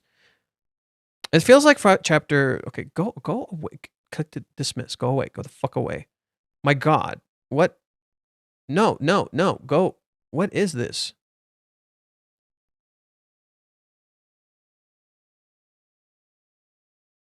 The fuck? Stupid fucking Twitter. It feels like chapter 403 pushes everything to its absolute limit. Things are going to break soon. The point, to me, is that we have gone too far, ignored and waited too long, yearned too much. All sense of safety is gone. It feels scary, hopeless. We are reaching the end.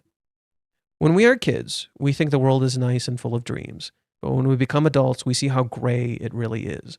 Indulging in selfish desire can leave you trapped, and more than that, kindness too can be hopeless. Like a kid learning how to grow up, tough choices must be made. No matter how cruel or harsh it is, the hard path sometimes, no matter how much we wish it isn't the one, is the right path. We carry ideal dreams as kids, and we want to stay true to who we are. But when we wake up as adults, we realize there are people we cannot reach. Kazuya can't save Ruka and be happy with himself. Kazuya has been unreasonably kind to Ruka, letting her live in illusion with him but thinking she will give up. Ruka is too far into her own delusion and fear that she can't change. She has lost herself in her lust, degraded her love. There is a dramatic irony in Ruka placing herself in the proverbial noose around her neck, as she was the one who told Chizuru she did this to herself when pushing Kazuya to date Ruka. Now Ruka gives in to her instincts to satisfy a basic desire when all the chips are down. It's sad. Kazuya always said that he would make sure it would end well, that he would make sure everyone was happy in the end. We think Kazuya will stick to these ideals, that he won't compromise who he is deep down to satisfy a base desire. But he can't. Kazuya can't make Ruka happy. In the end, he has to neglect someone for another. He has to choose. Kibe said this. Kazuya neglected Ruka, he forgot her while she got closer to him. We want to believe we can reach everyone with words, reason with them, to stop. But sometimes, we can't. We have to make a choice. This is a part of adulthood, giving up our innocent naivety that things will work out somehow, that we can make it so no one gets hurt. But that's not the real world. Chizuru knows this and made her choice to reject Umi no matter what, and lie to Minnie to protect her precious truth. Ruka was going to get hurt inevitably. This was always going to happen. The longer you wait, the more it will hurt. A firm line had to be drawn. Kazuya won't ever be happy with Ruka, and Ruka won't, and that won't change. They both know this. It must end before there's no turning back. And unfortunately, there's no turning back. The opening page even reads, "This is the crossroads. This is nearing an end, and an end must come."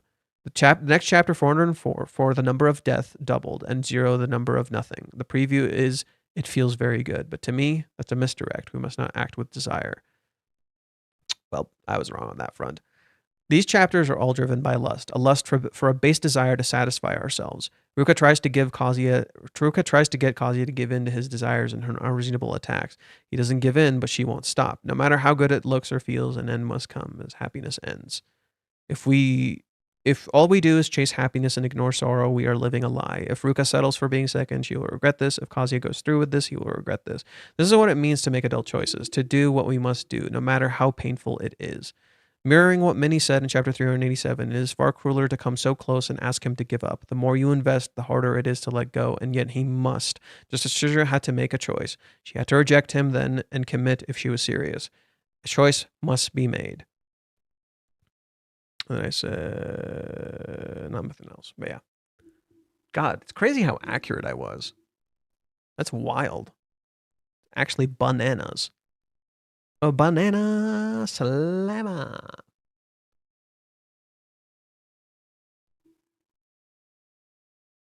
So let me eat something. Who's still here? Do we still got us? Do we still got some people here?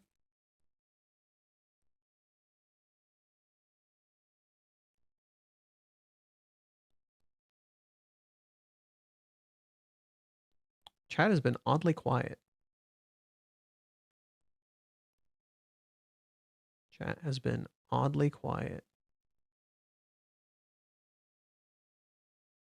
What the heck?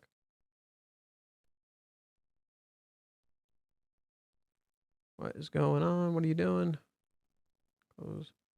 Open. There we go. Kinda, yes. Quack. Are we going anywhere entire volume with Ruka like this? Or is this just going to leave in the next chapter and give us a huge cliffhanger considering there's a break after chapter 405? Oh yeah, no, we're definitely getting a cliffhanger next chapter. That's for fucking sure. We are definitely getting a cliffhanger after next chapter.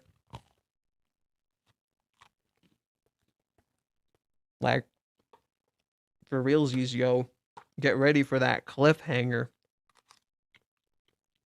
I don't know what kind. We're getting a cliffhanger.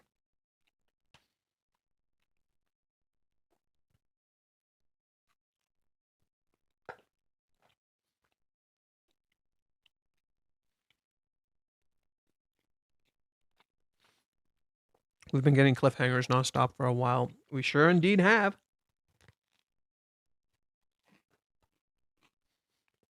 We sure indeed have.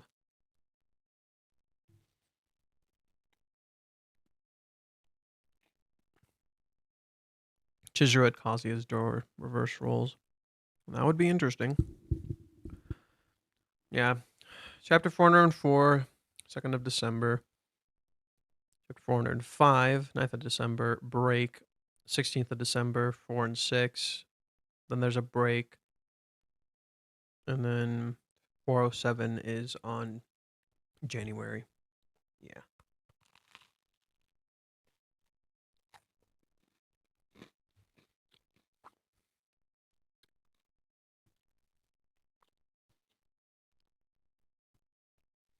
I really want Chizuru to come back. Me too. Come back, Queen. Save this.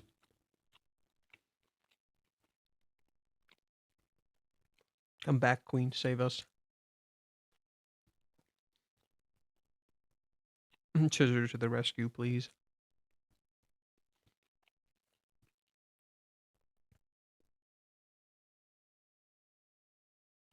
I was right when I said there won't be any external interruptions and that they had to deal with the situation by themselves.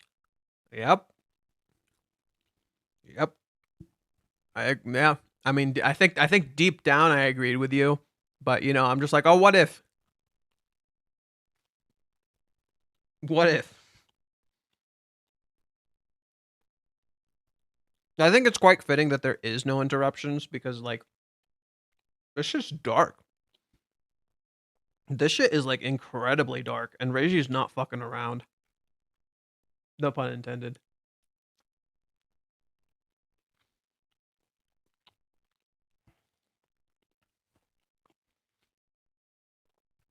Is that a dinner roll? Respect. Dinner roll? Like, do you mean just a bread roll? I'm just eating bread with my chicken.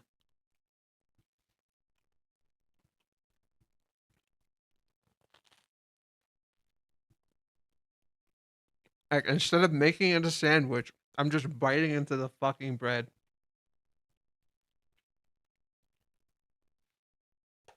Like a goddamn Neanderthal. But see, I know what I am.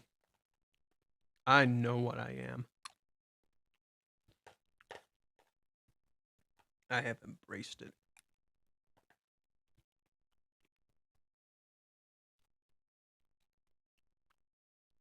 It becomes a sandwich in the stomach, something like that.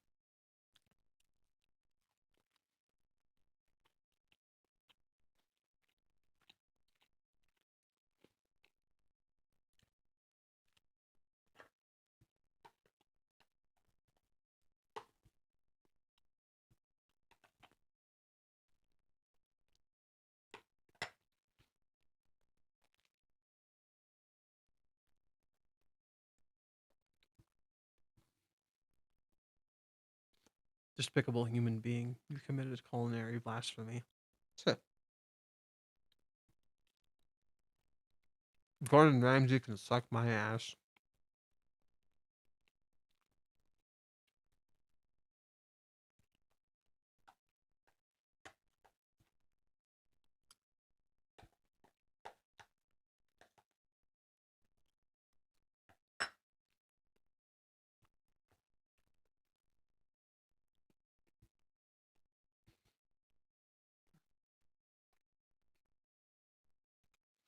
The cliffhanger will be Umi showing up at the karaoke while Kazuya is at work. That'd be insane. That would be insane. If Kazuya like somehow goes to work after this, dude.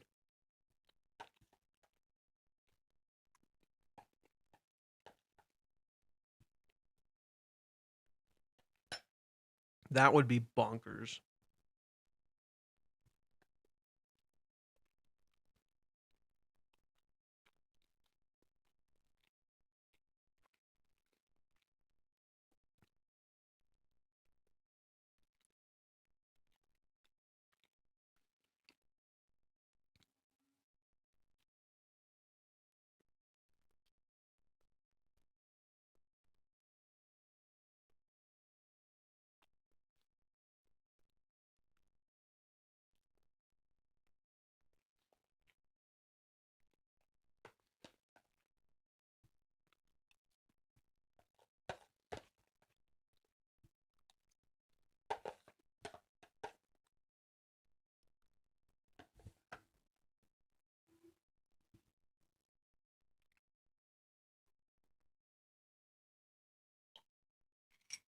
Oh, water. Oh, wait, that was tea. That was not water.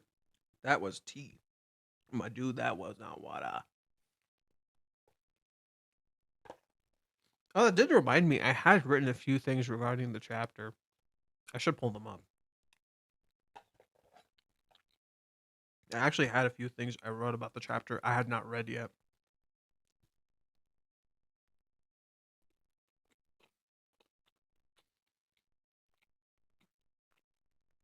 They are out of order, though. They are not organized.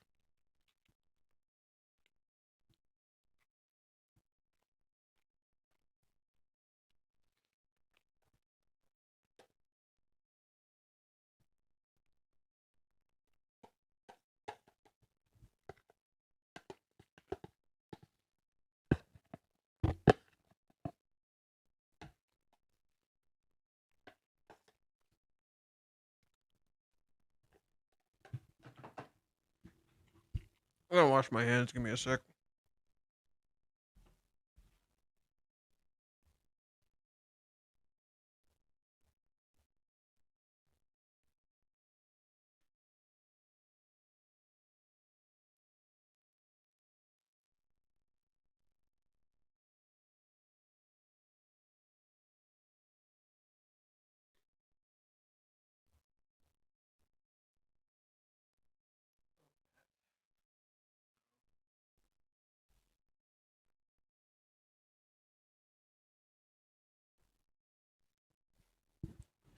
My cat's at it again.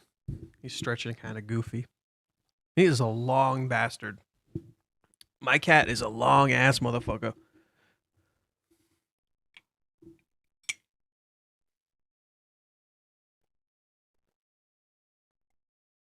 Ugh. Well, I think June 1st is a Friday, so it should happen the day after. Is it? Wait, how do we know? How do we know? Did they at some point tell us what day it was? That June 3rd is a Friday. Right? How do we actually know?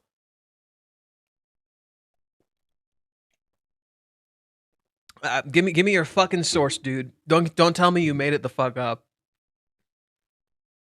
June 3rd is a Friday. Give me a fucking source. Don't tell me you made it the fuck up. I gotta know.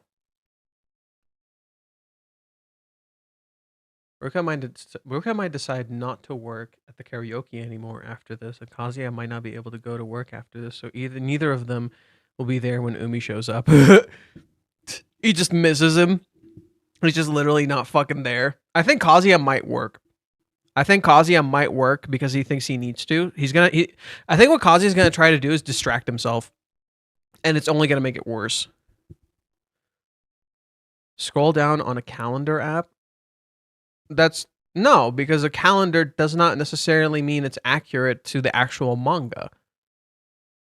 In the manga, it might be a different day. To us, it might be the 3rd.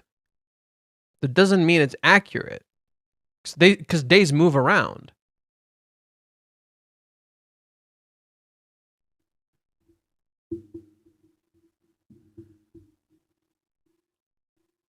There is one place we can check.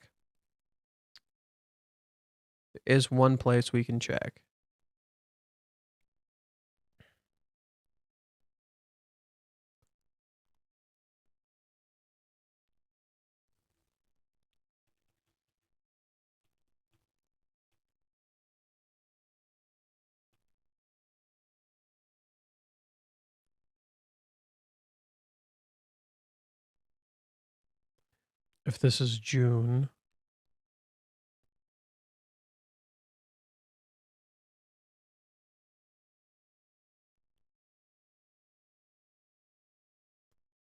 $24th. We can't track it. We can't fucking track it. I don't know how accurate this map is. I don't know if this is May. I don't know if this is June. I don't fucking know.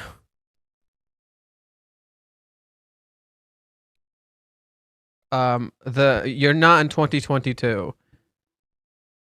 The Reiji has made it 20XX. May 17th was a Tuesday, so 17 days later, June 3rd would be a Friday.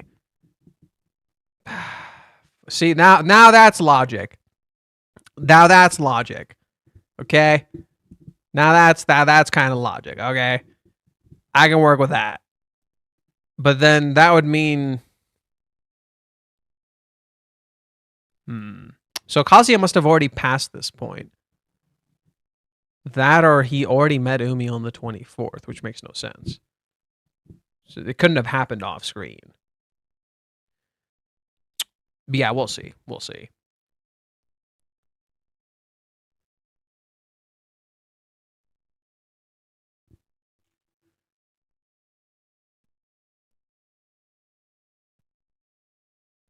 Okay.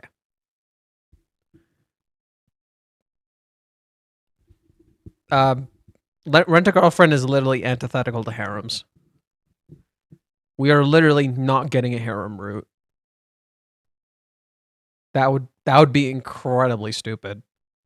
For a story about valuing real love and actually sharing connection with people, that would be incredibly stupid if Reiji decided to go the harem route. Just saying. Like extra duper dumb. I would be very disappointed, kind of dumb. 2023 was June 17th, landed on a Monday. I have actually matched a lot of dates and they have perfectly matched 2022. I think I'm on track. I don't know. I could be wrong. The meeting was just Saturday, but no mention which Saturday exactly. Could be June 4th. Okay, it sounds like it might be coming up then. It sounds like it might be coming up then. We'll finally get to know what the fuck Umi's deal is.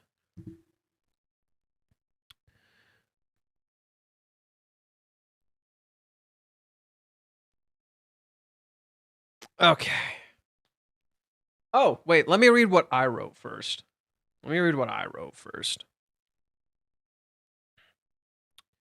I don't have as much as I was gonna say I don't have as much as Varicus, but I have more. I was gonna say I don't have as much as Varicus. I have more. Oh dear. I do think it's interesting. This is part 3 of 404. It's like Kazuya's death, if you will, because he's number 3. Okay, chapter 404 and the end of love. Ruka truly loved Kazuya. She had a clash between her love and desire, and she picked love in Hawaiians. But the thing is, the choice of love she picked ironically ended her love, and now all that is left is a desire. As a reversal of those events, Ruka now picks lust over love. Maybe as a reversal of Kazuya's birthday, Ruka will be the one to say sorry, realizing she drove Kazuya to the point with her lust. Ah, yeah, because in Kazuya's birthday, Kazuya is the one who said sorry. Losing control of herself and not seeing any of the signs, even though they were clearly in front of her.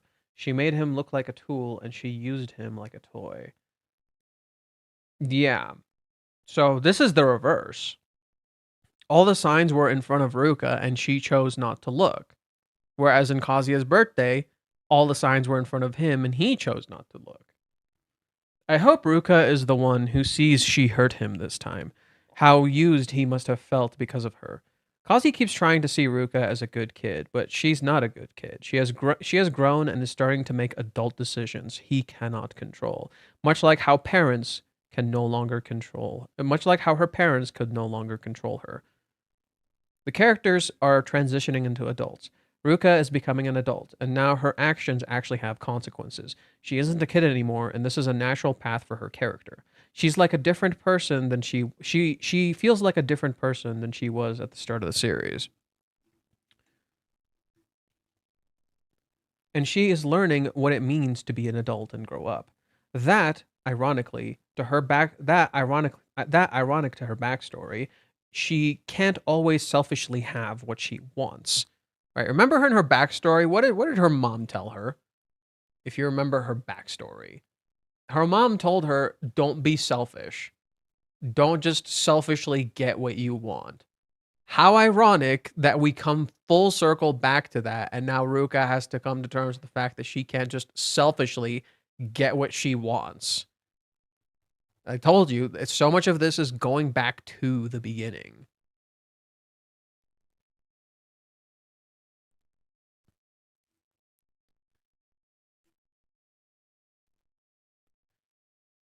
Don't be selfish. Let's see.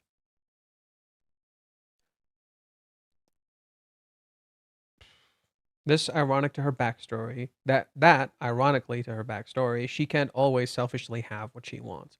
The callback to Ruka's backstory through her home is an intentional motif by Reiji. So what I'm referring to is right here. Because the first time we see Ruka's home is in chapter 28, Ruka's backstory.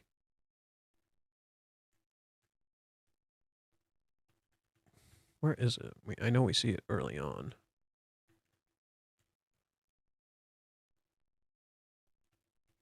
Yeah, there it is. The first time we saw Ruka's home. In contrast to now. I also think it's fascinating that the first time we see Ruka's home, these tiles up here are white, yet here they're black. It's like there's a darkness over the home. This callback to Ruka's backstory through her home is an intentional motif by Reiji, to contrast who Ruka was as a character with who she is now. That these aren't the same characters. The story is taking place at a different point in their lives. They are getting older, becoming adults. And that means not only seeing the consequences of their actions, but learning to make hard choices they do not like. Let's see.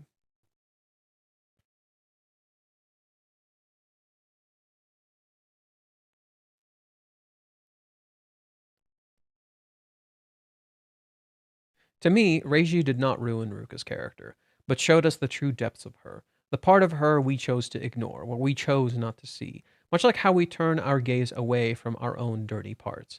To accept Ruka is to see all of her, not just an idealized part of her. That she too is a person and is also capable of doing bad, just as anyone is. She's not a waifu. Innocence and purity do not mean one is not capable of sin. Real people are dirty and gross, capable of doing things we know are real but choose to turn away from. Ruka can be so deeply driven by lust that she too that she lets it overpower her love. Ruka can be so deeply driven by lust that she overpowers her love. Her innocence is not ruined because of this, but rather acts as the exact catalyst for it. For through innocence do we consider the true magnitude of what we do. Reading about it online or watching it is very different from actually experiencing it. How we wish to engage, let's see, yeah, relevant to this. How we wish things to be is rarely how they often are. Sex is not clean, it's dirty and gross. First times may be wonderful for one person, but painful for another. You may hate yourself for the pleasure you feel.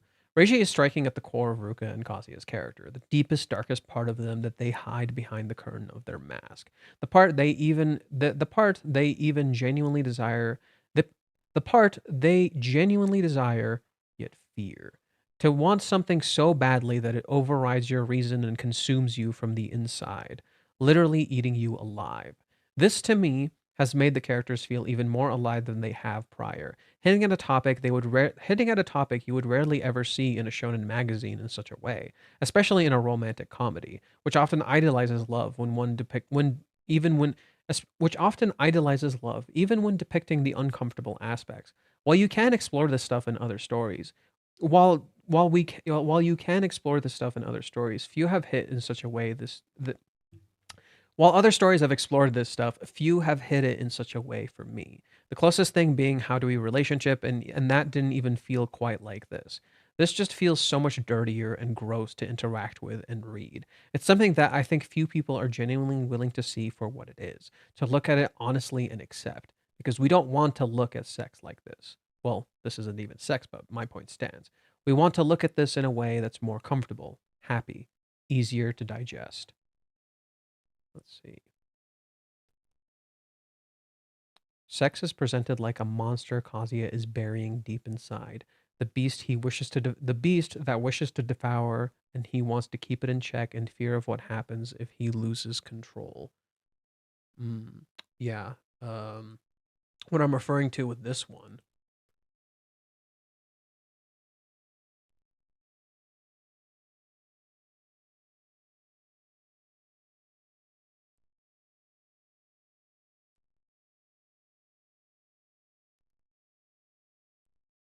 This is the scene I'm referring to here. Right. Sex is presented like a monster Kazuya is burying deep inside. That beast that wishes to devour and wants to keep it, but he wants to keep it in check in fear of what happens if he loses control. He shows much of this Reishi shows us much of the twisted and dark nature of sex, but he's also clearly hinted at more beautiful sex, as we have mostly only seen the side of sex that's purely driven by desire, rather than the one that's driven by love. Let's see, what else did I write? Many telling Chizuru, "Aren't you afraid of someone taking him away?" is relevant to the current events. To show that Chizuru trusts Kazuya and knows he wouldn't betray her. Whereas the very nature of Minnie's question actually highlights her own bottled up feelings and lack of trust in Kazuya. That she thinks someone would somehow steal him away at this point and can't recognize the relationship between them. Let's see. The chapter appearing absurd to the point of comical. So I'm referring to not this. Yeah. The chapter appearing absurd to the point of comical distracts from the dark truth the chapter appearing absurd to the point of comical distracts from the dark truth, much like how chapter 402 distracts us with Ruka's innocence and cute girlfriend act, and also how in 403 Ruka's pain distracts from her oppressive nature. Even 401, Mommy's question distracts us from the real problem right in our front of our faces, Ruka. And so 404's nature in showing and showing such heavy eroticism, or even Kazuya's nutting his pants early, actually disguises the abuse and the loss of control over one's body in plain view. Kazuya was made to nut and couldn't do anything about it. Even Ruka didn't know this happened. Ruka uses his hand to massage her breast without actually recognizing if he is there. And so just as Ruka is feeling pleasure on her own, so did Kazuya also nut on his own. They're having completely different experiences from one another, and at a completely different time. They are not just out of sync, they aren't even present with the other person. Ruka used him as a toy, and he ejaculated all on his own while being used. He didn't even use her. He didn't even use her like she said. It just sort of happened. Ruka used him, and he happened to nut from it. And then this reminds me of something I said to someone on Twitter.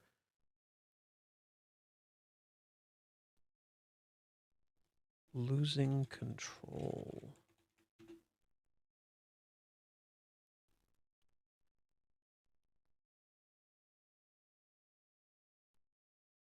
I like replied to someone, and I wrote about losing control.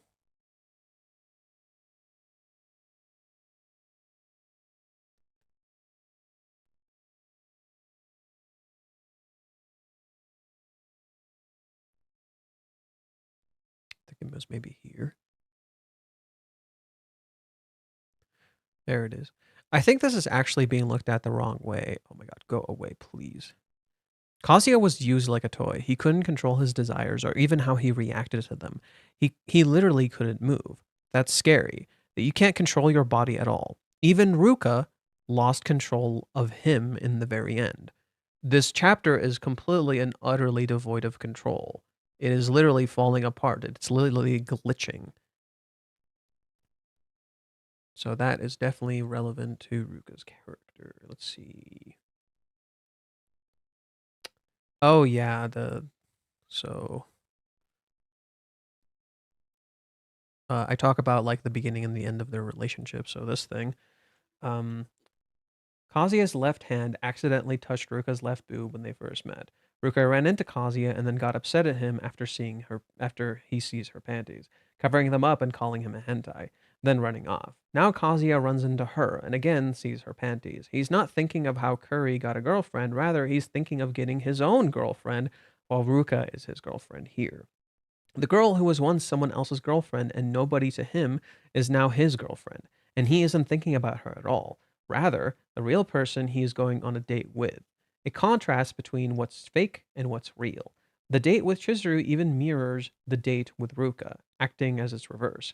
After Kazuya sees her panties again, she doesn't call him hentai. Rather, she just panics and crushes him between her thighs that she tries to close instead of covering the panties with her hands like she did before.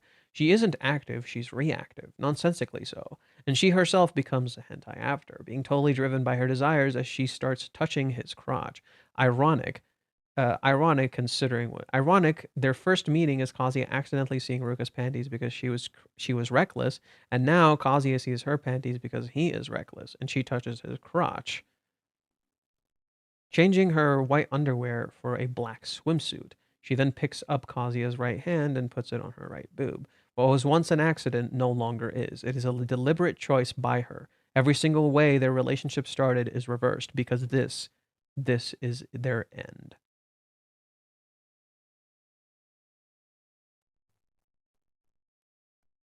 Yeah, I think that's it. I think that's everything I had to write. Woo.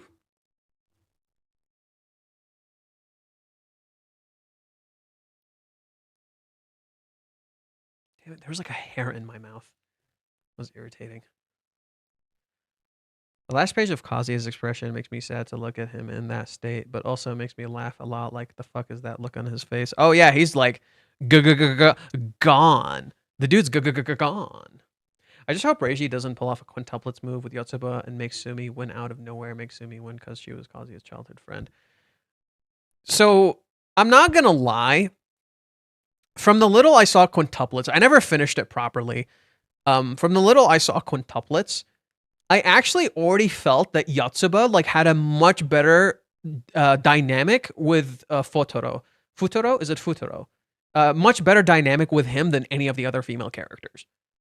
Because all of the other ones just kind of did what they wanted to. Whereas when he interacted with Yotsuba, like, they actually felt like they worked together. And that was weird. I was just like, yo, I kind of feel it. Now, they did use the childhood friends trope, but Reiji literally shows you none of these characters are connected by childhood. Literally none of them matter. The whole thing Reiji does with this story is that childhood thing is just doesn't fucking matter. Insane plot twist. Kazuya develops erectile dysfunction after this. That would be kind of funny. Was I the only one who thought about the reverse flash? It was me, Barry meme while reading the chapter. I guess I can kind of see it. If Chizuru knew what happened to Kazuya after he left, would she change to mind and help him instead of doing it himself? Yeah, I'm pretty sure Chizuru would fucking step in if she knew about this. Early in the manga, whenever Kazuya is at his lowest post-breakup or belittled by Mami and Nagomi, or worse, talking at the Christmas Eve, Chizuru always is on his side and only sees the good in him. Yeah. Miku had the best dynamic when you watch it all the way through. I watched until like season 2, and I just thought Miku was meh. She was great. I liked Miku, but I didn't feel like their dynamic felt natural. The way when he talked to Yotsuba, it felt like he actually talked to her. Whereas with the other characters, they were kind of just doing their own thing. They like Miku, fuck, I forgot all their other names, Jesus Christ. Like all the other female characters, they all felt like they were just kind of doing their own thing. Whereas Yotsuba actually felt like a partner to him. And considering she's the first one that interacts with him, I believe, I'm pretty sure Yotsuba's like the first one that interacts with him. And a lot of their like super intimate moments is with Yotsuba. Like, again, I didn't finish the series. I only got like season 2 or some shit. And I know they skipped a lot. But I don't know. Weirdly, when I found out Yotsuba is the one who he picks in the end, I'm like, I kind of see it. Low key, I kind of see it.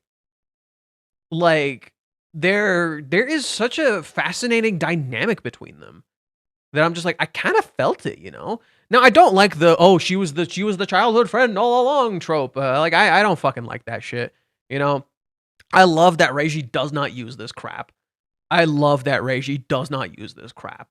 find that trope so fucking stupid. The childhood friends and we had a key that we made a fucking promise on when we were children, you know? And then you go to fucking Shiunji family and he's just like, oh, childhood friends? How about siblings?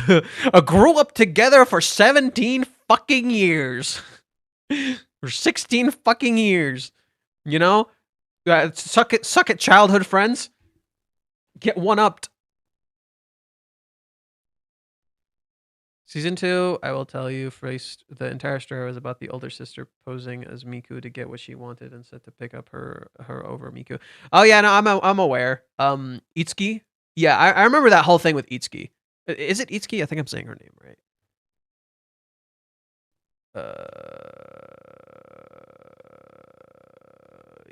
Itsuki. Oh no. Okay. Fuck. No, not Itsuki. So it was. No. Okay. There they are. Miku, Nino, Yotsuba, Ichika. I mixed up Ichika and Itsuki. Itsuki? Oh, fuck it. Ichika. It's the one that everybody draws hentai of. It's either Nino or Ichika. There's so much hentai of them. It is fucking everywhere. Jesus goddamn Christ. There's so much. There's so goddamn much. It's actually kind of funny. But yeah, now I remember Ichika went fucking crazy, dude. Usually in harems, the first girl introduced is the one winning in the end. They have an incredible advantage over the other girls just by being introduced first. Pretty much. And yet when you watch Shiunji Family, what do you see? You know, when you watch Shiunji Family, what do you see?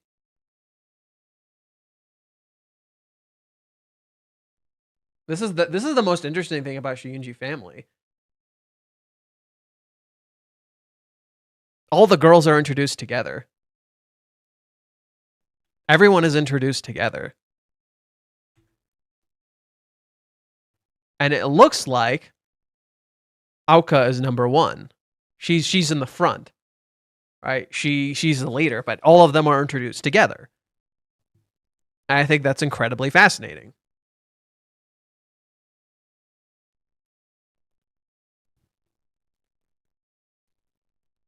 Let's see.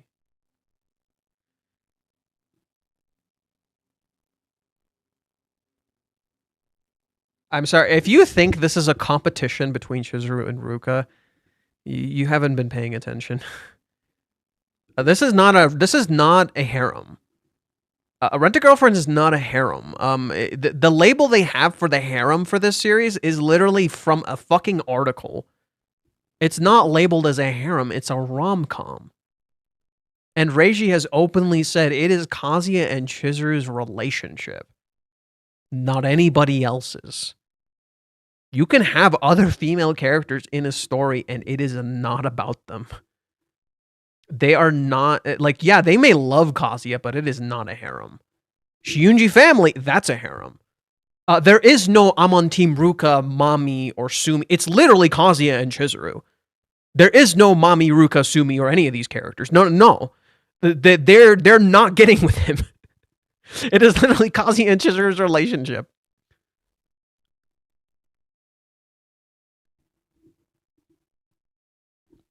I think that always fascinates me. They're like, oh, I'm on team this, I'm on team that. I'm like, there's literally no teams.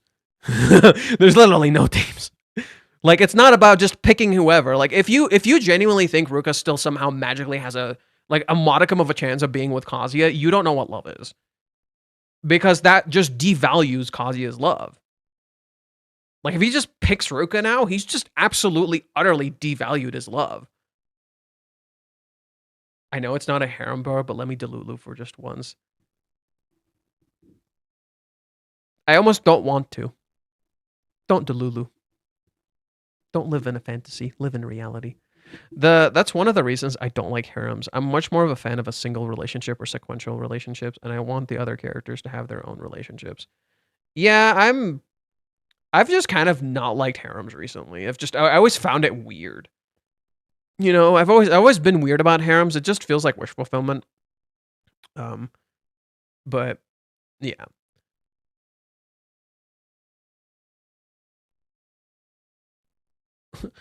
It's not she doesn't have a chance. She literally never did. Ruka literally never fucking had a chance. God, the censoring is so funny. The censoring is so funny. It's so incredibly bad. It's so incredibly bad. Okay, let's read what Varicus wrote. I don't think I could have done anything here anymore. I don't think he could have done anything here anymore. His own body saved him from worse. Let's try to do an honest analysis this week. Well, we start where we left off last chapter. Both Kazuya and Ruka have made their positions clear. Ruka had already been aware of how Kazuya felt, but she doesn't care. She still wants this. Even if Kazuya doesn't love her, she keeps going. She keeps touching him. She starts kissing him again. Kazuya is completely overwhelmed. He hears Ruka's words, but he can't follow them. He knows what will be coming, and he knows that this is wrong. He considers falling off the bed to get Ruka to stop, but his body has stopped responding to him. He feels the sensation of Ruka's fingers and this completely fills his mind and makes his body go numb otherwise. His own body releases chemical compounds that make him feel good, but they also paralyze him.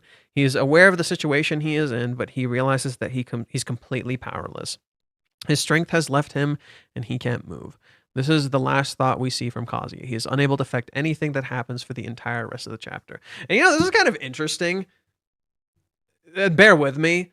You see this a lot in like hentai stories where, oh, the girl gets so overpowered by sex that she can't move. She can't fight back. And then you literally see a guy literally being unable to do it. I think that's so incredibly interesting. That like Reiji almost uses this dumb trope you see in like hentai manga. for Kazuya's own struggle, for what the fuck he's going through, and like how he feels paralyzed, how he feels used. Literally, the entire gender roles of this whole situation is completely flipped on purpose. Reiji's almost intentionally highlighting it. To me, Reiji is like intentionally highlighting the contrast of gender roles here. Like this is the opening page, right? Kazuya is literally bigger than her, and she's the one using him. She's more naked than him. She has less clothes than him, and yet she's the one who's oppressing him. This reversal of gender roles like is so intentional here. Reiji is like super playing into this. He's completely aware. He literally leans into almost that hentai element on purpose. He leans into it on purpose to show like this how gross it is. Someone I think wrote something on Discord that I found interesting. I don't agree with everything, but I guess I'll just read what they wrote because I found it somewhat fascinating. Where'd they write?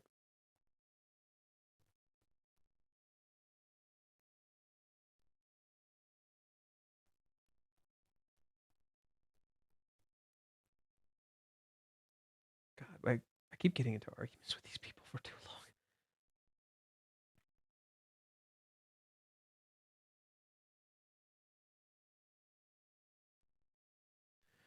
Oh, I guess I'll read this while I'm at it. I noticed many Japanese fans see it as comical because of stuff like premature ejaculation or how exaggerated everything was. It's more like they didn't really process it because Kazuya felt pleasure. He liked it.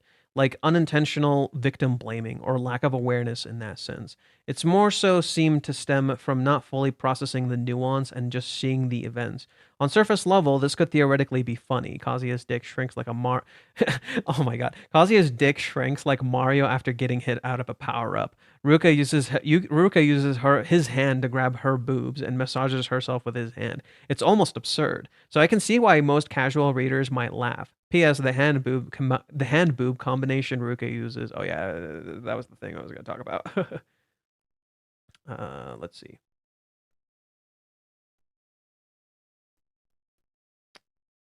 I think the way Kanokari approaches sex and eroticism is interesting in how dirty and gross it is.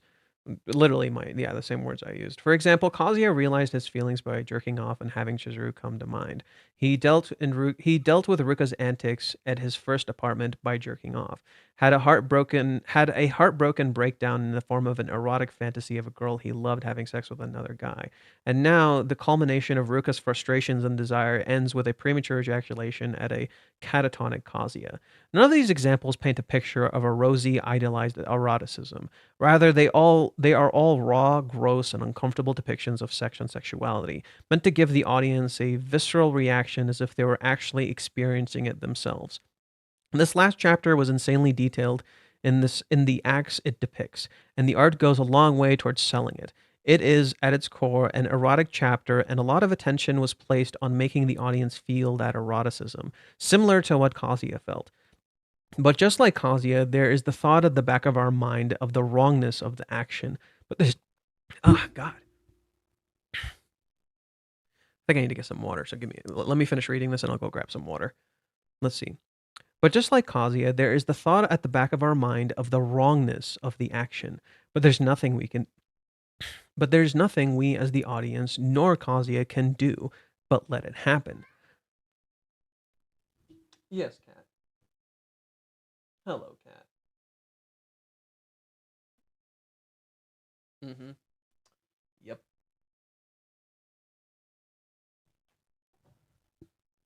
What are you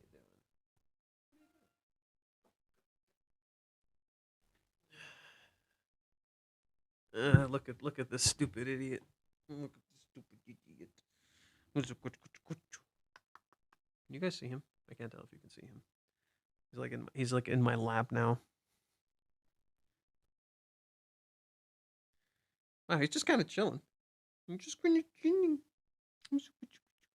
He's just kind of chilling. He doesn't care. And now he's purring and looking me in the eyes. My absolute dum dum of a cat. Yes.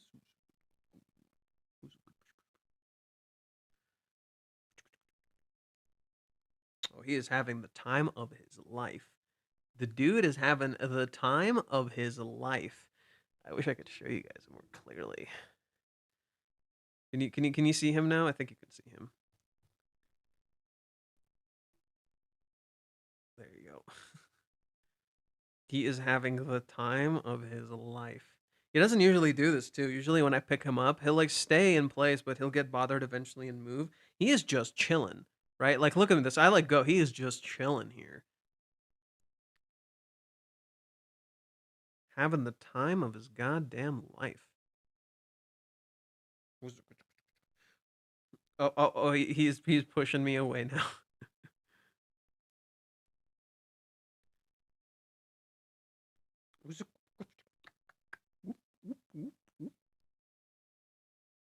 Scratch behind his ear. Cats love that. Oh, I know.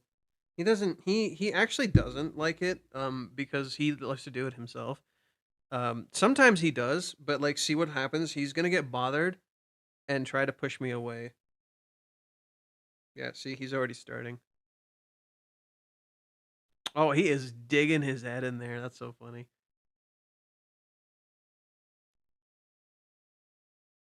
I guess not. Maybe he does like it today. I don't know if you guys can hear the purring.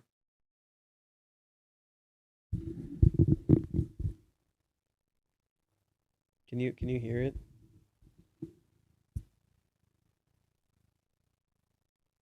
Guess not. No purring for you today.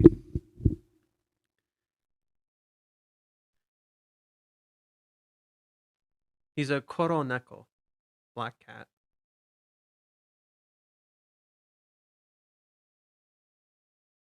You satisfied? Feeling better? Okay. I'm going to keep reading. I'm going to lift my face up a little bit. Come back up here. And we're going to keep reading. So, let's see. Where were we? But just like Kazuya, there's the thought at the back of our mind of the wrongness of this action, or of the action. But there's nothing we as the audience nor Kazuya can do but let it happen.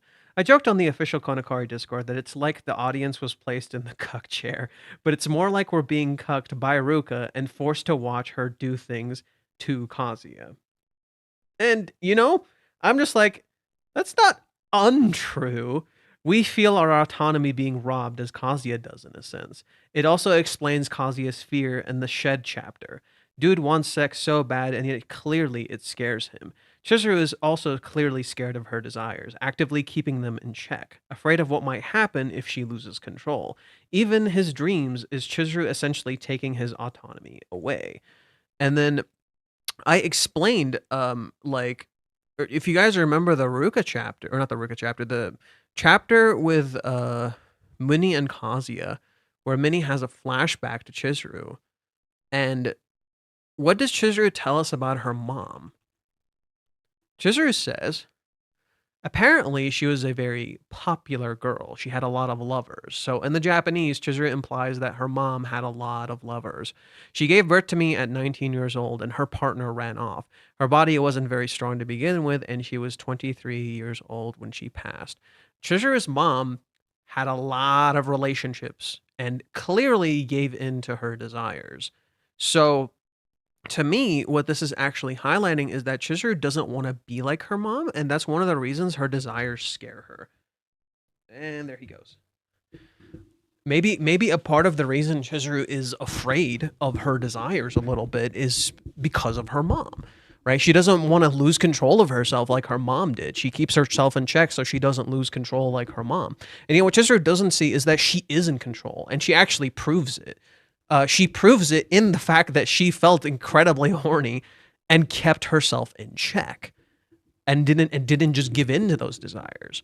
Even now, as we see her right now, she's literally keeping herself in check despite the fact that her desires are running wild. You see that in 399, where literally she's thinking of Kazuya and she's clearly out of it. She's clearly not in the greatest condition, and she still keeps herself in check. She's losing control, but she still doesn't give in to the feelings. Whereas Ruka does give in.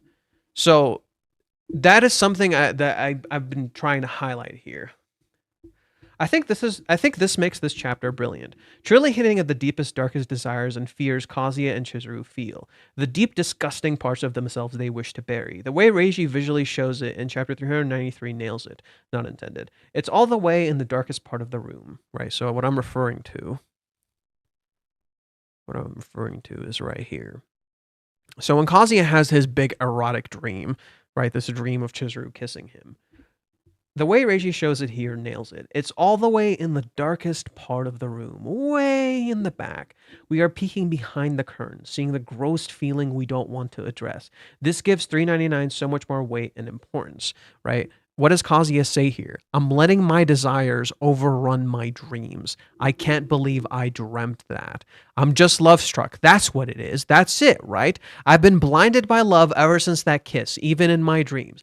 This isn't love. This is lust. This is not love. This is lust. Right? The line of light. Yes, you're peeking behind the curtain. Where is your vantage point here? What is your vantage point? Like you're literally where the curtain is. You're literally peeking behind the curtain. Whereas with Ruka, you're on the other side of the curtain. You're behind it. You got behind the curtain. Right? So Kazuya literally right here misconstrues love with lust. You literally see it happen. I'm just love struck. That's not love struck. You're horny. This is not love struck. This is just straight up horny, right? Mizuhara won't kiss me for a reason. The fact that she mentioned July 11th is proof of that. I can date her. Mizuhara, I can be together. And yet, so what is most of what Kazuya does here do with here? What is most of what Kazuya does here driven by? Desire. Everything he does here is driven by lust. First, he wants to get buff so Chizuru likes him physically. Then, he wants to have a job so Chizuru can like him monetarily.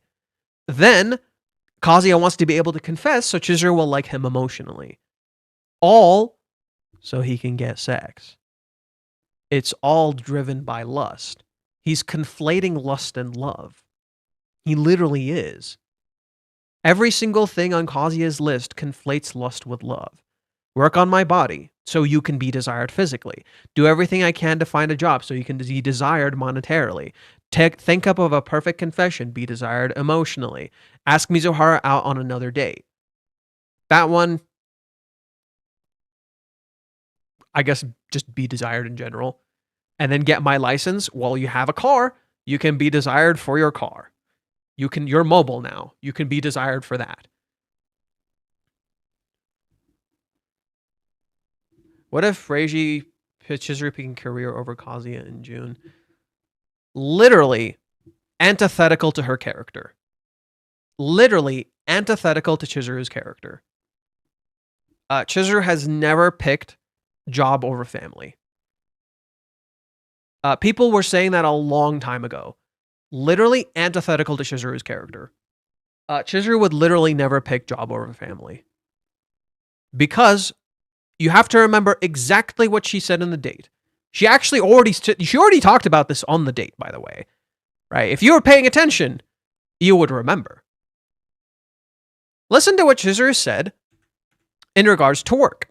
She asks him a question right here. What are you going to do after graduation? You said you were going into telecommunication before. Do you still have the same plan? I'm going to get a job. I'm looking into different businesses now, and I applied for a few internships. How long do you plan to do that? 3 years? 5 years? It's important to plan for the future, right? Your career options will change depending on if you want to experience to achieve something. Kazuya says, I'm not sure. To be honest, I'm probably going to try it first before I know anything. I guess I'm just waiting to see how it goes. Chizuru says, I like people who properly think things through. Kazuya freaks out.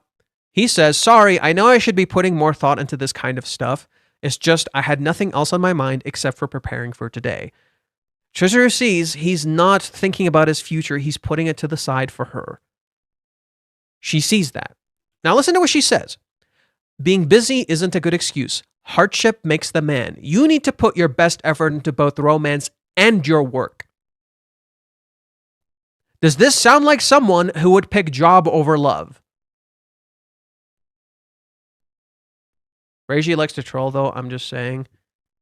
So you're going to justify your argument that I just factually proved incorrect with literal dialogue from the story that Reiji has not contradicted, by the way, with, oh, but Reiji likes to troll. That's your argument. That's how you're going to argue with me.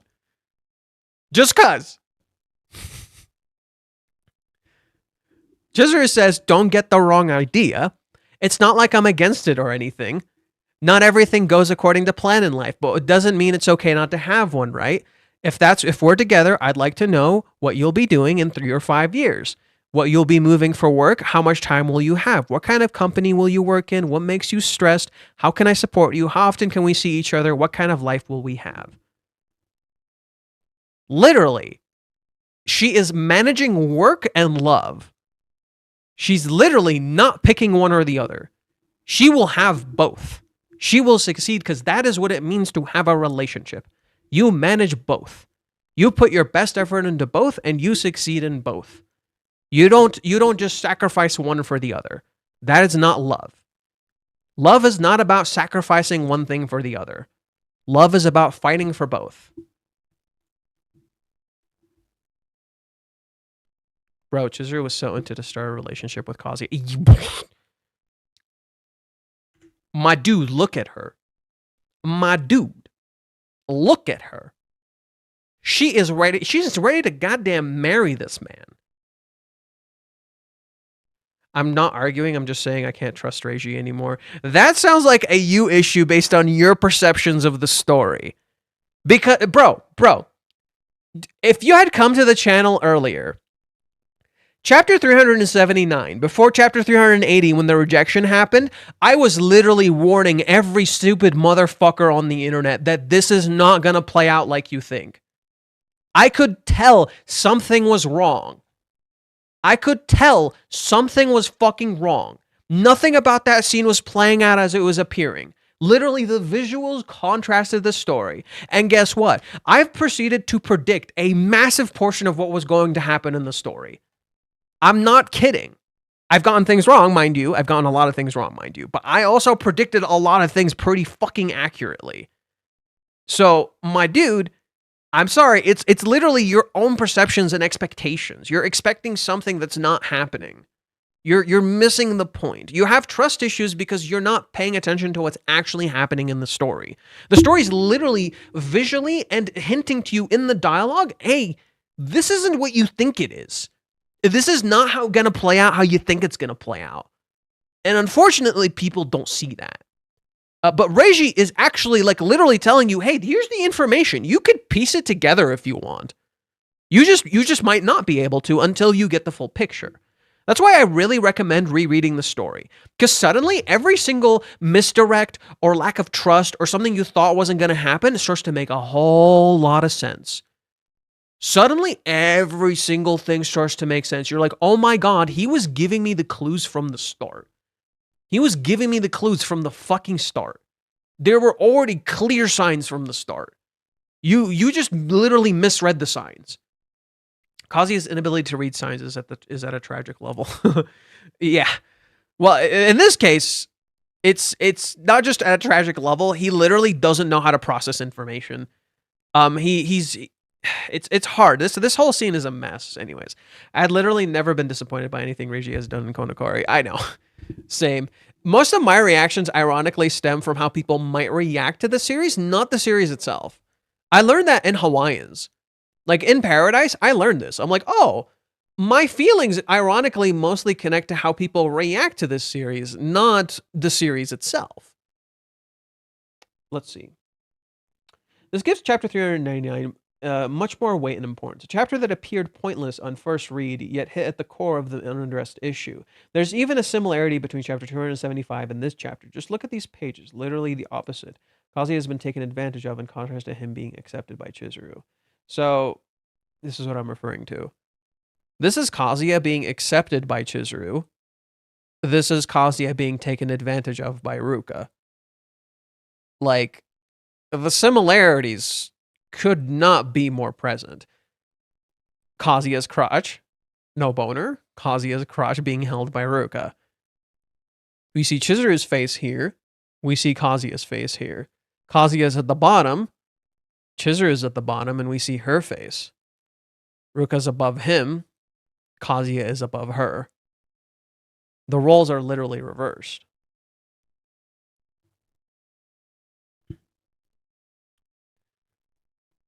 Okay. Back to Varicus.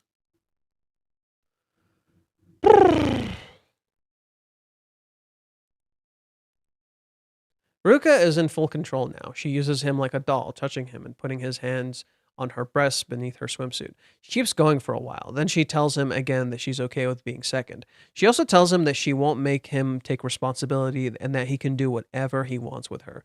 This last sentence is quite crucial in understanding how Ruka thinks about the situation. She is doing whatever she wants with Kazuya, and she tells him that he can do the same. It's only fair, isn't it? She isn't aware that she is doing this completely against his will. He is a guy, so he must actually want sex, right?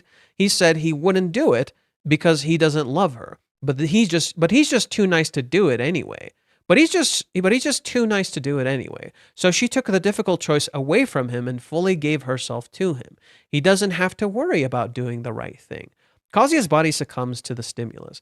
He blows his load in his pants. He still twitches a few times before he goes silent. This makes Ruka stop. Did he actually? No, he didn't. No. That didn't happen. No. There's a bit of misrepresentation of what happened here. Kazuya nuts. He doesn't even twitch. He doesn't even move. Literally just his wiener just does the Mario sound effect. I gotta pull it up.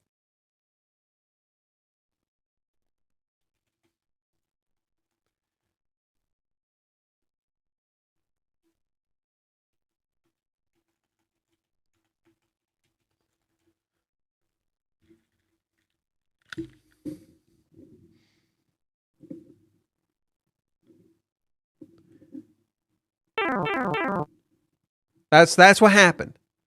His wiener just does the shrink sound effect. And that's it. Kazuya doesn't even flinch. He doesn't even move. He's just there. Ayo, rare late night face stream calendar. Check out what year it is in the manga, then look up the calendar for the year. Oh, yeah. Oh, this was quite a while back. Sorry. I have a tendency to just I really gotta actually like work on making Twitch proper and like actually working on it. I'm like missing everybody's comments. Right? Literally, it's just the fucking Mario sound effect when his pee-pee shrinky. Like, just look at this. I'm gonna play it for you one more time.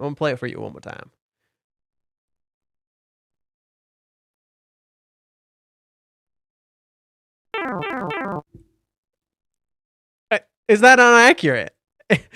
Is that not accurate? Literally, there's no twitching, so I did want to clarify that. It just kind of goes whoa. So no, yeah. He blows it. Okay. This makes Ruka stop. Kazuya is completely out of it. It feels like Ruka broke him. She tries to call out to him. What next? The teaser for next time is sorry. If the post is an indication, it'll be Kazuya who apologizes. If the past is an indication. I actually think it's going to be Ruka. I want to point out similarly to a specific other scene here, the shed incident. There, Kazuya tries not to touch Chizuru, but she basically left him no choice but to lay down on her. She used the situation to make him touch her because he wouldn't have done it. She didn't abuse the situation and she didn't do anything with him, but she still apologized to Kazuya for what she did because she forced him into a situation against his will.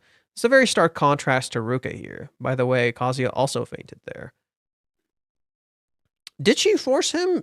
No, she just told, well, I guess she did force him into a situation. Yeah, I guess she did force him into a situation because she closed the door. And he was stuck and he couldn't move. Okay, fair enough. Yeah, if you think about it, Chizuru did technically force him into a situation here. Because when they fell in 274... Yeah, 274, they fell. And Chizuru closes the door.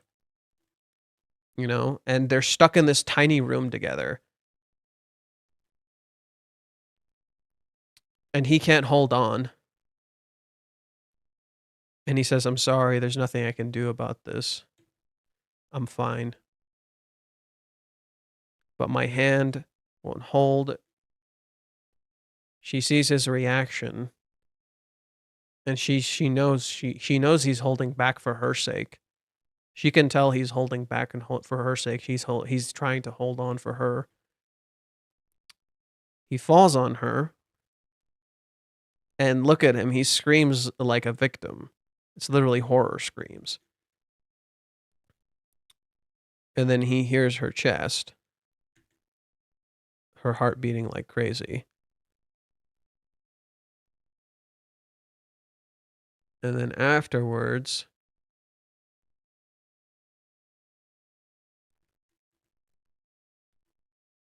it's my doing. And then she wakes up and he's out.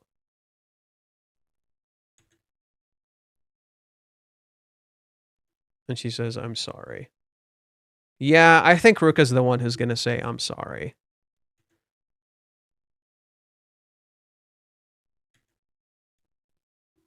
Yeah, I think Ruka's the one who's going to say, I'm sorry. I feel pretty certain about that. Let's see. She didn't abuse the situation and she didn't do anything with him, but she still apologized to Kazuya for what she did because she forced him into a situation against his will. This is a very stark contrast to Ruka here. By the way, Kazuya also fainted there.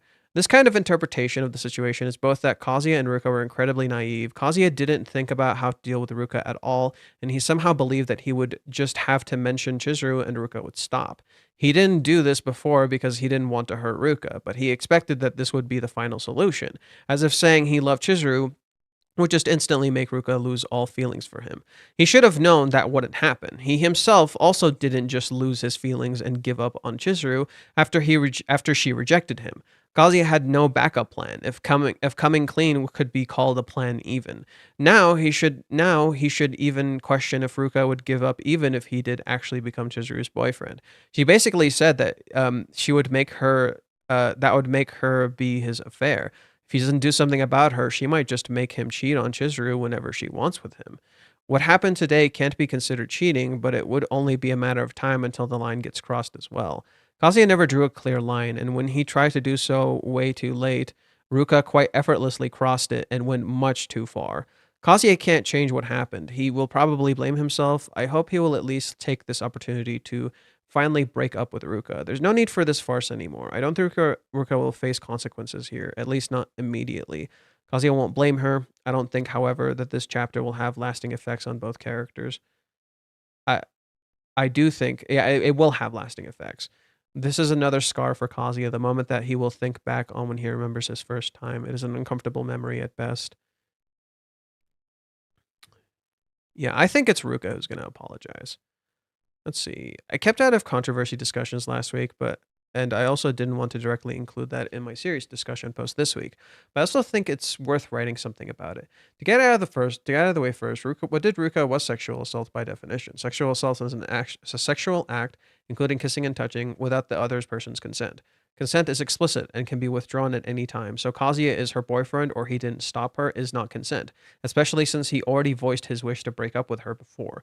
Letting her do stuff is not explicit consent. He also ran away and told her to wait and to stop, which were all acts that deny consent. Sexual assault is punishable by law in most countries. That doesn't mean that Ruka will be put in jail, even if she could be. And even if you feel what she should be, Kazuya won't accuse her, so that won't happen. Actually, I'm pretty sure what Ruka did would not end her up in jail. I'm just saying. I'm sorry to tell you, what Ruka did would not end her up in jail. At worst, it would be like a small case where she could maybe get a fine and have to do some community service. But Ruka is a minor. She won't end up in jail. And in terms of Japan, literally nothing is happening to her. In terms of Japan, literally nothing is happening to her. So you're severely misconstruing the laws. Barely anything would happen to her here, and barely anything would happen to her in Japan. Nor do I think Kazuya would even want to press charges. Do you analyze other manga, or do you just analyze Kanokari? Mostly just Rent a Girlfriend. Mostly just Rent-A-Girlfriend. I do occasionally talk about other manga on here, but not like on videos. You just sometimes like I'll like we've talked about Blue Box in the past. We've talked about Fragrant Flower Blooms of Dignity occasionally. I've read a lot of manga, so if there's like some manga you want me to talk about, I'm down to discuss it with you. I've read a lot. Like here, if you want some good recommendations, you want to know like the progenitor of modern day romance manga, go read Maison Ikkoku. If you want like a really good, like my second favorite manga of all time, besides Rent-A-Girlfriend's number one. My second favorite manga of all time is How Do We Relationship. Those two manga, peak as fuck. Go read those. I don't know if you haven't yet. Go read those. But yeah, if there's something you want me to talk about, I don't mind. Let's see. If you can't understand why people are so outraged by Ruka's actions, you might have been blinded by the fact that Ruka is a beautiful girl. The example was given a lot, but it helps mentally gender swap the situation and see how you would feel then. I will do one better here and tell you how to imagine an equivalent situation. I'll spell check this because it will certainly trigger people.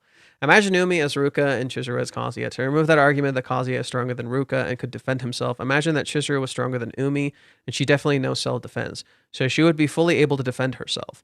Imagine that Umi had blackmailed Chizuru into becoming his girlfriend in chapter 127. Imagine him suddenly pulling her and kissing her in chapter 179 behind closed doors. Imagine that he came to her in her house in chapter 97 and she had been alone.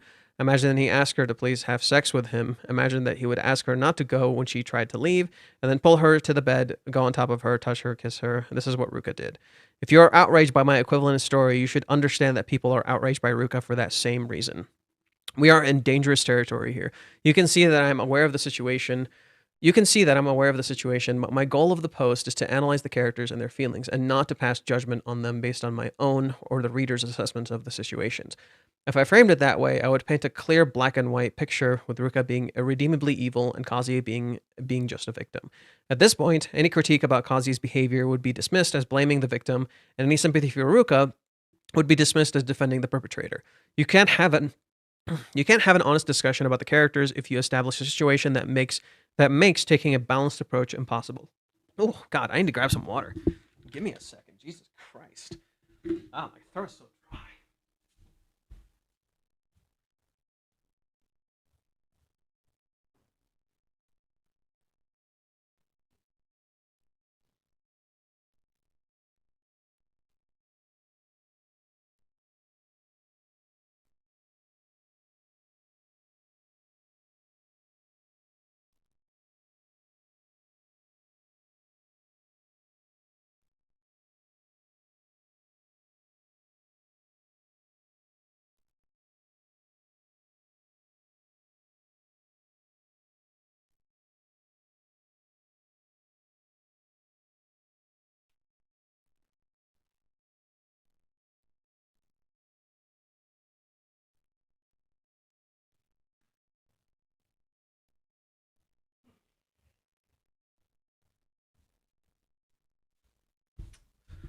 Oh my God, water. Oh my God, water. I already feel better. Whew. Mama frickin' mia. Let's see. Yeah, I really like this part. At this point, any critique about Kazuya's behavior would be dismissed as victim blaming, and any sympathy for Ruka would be dismissed as defending the perpetrator. You can't have an honest discussion about the characters if you establish a situation that makes taking a balanced approach impossible. I see both Kazuya and Ruka as flawed human beings with feelings who are not inherently good or evil. They aren't even quite similar. Just like Kazuya and Ruka also feel worthless, she attributes the fact that she feels alive to Kazuya alone. She also sees herself as not desirable, as not normal. She seeks validation for Kazuya. She seeks validation from Kazuya, especially physically. She wants to confirm that he's making her react physically, heartbeat, as well as confirm that he's able to make her react physically to her as well as make him feel like she's aroused to her arousal. She's acting selfishly, and she's absolutely ignoring Kazuya's wishes, but she is not just looking for pleasure or trying to establish dominance over Kazuya, even if these are effects of her actions. She still thinks she acted out of love.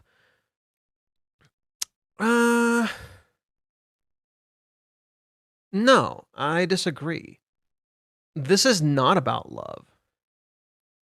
This is not about love. Ruka knows she's not acting out of love. At least I think. Ruka doesn't think she's acting out of love. Kazuya also doesn't feel like just a victim. He is a victim here. But Ruka already had a certain track record. She took him to a love hotel in chapter 32. She brought a condom and stayed over at his place in chapter 65. She kissed him on his birthday in chapter 87. She kissed him again at home in chapter 185. Now she invited herself over to his new place, and it just looks like Kazuya had no idea that what she might be trying to do. He isn't thinking about Ruka or what she might want to do with him. He was only worried about keeping Chizuru a secret. And he was willing to play along with Ruka without ever thinking about how far he would be willing to go and where to draw the line. This was a mistake on his part, and it shouldn't just be dismissed. Let's be clear again. In the end, what Ruka did was wrong, and neither that she can say, and neither can, what the hell? What Ruka did was wrong, and neither that she can see that, and neither can she see that, nor that understanding makes it any less wrong.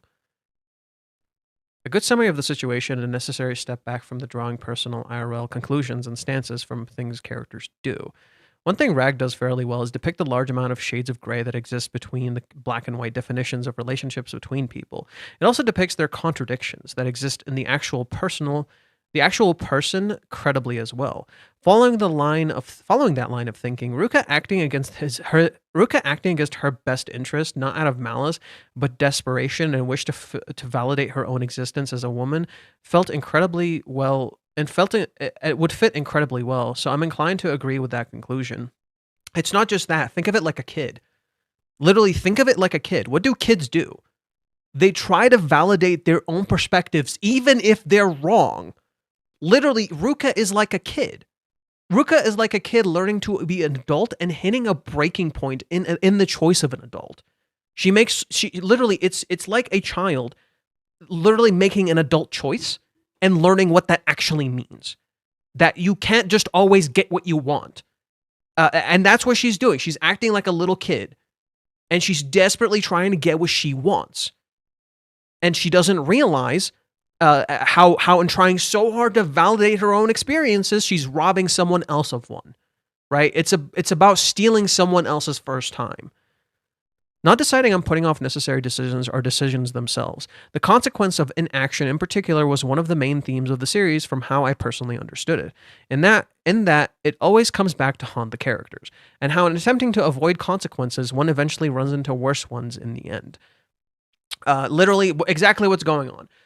Ruka got away from her actions without any consequences. Mommy got away with her actions with no fucking consequences. Minnie got away with her actions for absolutely no fucking consequences. And guess what? It's all coming back to haunt them. Mommy's actions in Hawaiians still haunt her even now. She didn't escape her familiar circumstances. It didn't fucking do anything for her, and she's still sad and alone, and she keeps getting haunted by Kazuya as an active reminder of what she did, as she tries to ignore it and rather just search for love with him. But that love can never truly blossom because guess what? She's not addressing the elephant in the room, what she did in Hawaiians. Because she refuses to talk about that, she cannot truly establish any modicum of a relationship with him, because everything she would ever do would be built on a lie. This is contrasted by Ruka, which just has a relationship literally built on a lie. Right? Mommy cannot start a relationship with Kazuya because it would be built on a lie. And so that main existence of that lie denies her relationship from even starting. Whereas Ruka already has a relationship, but it is literally a lie. And it is all just completely fictional. And finally, you have Minnie, who literally lives in fiction land. Minnie doesn't even start a real relationship with Kazuya. The relationship she has with Kazuya disguises the real one that she has with him, which is that of a master and a slave. That Kazuya is her slave, and she's the master of the situation. She is in charge. Remember, how did Minnie start her relationship with Kazuya? She seemingly almost blackmails him exactly like Ruka does. Identically so. Except she doesn't do it and you forget about it. But you ignore the fact that it started pretty similarly, that she had leverage over him. Right? So literally their relationship starts in an almost identical manner to Ruka. And that highlights to you the issue with Kazuya and Minnie's relationship, that she's appears like his friend. In reality, she's not. In reality, Minnie is actually gets in the way more of the time. And she doesn't realize she's doing this because she refuses to address herself. Let's see. And all those things are like essentially going to come back to haunt them, like this person said. In avoiding consequences, they're eventually going to come back and fucking haunt you. And Minnie's actions are going to haunt her, just as Ruka's actions are going to haunt her, just as actually Kazuya's actions are haunting him, and just as Mami's actions are going to haunt her, right? And a lot of the characters right now are also not taking action. Nagomi's not doing anything. Kibe's not doing anything. Chizuru is struggling to do things sometimes. Chizuru is starting to take action, right? And Chizuru's actions are actively rewarded, but Kibe and Nagomi choosing not to do anything actually does impact Kazuya. Because there are times where they should clearly fucking say something, and they don't. They hold back because they feel bad for what they did in Hawaiians. But they need to fucking speak up. Because they're not speaking up, Kazuya ends up in this situation. If they had said something sooner, Kazuya might not have ended up here. But they don't. They stay silent. They choose not to do anything. And that is the same with Sumi. Sumi disappeared, chose to not do anything, and it came back to haunt her. She runs into Kazuya again because she never actually got over him. She never actually addressed her feelings for him. She just put it to the side. There are a lot of realistic growth opportunities here. However, I'm intrigued whether Miyajima-sensei can portray handling of trauma well. Depending on how this is resolved, they can still be a really strong arc, especially because of how realistically the last two chapters were portrayed. Reiji is like on lock with how he's handling this. So the image is terrible. While he was still in control, his Mahdi tried to escape and surmounted him and abused him. It's like his body gave in. His heart knows otherwise, but his mind resists. Right? Literally everything gave in except for his mind. Oh my god, it reminds me of a scene from Kingdom Hearts. Oh my god, I gotta pull this up.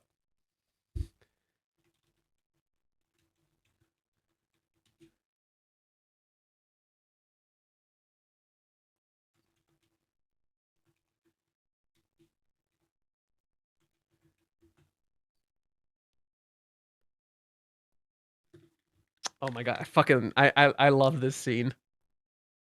This scene is like so fucking intense.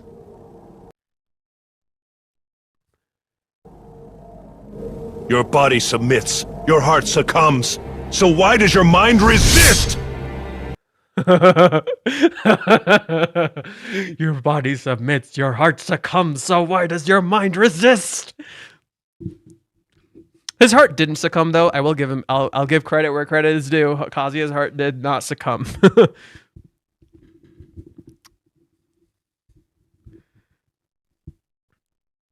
God, Kingdom Hearts has such raw lines sometimes. Some of the lines and some of the line readings in Kingdom Hearts go so fucking hard. Like this is one of my favorite lines. That's such a good representation of depression. That's such a good representation of depression.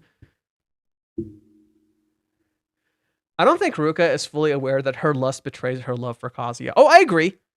Oh, I totally agree. I agree there. I don't disagree with you.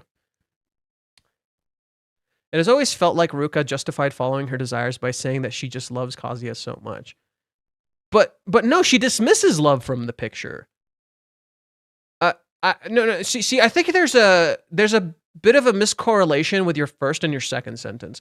Your first sentence is correct. She doesn't realize that her lust is betraying her love. Your second sentence is incorrect because she's not justifying her desires by saying that she just loves Kazuya so much. It's literally, she's literally tossing love to the side. It's literally not about love. Ruka knows she's not acting out of love. At least I think so. She knows she's not acting out of love here. Like,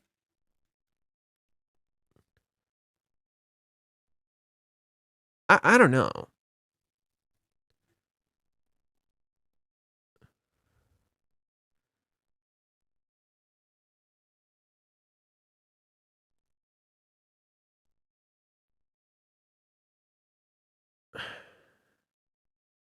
There are warning signs all along about Ruka's behavior, but just that you won't think she goes that far. Exactly. You literally had a pattern. You fucking knew. Just like in the birthday, he knew. The difference is, Kazuya didn't think he would get abused by Ruka. Whereas before, he thought it was his fault because he pushed Ruka to that point. Here, he had all the evidence to know, hey, this might not be a good thing. Hey, this might be a bad problem.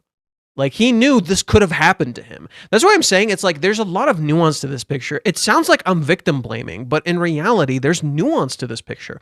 Kazuya had all the evidence to know Ruka might fucking do this. Because she did in the past. There's a fucking pattern. There's literally a pattern. Why would you risk it? And it's because he wasn't thinking.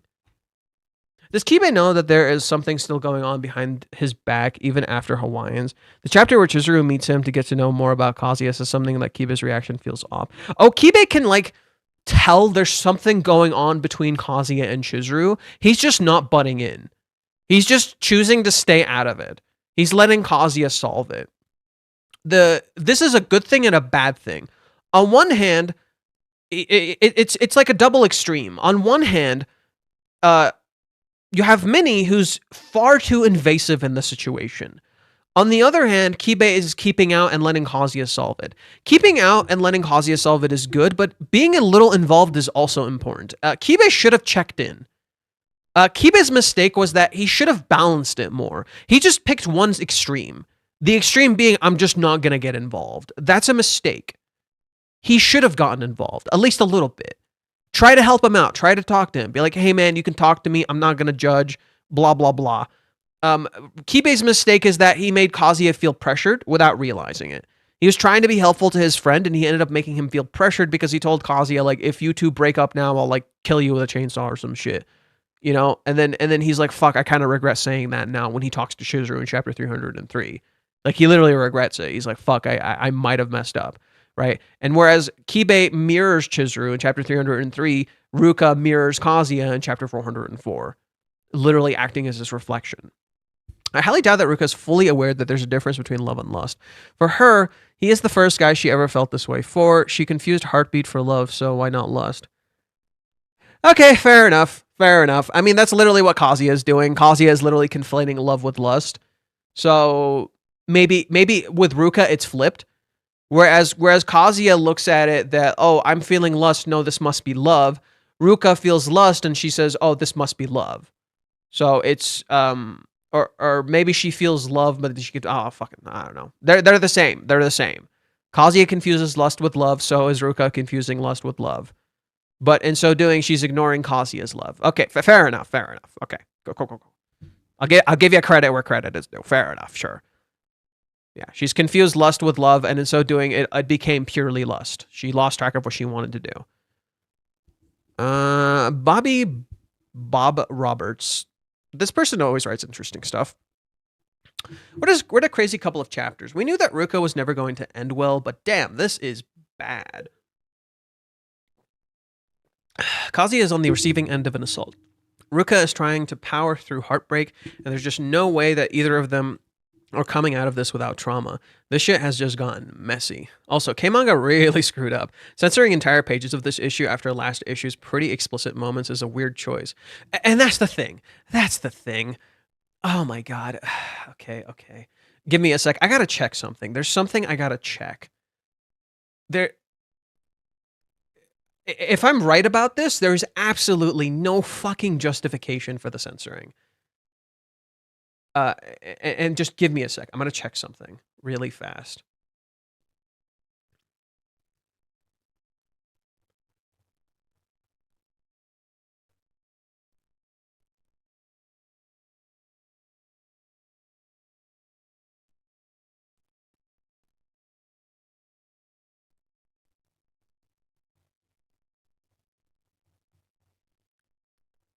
See, we can use chapter 218 as an example of them not censoring, but there's one particular chapter that if it's censored, might like, you know, prove them right, but I don't think it is, and I'm about to find out.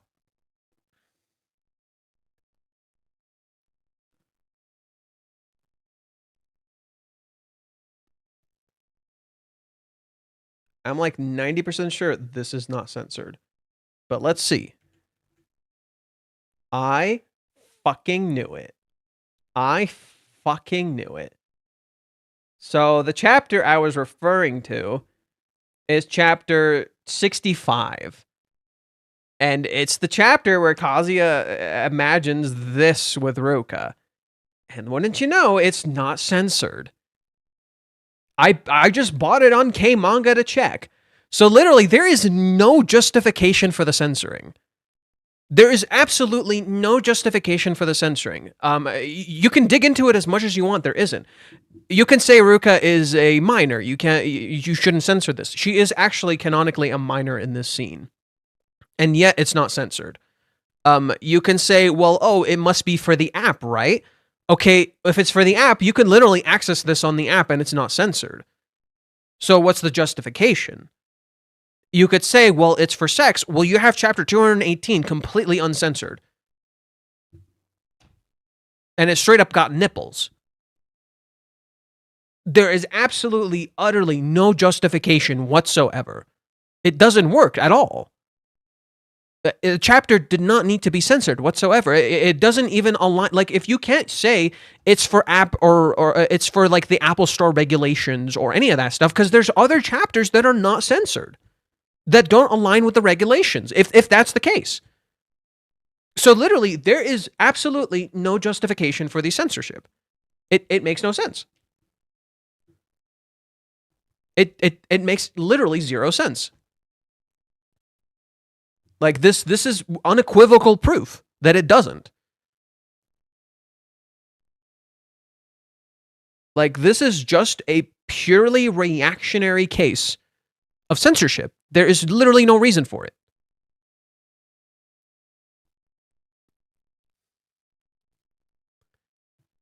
Maybe K-Manga fearing the loss of readers due to repeat of 2NT diverted.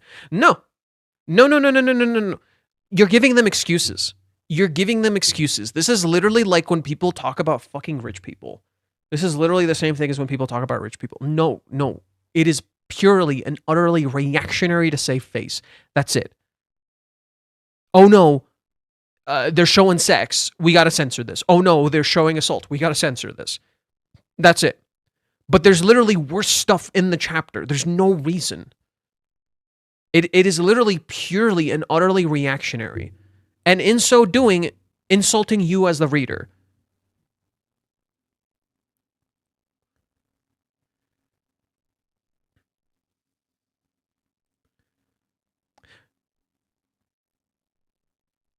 I didn't have a choice in the matter. You didn't tell me you censored it before I paid. You didn't give me a choice. Ironic, considering the contents of this chapter, you instead took it upon yourself to decide what is best for me as a consumer, taking away my autonomy. You could have just put a content warning. You could have just age-locked the chapter. Something other than censorship. Heck, you have a chapters worse than this that are not censored, like the infamous chapter 218. The last chapter was sexual, and that wasn't censored. This is absurd. Like, seriously, this is a dramatic irony at its finest. You censor a chapter all about someone losing autonomy over their body. Do you not see the irony in your choice to not let us have a choice? You did exactly what you sought to avoid, become the abuser who silences voices. Maybe because she's a minor, there is literally, I just pulled it up 2 seconds ago, there is a chapter with Ruka with more actual body. And they didn't censor that. It is on K-Manga.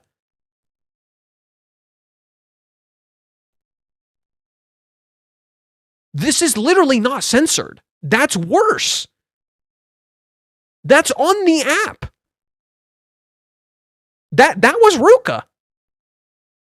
And that was when she was actually a minor. Here she's at this point, she shouldn't be a minor anymore. They literally they didn't censor that.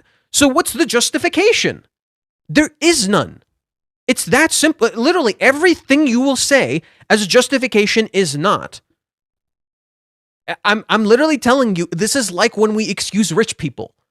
This is when we say, oh, don't hurt that stupid rich man. He's just, he just cares. Dude, he has more money than you will ever have in like 700 lifetimes. Can we not? Can we not excuse the rich people, please? Like, and I get it. Maybe this feels like false equivalence, but like literally the point is there is no justification for this. There is literally content that contradicts any argument you can make. Chapter 218 contradicts the argument that, they censor sex because of the app. Well, there's an app and there's a whole bunch of things in there that are not censored, yet this one is. Eat the rich? More like fucking starve them. We should fucking starve them, dude. Don't eat them. Starve them. Eating them clearly isn't working. Yeah, poor people defending the rich one is one of the most unnerving things ever. Yeah, trickle down economics. It'll work. It only had 55 fucking years. Trickle economics, am I right? It only had 55 fucking years. We're just in the testing phases,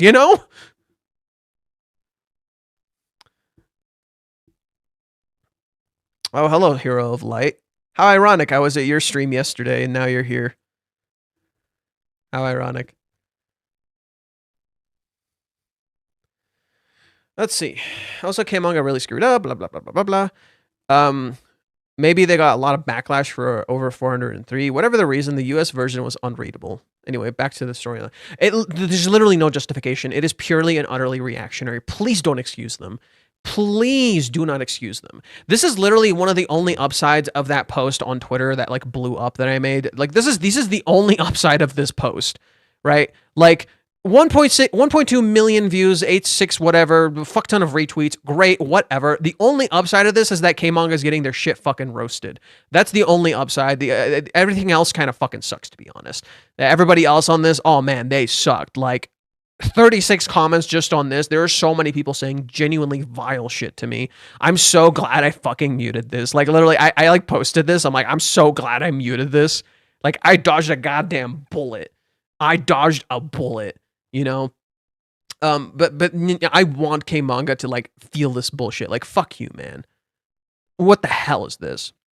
On the lunch break, so my presence is limited and temporary. Like a migraine, I keep popping up. Ha ha ha ha ha ha ha. Anyways, welcome. Shit, where were we? So yeah, we were reading this. Even if we ignore the giant elephant in the room of Ruka's non-consensual actions, this is still a heavy chapter. Kazuya is stuck between the proverbial rock and a hard place. Or more accurately, torn between his emotions and his physical sensations of what's happening. I really hope we don't get a lot of people dragging Kazuya for his reactions here or minimizing the assault, because some stuff is just biology and happens with or without consent. That's a part of what makes it such a violation. Coming out of this, he's going to be seriously confused and probably dealing with off-the-charts guilt and shame, even though he's not the one who did anything wrong. Ruka is also clearly in a bad place. She was outright rejected more than once. First Kazuya ran, then he declared his love for Chizuru, but when she persisted, he clearly wasn't into it. Biology did its thing, but he's not giving her what she really wanted the whole time, emotional intimacy. And she's gritting her teeth and trying different things to get a response, but it's obviously not the experience she wanted to have. And then it's just over before anything really began, which I fear Reiji is going to use as an out for Ruka, saying, yeah, she didn't cross the line. Oh, no. I'm telling you. This is literally crossing the line. My dudes, you literally have a constant line motif. Am I the only one seeing the fucking line motif present in every goddamn chapter ever since this started?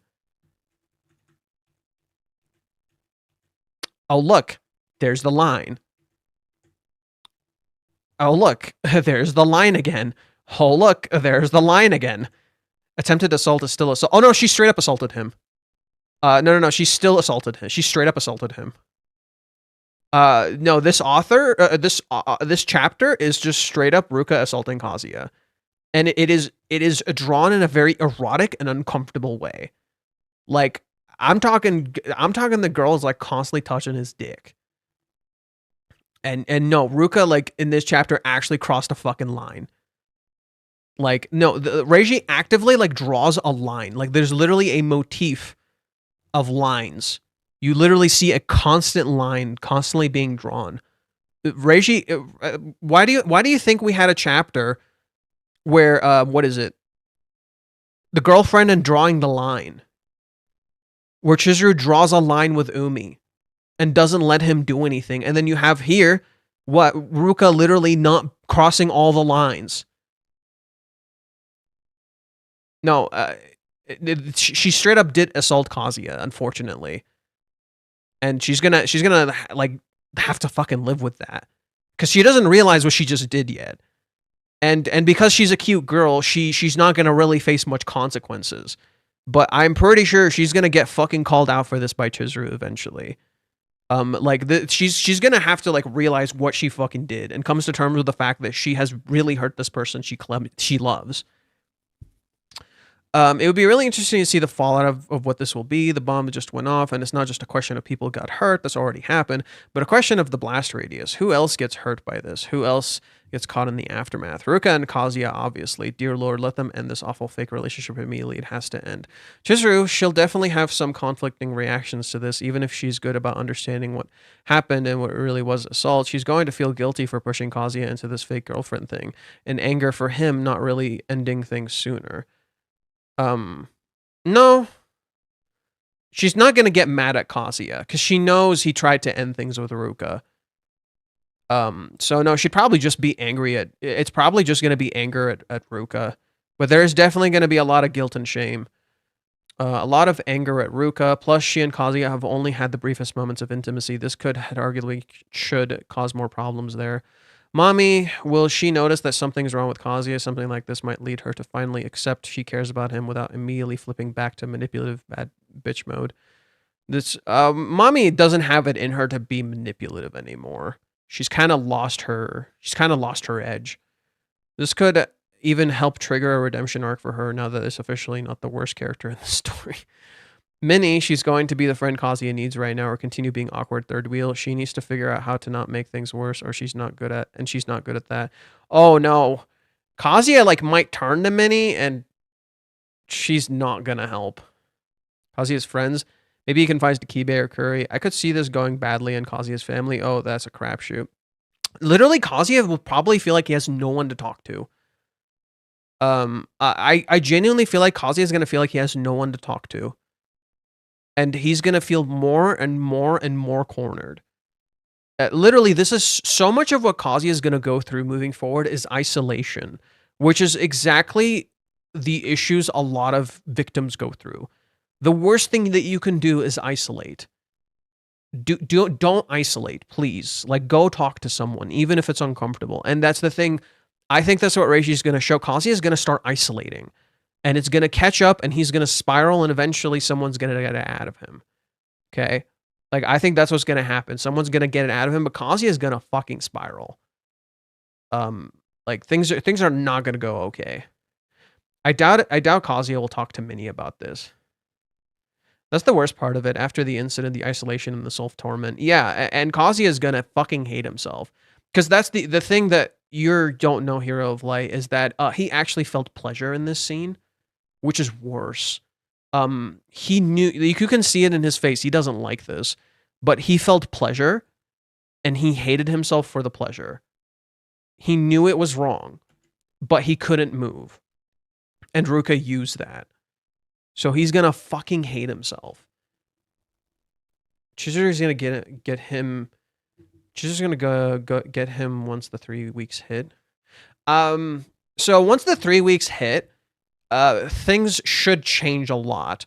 And the reason I say this is because, again, the reference to Steins Gate, with it being literally 3 weeks, so the time loop is literally 3 weeks, and it's literally been 2 weeks since the kiss. So it feels like we're nearing the end of the time loop. But yeah, I'm sure I could tell from the few frames lol. I mean, not lol, but no, don't worry. I laughed a few times. There's a part. Dude, this part right here where his dick shrinks. I literally play the Mario sound effects. Like, I gotta fucking pull it up. It's so funny. I just played that. Like, I don't look. It's okay. This chapter has a sense of absurdity to it, so you can kind of laugh a little bit.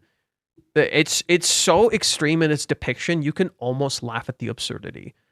I did. It's a little funny. Like, the dude literally nuts and then just woo woo woo woo. Just woo woo woo woo. Like, there is an absurdity to this chapter, but to me, what the author is doing is using that absurdity to hide or disguise how truly fucked up this chapter actually is. Like, and there's a clear sense of awareness. There's a clear sense of awareness of how actually fucked up this chapter is. But he uses the absurdity to hide behind that. You know, he hides the absurdity behind how kind of wackadoodle shit crazy do this chapter actually is. Lonely Android.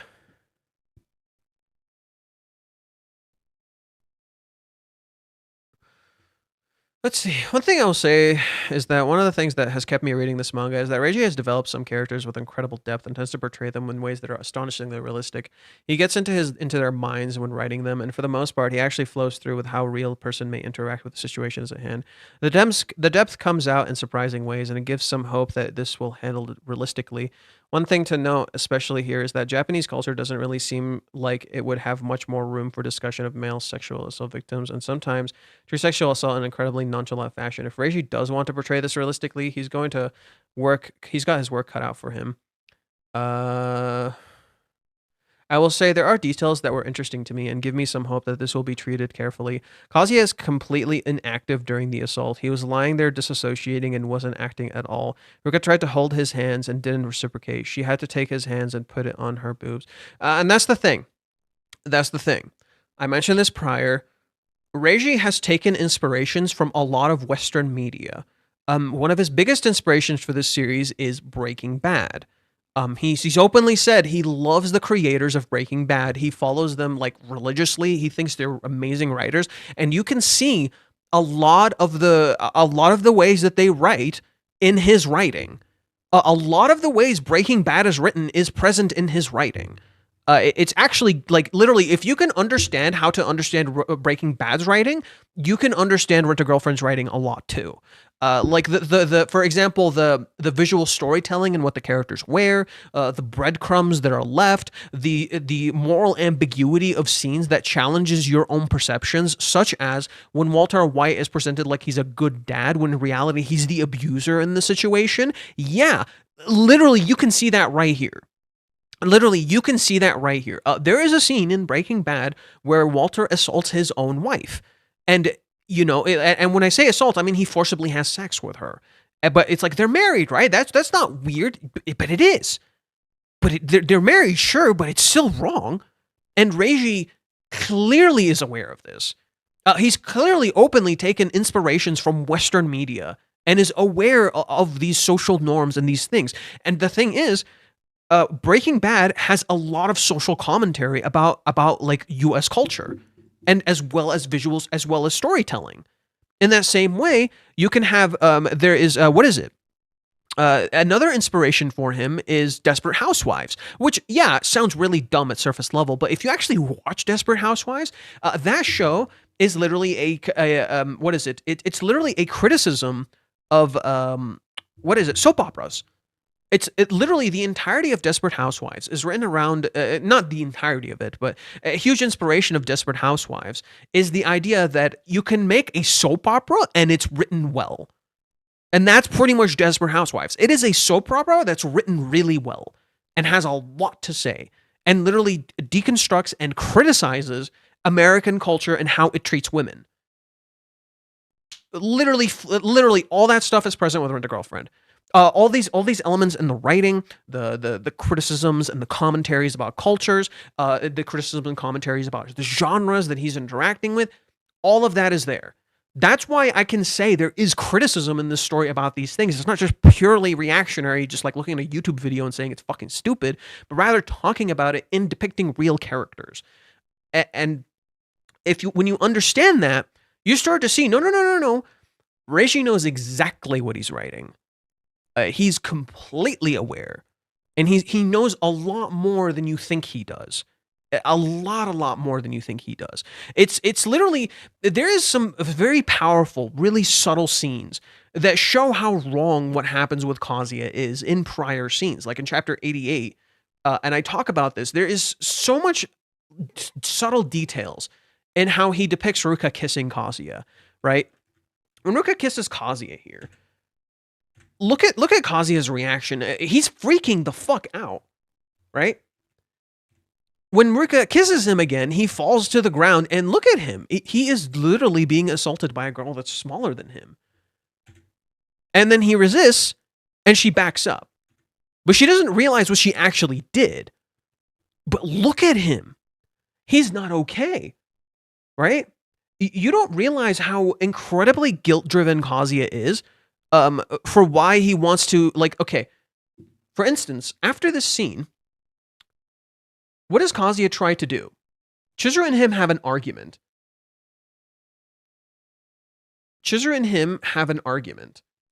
And suddenly that entire argument is informed by this scene. Kazuya hears that Grandma Sayuri is dying. And out of sheer driven guilt, he goes and tries to tell the truth. What did he try to do before this scene? When they were at his house, he tried to tell the truth because he couldn't stand the lie with Ruka. This is guilt-driven. Literally, that entire sequence with Ruka informs Kazuya's actions here. That he is acting out of this guilt and frustration that he feels for what's going on.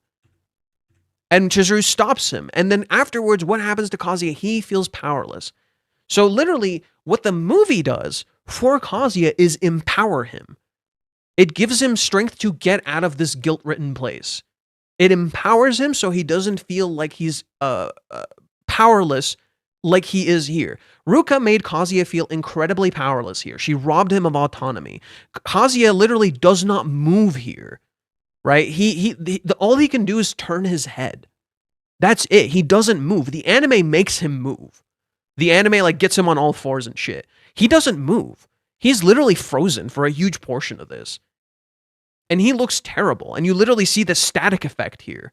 Right? It's that infamous static effect we've been talking about for a while, right? It's literally consuming them, right? They're literally losing who they are. And you see it here. It's my fault. I drove you to this. I'm off for the day. See you later. Take care. I'm almost done. I'm gonna finish up in just a little bit. But my point is, even here, Reiji is actually handling it surprisingly well. In most of these scenes, Reiji actually handles a lot of this stuff surprisingly well. The way Kazuya's guilt and shame manifest with the Ruka situation is reflected through the lies, right? And the lies eventually come back to haunt him after the movie arc, right? He doesn't actually get over them. He just puts them to the side, much like how victims put their experience to the side and don't worry about it until eventually it catches up to them. Because he never addressed this thing with Ruka, it slowly caught up to him again. And it continued to, and now it hit a breaking point. In fact, I would argue the way Reiji has handled Kazuya's treatment as a victim has actually been brilliant because of how he is avoiding the conflict. Because this is what Kazuya would do when he is a victim. Until it hits such a bad breaking point like this, that there is no more running from this. It's actually genuinely brilliant. Let's see. She had to take his hand and put it on her boob, and he was basically just watching her do things. Everything that happens with his body is all reflexive and biological processes that are not consciously regulated. His expression stays constant, and he actually doesn't say anything to Ruka as she uses his body. So he's checked out, which is exactly how someone going through this sort of thing would respond. What I can see happening next is that Ruka may get upset with him over his body going into a erectory period, meaning he's not going to be able to maintain the erection for a bit. Her designs on having sex with him won't pan out, but I think ultimately she'll collect herself and leave. I don't think we'll see Kazuya come to his senses and kick her out. In fact, this whole situation, Kazuya is now incredibly alone.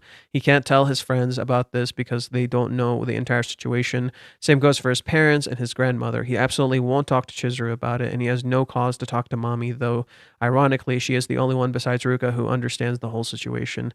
I can't remember if Minnie has acknowledged about Ruka, but I'd be surprised if not. He absolutely throws a wrench in things for the Kazuya-Chizuru ship. Kazuya now has trauma around sexual experiences, and given Chizuru's own complicated relationship with her sexuality, it's going to be very tricky for them to navigate any sexual encounter they may have in the future in any way that can be described as healthy. Of course, all of this assumes Reiji's going to play this seriously. If this is nothing but a build lead up to a pre-ejaculation gag, I'm out. No, I trust me, it's not that. Hentai is fine if that's what you're into, but this was uncomfortably drawn out, pointless.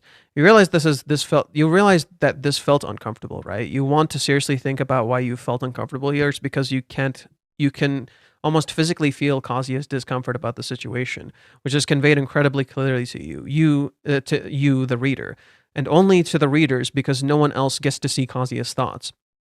What would you consider porn, hentai, or at least ecchi in other works feels suffocating in Kanokari. Kazuya is having no agency, and he lost every hope of resisting and became nothing more than a play doll by page 7 out of 20. That's the point. You feel uncomfortable because the author made you feel uncomfortable. I can totally understand if you don't like it. You are put on Kazuya's position, and you can't help but feel abused. That's not something just any author can pull off. Reishimi Hijime-sensei manages to make one of the core experiences of a harem story, of any harem story, the climactic experience with one of the side heroines, into an abuse experience that feels way too real for a lot of people. The author's ability to manipulate you into feeling exactly that is almost frightening.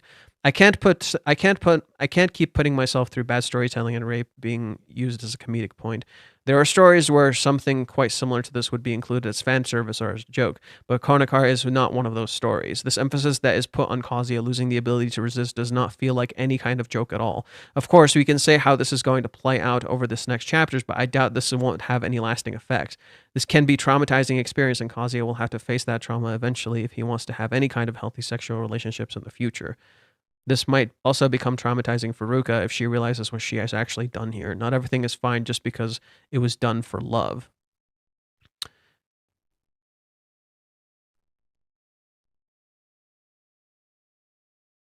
The Japanese reactions can inform how Kazuya may feel about the situation, though. Not only will he feel guilty for making Ruka feel so desperate, but he'll also feel guilty for not being able to stop her. He will feel guilty for it feeling good, and he will feel bad for being a quick shot. He will blame himself and his weak body for everything. It might make the gym his top priority in the next month. Ooh, that's a good one. I told you, this shit is heavy. I told you, this shit is heavy. This shit heavy as fuck, bro. I told you. Kazuya's reaction to other girls will probably be also completely shit. Anyway, lunch is over. Gotta go. Have a great one. Face. See you later, man. I'm pretty much almost done. Kazuya's reaction to other girls will also probably completely shift. He might not even let Minnie near him again, or he might awkwardly get a few steps away from her whenever he realizes that she's a girl. In his mind, he might think he could go off as soon as a girl touches him now. It's possible that Japanese people will see that as a new running gag, even a quick quirk that Kazuya acquired, but it will feel highly unpleasant for him, and it will greatly impact his attempts to get physical closer to Chizuru. He kept his distance from her already before, but he will now be even more on edge. It will be incredibly hard to open up about this to anyone if Kazuya fears that the other person will just laugh at him and not take him seriously.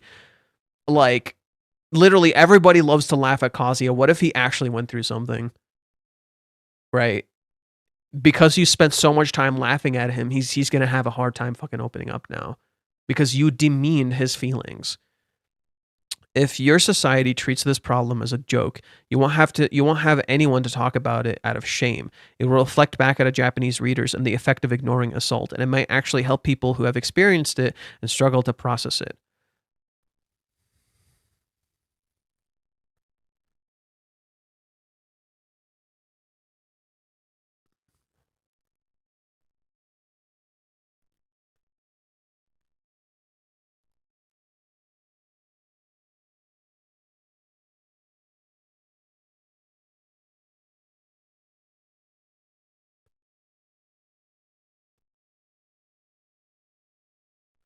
Ooh. I do not characterize the relationship as Kazuya having Ruka on his leash. I'd say it's the opposite. Ruka has Kazuya on the leash, and it's been that way from the beginning, since the trial girlfriend was the agreed upon concession for Ruka's blackmail threat. But good points on how there's ample ambiguity in the sexual assault issue question. I don't think I've ever chimed in on a serious discussion, but I'm going to provide my read on this. I realize this may go against some of the sentiments here. What I say in these past two chapters is two young people who are at odds with their inexperience, their feelings, and their desires. What ensues is a fumbling, woeful, awkward experience, not unlike many that happened in our earlier exploratory times in this time. Sometimes partners are not the same tempo, and a crucial part of life is learning where those thresholds are, what we want and what we don't want, and being able to clearly express our boundaries. In Ruka's defense, she has been operating under the assumption that she is Kazuya's girlfriend for however long now. From her perspective, although she has hints and impressions that she is not the object of her boyfriend's desire, Kazuya has continued to leash her along, keep the communication and activity open, and not even once express explicitly his desire to break up with her. This is just factually in fucking correct. This is literally factually in fucking correct. Ruka, literally, Kazuya let Ruka live a dream. No, this is factually incorrect. He literally tried to break up with her multiple times, and she fucking knew. She knew he loved Chizuru. That's why she kept going. She knew he loved Chizuru. That's why she kept going. She literally just ignored what he wanted. When communication is lacking between partners in a romantic relationship, the path of assumptions will inevitably creep in. Perspectives on the intensity and interest levels of the relationship can very easily misalign, because without candid conversation, one only has their own vices and instances to reference for how things truly are. As human nature, we are limited by our own biases. Yeah, but no, you have to look at this clearly. Ruka is just not looking at Kazuya honestly. You have to recognize that. So how does this all tie into sexual snafu that these two young lovers find themselves in? They're not lovers. Well, to Ruka, she's ready to make a bold play to showcase her womanhood to the man she loves and direct his attention to her and her alone. She sets up the time and makes her move. We know the rest. Let's examine Kazuya's perspective here for a moment. Here's a very sexually inexperienced and highly sexually charged young man who has his heart set on winning over the woman he loves, Chizuru. He has no explicit way to indicate to Ruka that he's disinterested in her emotionally or physically, and more so, continue to engage with her throughout everything that has happened. In the capacity of her boyfriend, nonetheless, he has furthermore expressed numerous times that he finds her very attractive. None of the numerous monologues where he points out the desirable physical features. This really doesn't hold. I think you're really kind of ignoring the fact that Kazuya has rejected Ruka. See, to me, what Reiji did is that it appeared like Kazuya was leading Ruka on. And while Kazuya did make mistakes in the relationship, it's clear, you are correct in certain aspects. Like, for example, Kazuya not leaving is Kazuya in some ways telling Ruka, like, okay, I'll stay, you can do the thing, right? But she uses that. She silences his voice. I think you're just ignoring that she's silencing his voice and he keeps saying no. He literally keeps saying no and she keeps doing it anyway. So I think you're kind of just conveniently ignoring that. You're not completely wrong, but I think you're just mischaracterizing things. So what is the takeaway from all this, given the situation? The majority of contestants, this is clearly sexual. So, however, I noticed that there's nearly every single review that draws this conclusion conveniently leaves out the key detail. He is enjoying this. Oh, no. Oh, okay. Nope.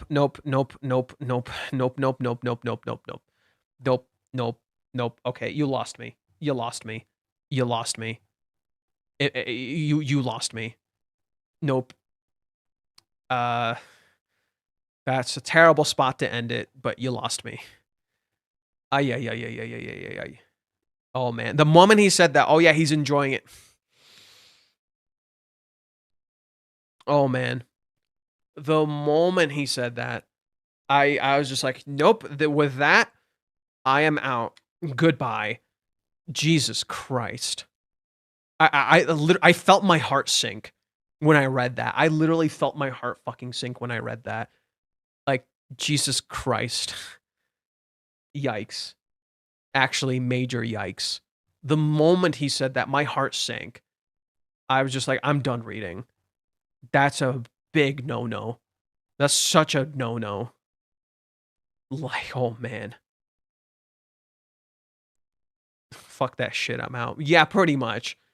With that, I'm done. GG's, boy. Each one. Oh, what's going on with Reiji? Oh, You weren't supposed to see that. You weren't supposed to see that. Whoops.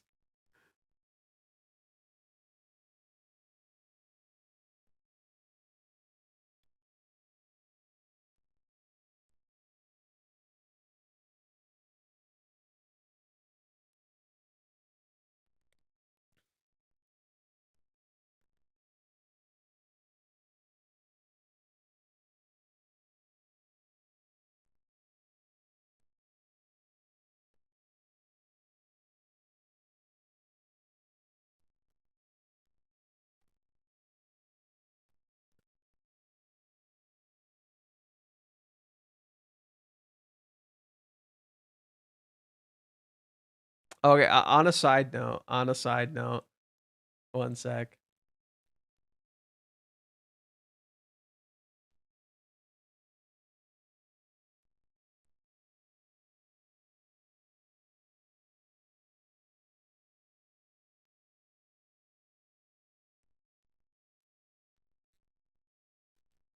Okay, so first off, I saw this video yesterday. I fucking love it. Please watch this.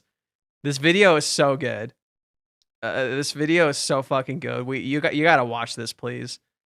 Like, if you get a chance, please watch this video. It was so. This creator's really grown on me recently. He's so funny and he's genuine. Like, here, just listen to this.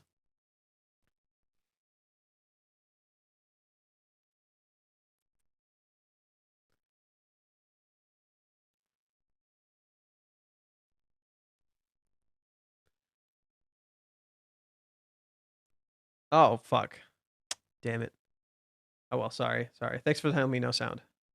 Second of all, oh my god, can we grow some fucking balls here? You don't understand. They're not gonna like it if we raise their taxes. Do you hear yourself? Do you hear how pathetic you sound? Okay, so what, we can't do anything then? That's it? It's over, they won? Your plan is that we should just give up and let the billionaires have whatever they want. Buddy, we've already tried that, and that's not working either. Second of all, oh my... It's not working either. So in this portion of the video, he's talking about how cities and like states and stuff are like afraid to like tax billionaires because they'll leave, and it's like, okay, so do we just let them have whatever the fuck they want, because that's not fucking working, right? And I'm like, dude, there's some really interesting and informative shit in this video. You should really check it out. Like I learned like a lot of really interesting shit in this video, and he's genuinely funny. This dude like makes me fucking laugh. He's actually great. So yeah, consider checking it out and see my deep-seated hatred for Reagan. God, fuck Reagan, dude. I remember in high school, people used to love Reagan. People would like chant and cheer for Reagan. I bet a lot of people still love Reagan. And God, I hate him. God, I hate Reagan. Geez, literally every problem with this country could almost be traced back to him. It's actually baffling. Hey. Oh, wow. Yeah, like, I got some more followers here. Okay, I'm starting to... Okay, I gotta ask you guys something. So I was curious, so I read a little bit about the algorithm. It sounds like whenever you post a link, you're just fucked. You're just screwed when you post a link. It literally just doesn't work. Because you can see there's only like 4 likes on this post. So I'm debating just not posting the link anymore and just being like, here, just go to my YouTube here. And I'll just be streaming at this point. I'm just debating doing that. Because for it's literally not reaching. It's literally just not reaching. Like leaving the link in the comments is just not helping either. So I'm just debating just not putting links anymore if it means I get traction. I don't know. I'm thinking of like that. Maybe that's my approach. Cause whenever I post it literally, I never get enough likes. And I feel like that's pretty telling. Like how many, yeah, it's not that much really. Jeez. Yeah. Yeah, the downside of living in Arizona is the weather, the bad sports teams, sometimes the people, the upside of the food is great, and the daylight savings doesn't exist except for every nation. Hey man, at least you don't live in a city where they have like one of those AI factories, because suddenly your water bill goes up, your electricity bill goes up, and that thing is so loud, suddenly you're not going to feel suddenly the quality of your home is going to go down too. You know, the monetary value of your home is going to go the fuck down because there's this stupid loud thing near your house. So, hey, just be lucky you got some nice stuff where you are. Granted, I don't really watch sports, so I can't really relate to that front. Plus, you got good food. All the food here is kind of meh. Most of the food I get is from, like, me. Everything else is, like, uber expensive. I got the notifications through the YouTube app when you're live. Yeah, I mostly just post the link, like, for people who see it for the first time, but I'm debating just no more links. I'd like to see what happens if I post it without a link. By the way, who loves this? I fucking put the black box. I was just like, you know what? I want the black box. I want to put the black box. I feel like that meme is getting pretty popular now, so I'm just like a black box. God. I already got a new sub. What the fuck? It's so fast. So, yeah. Oh my god, 542 comments. Oh, there's more on earlier chapters. That's crazy. Crazy. 960. Oh, look at the amount of comments on the Kiss chapter. Okay, thank God my parents decided to get permanent lights on the house, because if my ass had to go on a ladder instead of my 64-year-old father, I'd die. That was very... I'm confused, but all right. All right, we'll just roll with it. I'll just roll with it.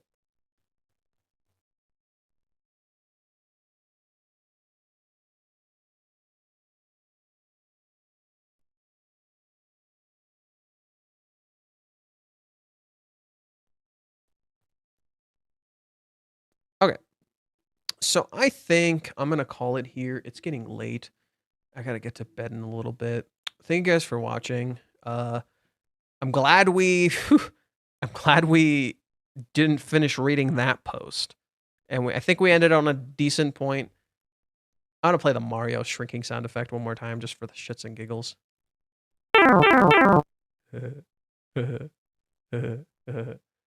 I'm stupid. I'm a stupid man laughing at stupid jokes. That's what I am. So yeah, I'm gonna call it here. I'm a little toast. I gotta sleep early and get up tomorrow. I think I might write something on Twitter soon. Maybe tomorrow. I might write something on Twitter tomorrow, and I'll go from there. I'll probably have a little bit more to say, but I felt that in my soul. Woo. Oh, it gets worse. All the AI companies are sucking up all the RAM on the market. Good luck getting 32 gigs for less than $2,000. Jesus fucking Christ. I heard about that.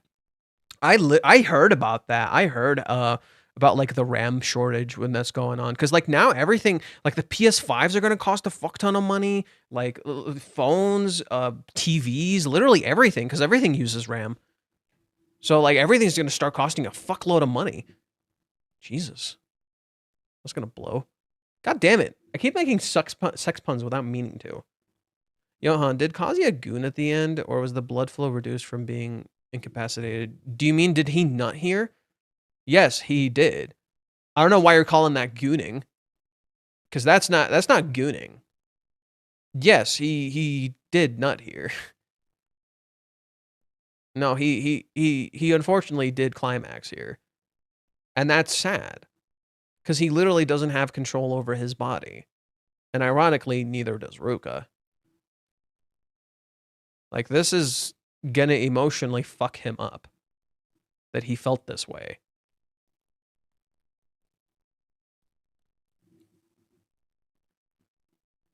When I say eat the rich, we might actually have to literally eat them in the near future at this rate. Ay. I mean, if you're actually like paying attention, it really does feel like we're headed towards some sort of crash. Like, it's actually kind of concerning. Like, that's one of the reasons I'm starting to like try to save up some money, because it feels like we're headed to some sort of fucking crash. It's actually a little concerning. Like, I don't know if it will. I don't, because what I'm seeing is like I read recently that like all the big 5 companies that like pretty much run our fucking economy are pretty much investing in each other because they are losing too much money. So they're literally buying each other's products to stay afloat because everything is falling. And then the banks literally had to get bailed out recently because they don't have any money. And then what is it? Like, the farmers don't have any workers, and literally they're staying afloat like barely.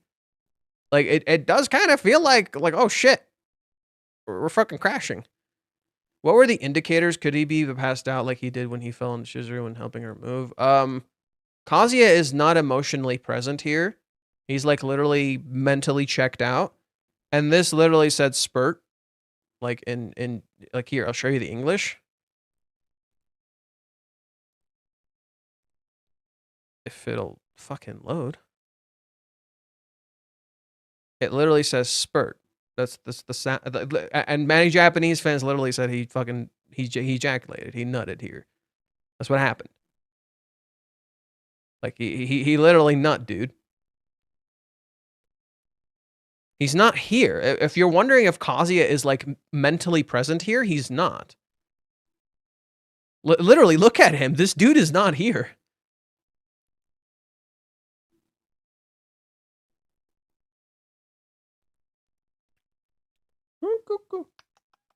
Oh, what's wrong? Yeah. We're not headed for a crash. We're in a crash. Oh God. Yeah. No, literally, it just like from every perspective, everything is falling apart.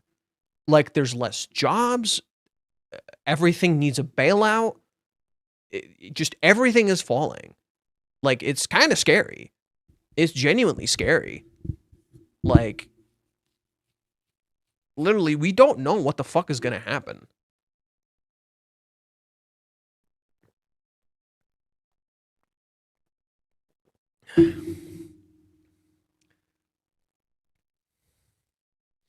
That's why, like, I'm trying to save as like much money as I can, because I literally don't know what to expect at this point, you know? Yeah. I'm also trying to get to do some like extra jobs so I can like save up from those. But yeah, that's everything for now. Didn't mean to talk about like fucked up internet shit. Like, I just understand, I actually do want to talk about this stuff, but I hold back a lot. Like, I talk to other people about it, but I do actually like talking about this stuff. I am a very politically charged person. I am. I talk about politics. I talk about all sorts of things, and understand, if you start and you say stupid shit, I will fucking cook you. But I try to hold back, you know, because I understand some people just don't want to engage with this stuff. I also don't want to piss off YouTube or bring the stupid people here, because there are a lot of fucking stupid people who cannot be reasoned with, and I'm not in the mood for that bullshit. You know? Fuck. Okay. I'm gonna call it here. Have a good night. Take care. See you later. You can't avoid economics or politics. I mean, yeah. They're just... Literally, that happened with the post. But last thing I'll show before we end. Like...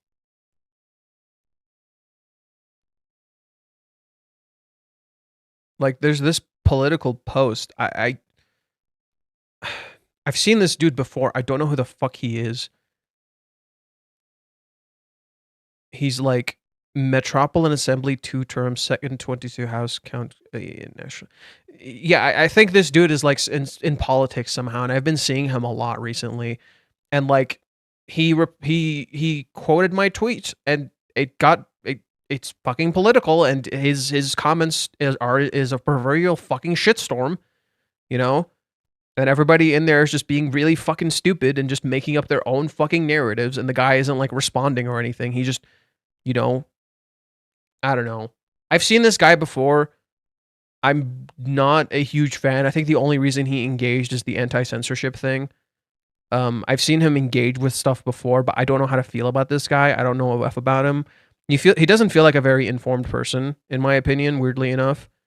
He just seems to comment on things. But I don't know. That's the guy that worked with Chibi. I don't know in what respect. Just understand not everybody thinks the same way that we do. I don't know anything about this guy, nor am I going to assume. Chibi gave him craps tons of info that he got legislation passed. No shot. I don't believe it. That sounds like horse shit. That sounds like horse shit. I don't believe it. No way. I do not believe that. Show me actual fucking documents and I'll believe you. I don't believe you. No. Wow, my cat is just like right here. He's literally in front of the screen. Hello there. And there he goes. But yeah, no, like, unfortunately, politics is inevitable. Like, something we like to avoid, but it catches up to us whether we want it to or not. The cat was the real MVP today. Cat wants to be involved. Oh, yeah, no, totally. Yeah, he gets like this when he wants attention.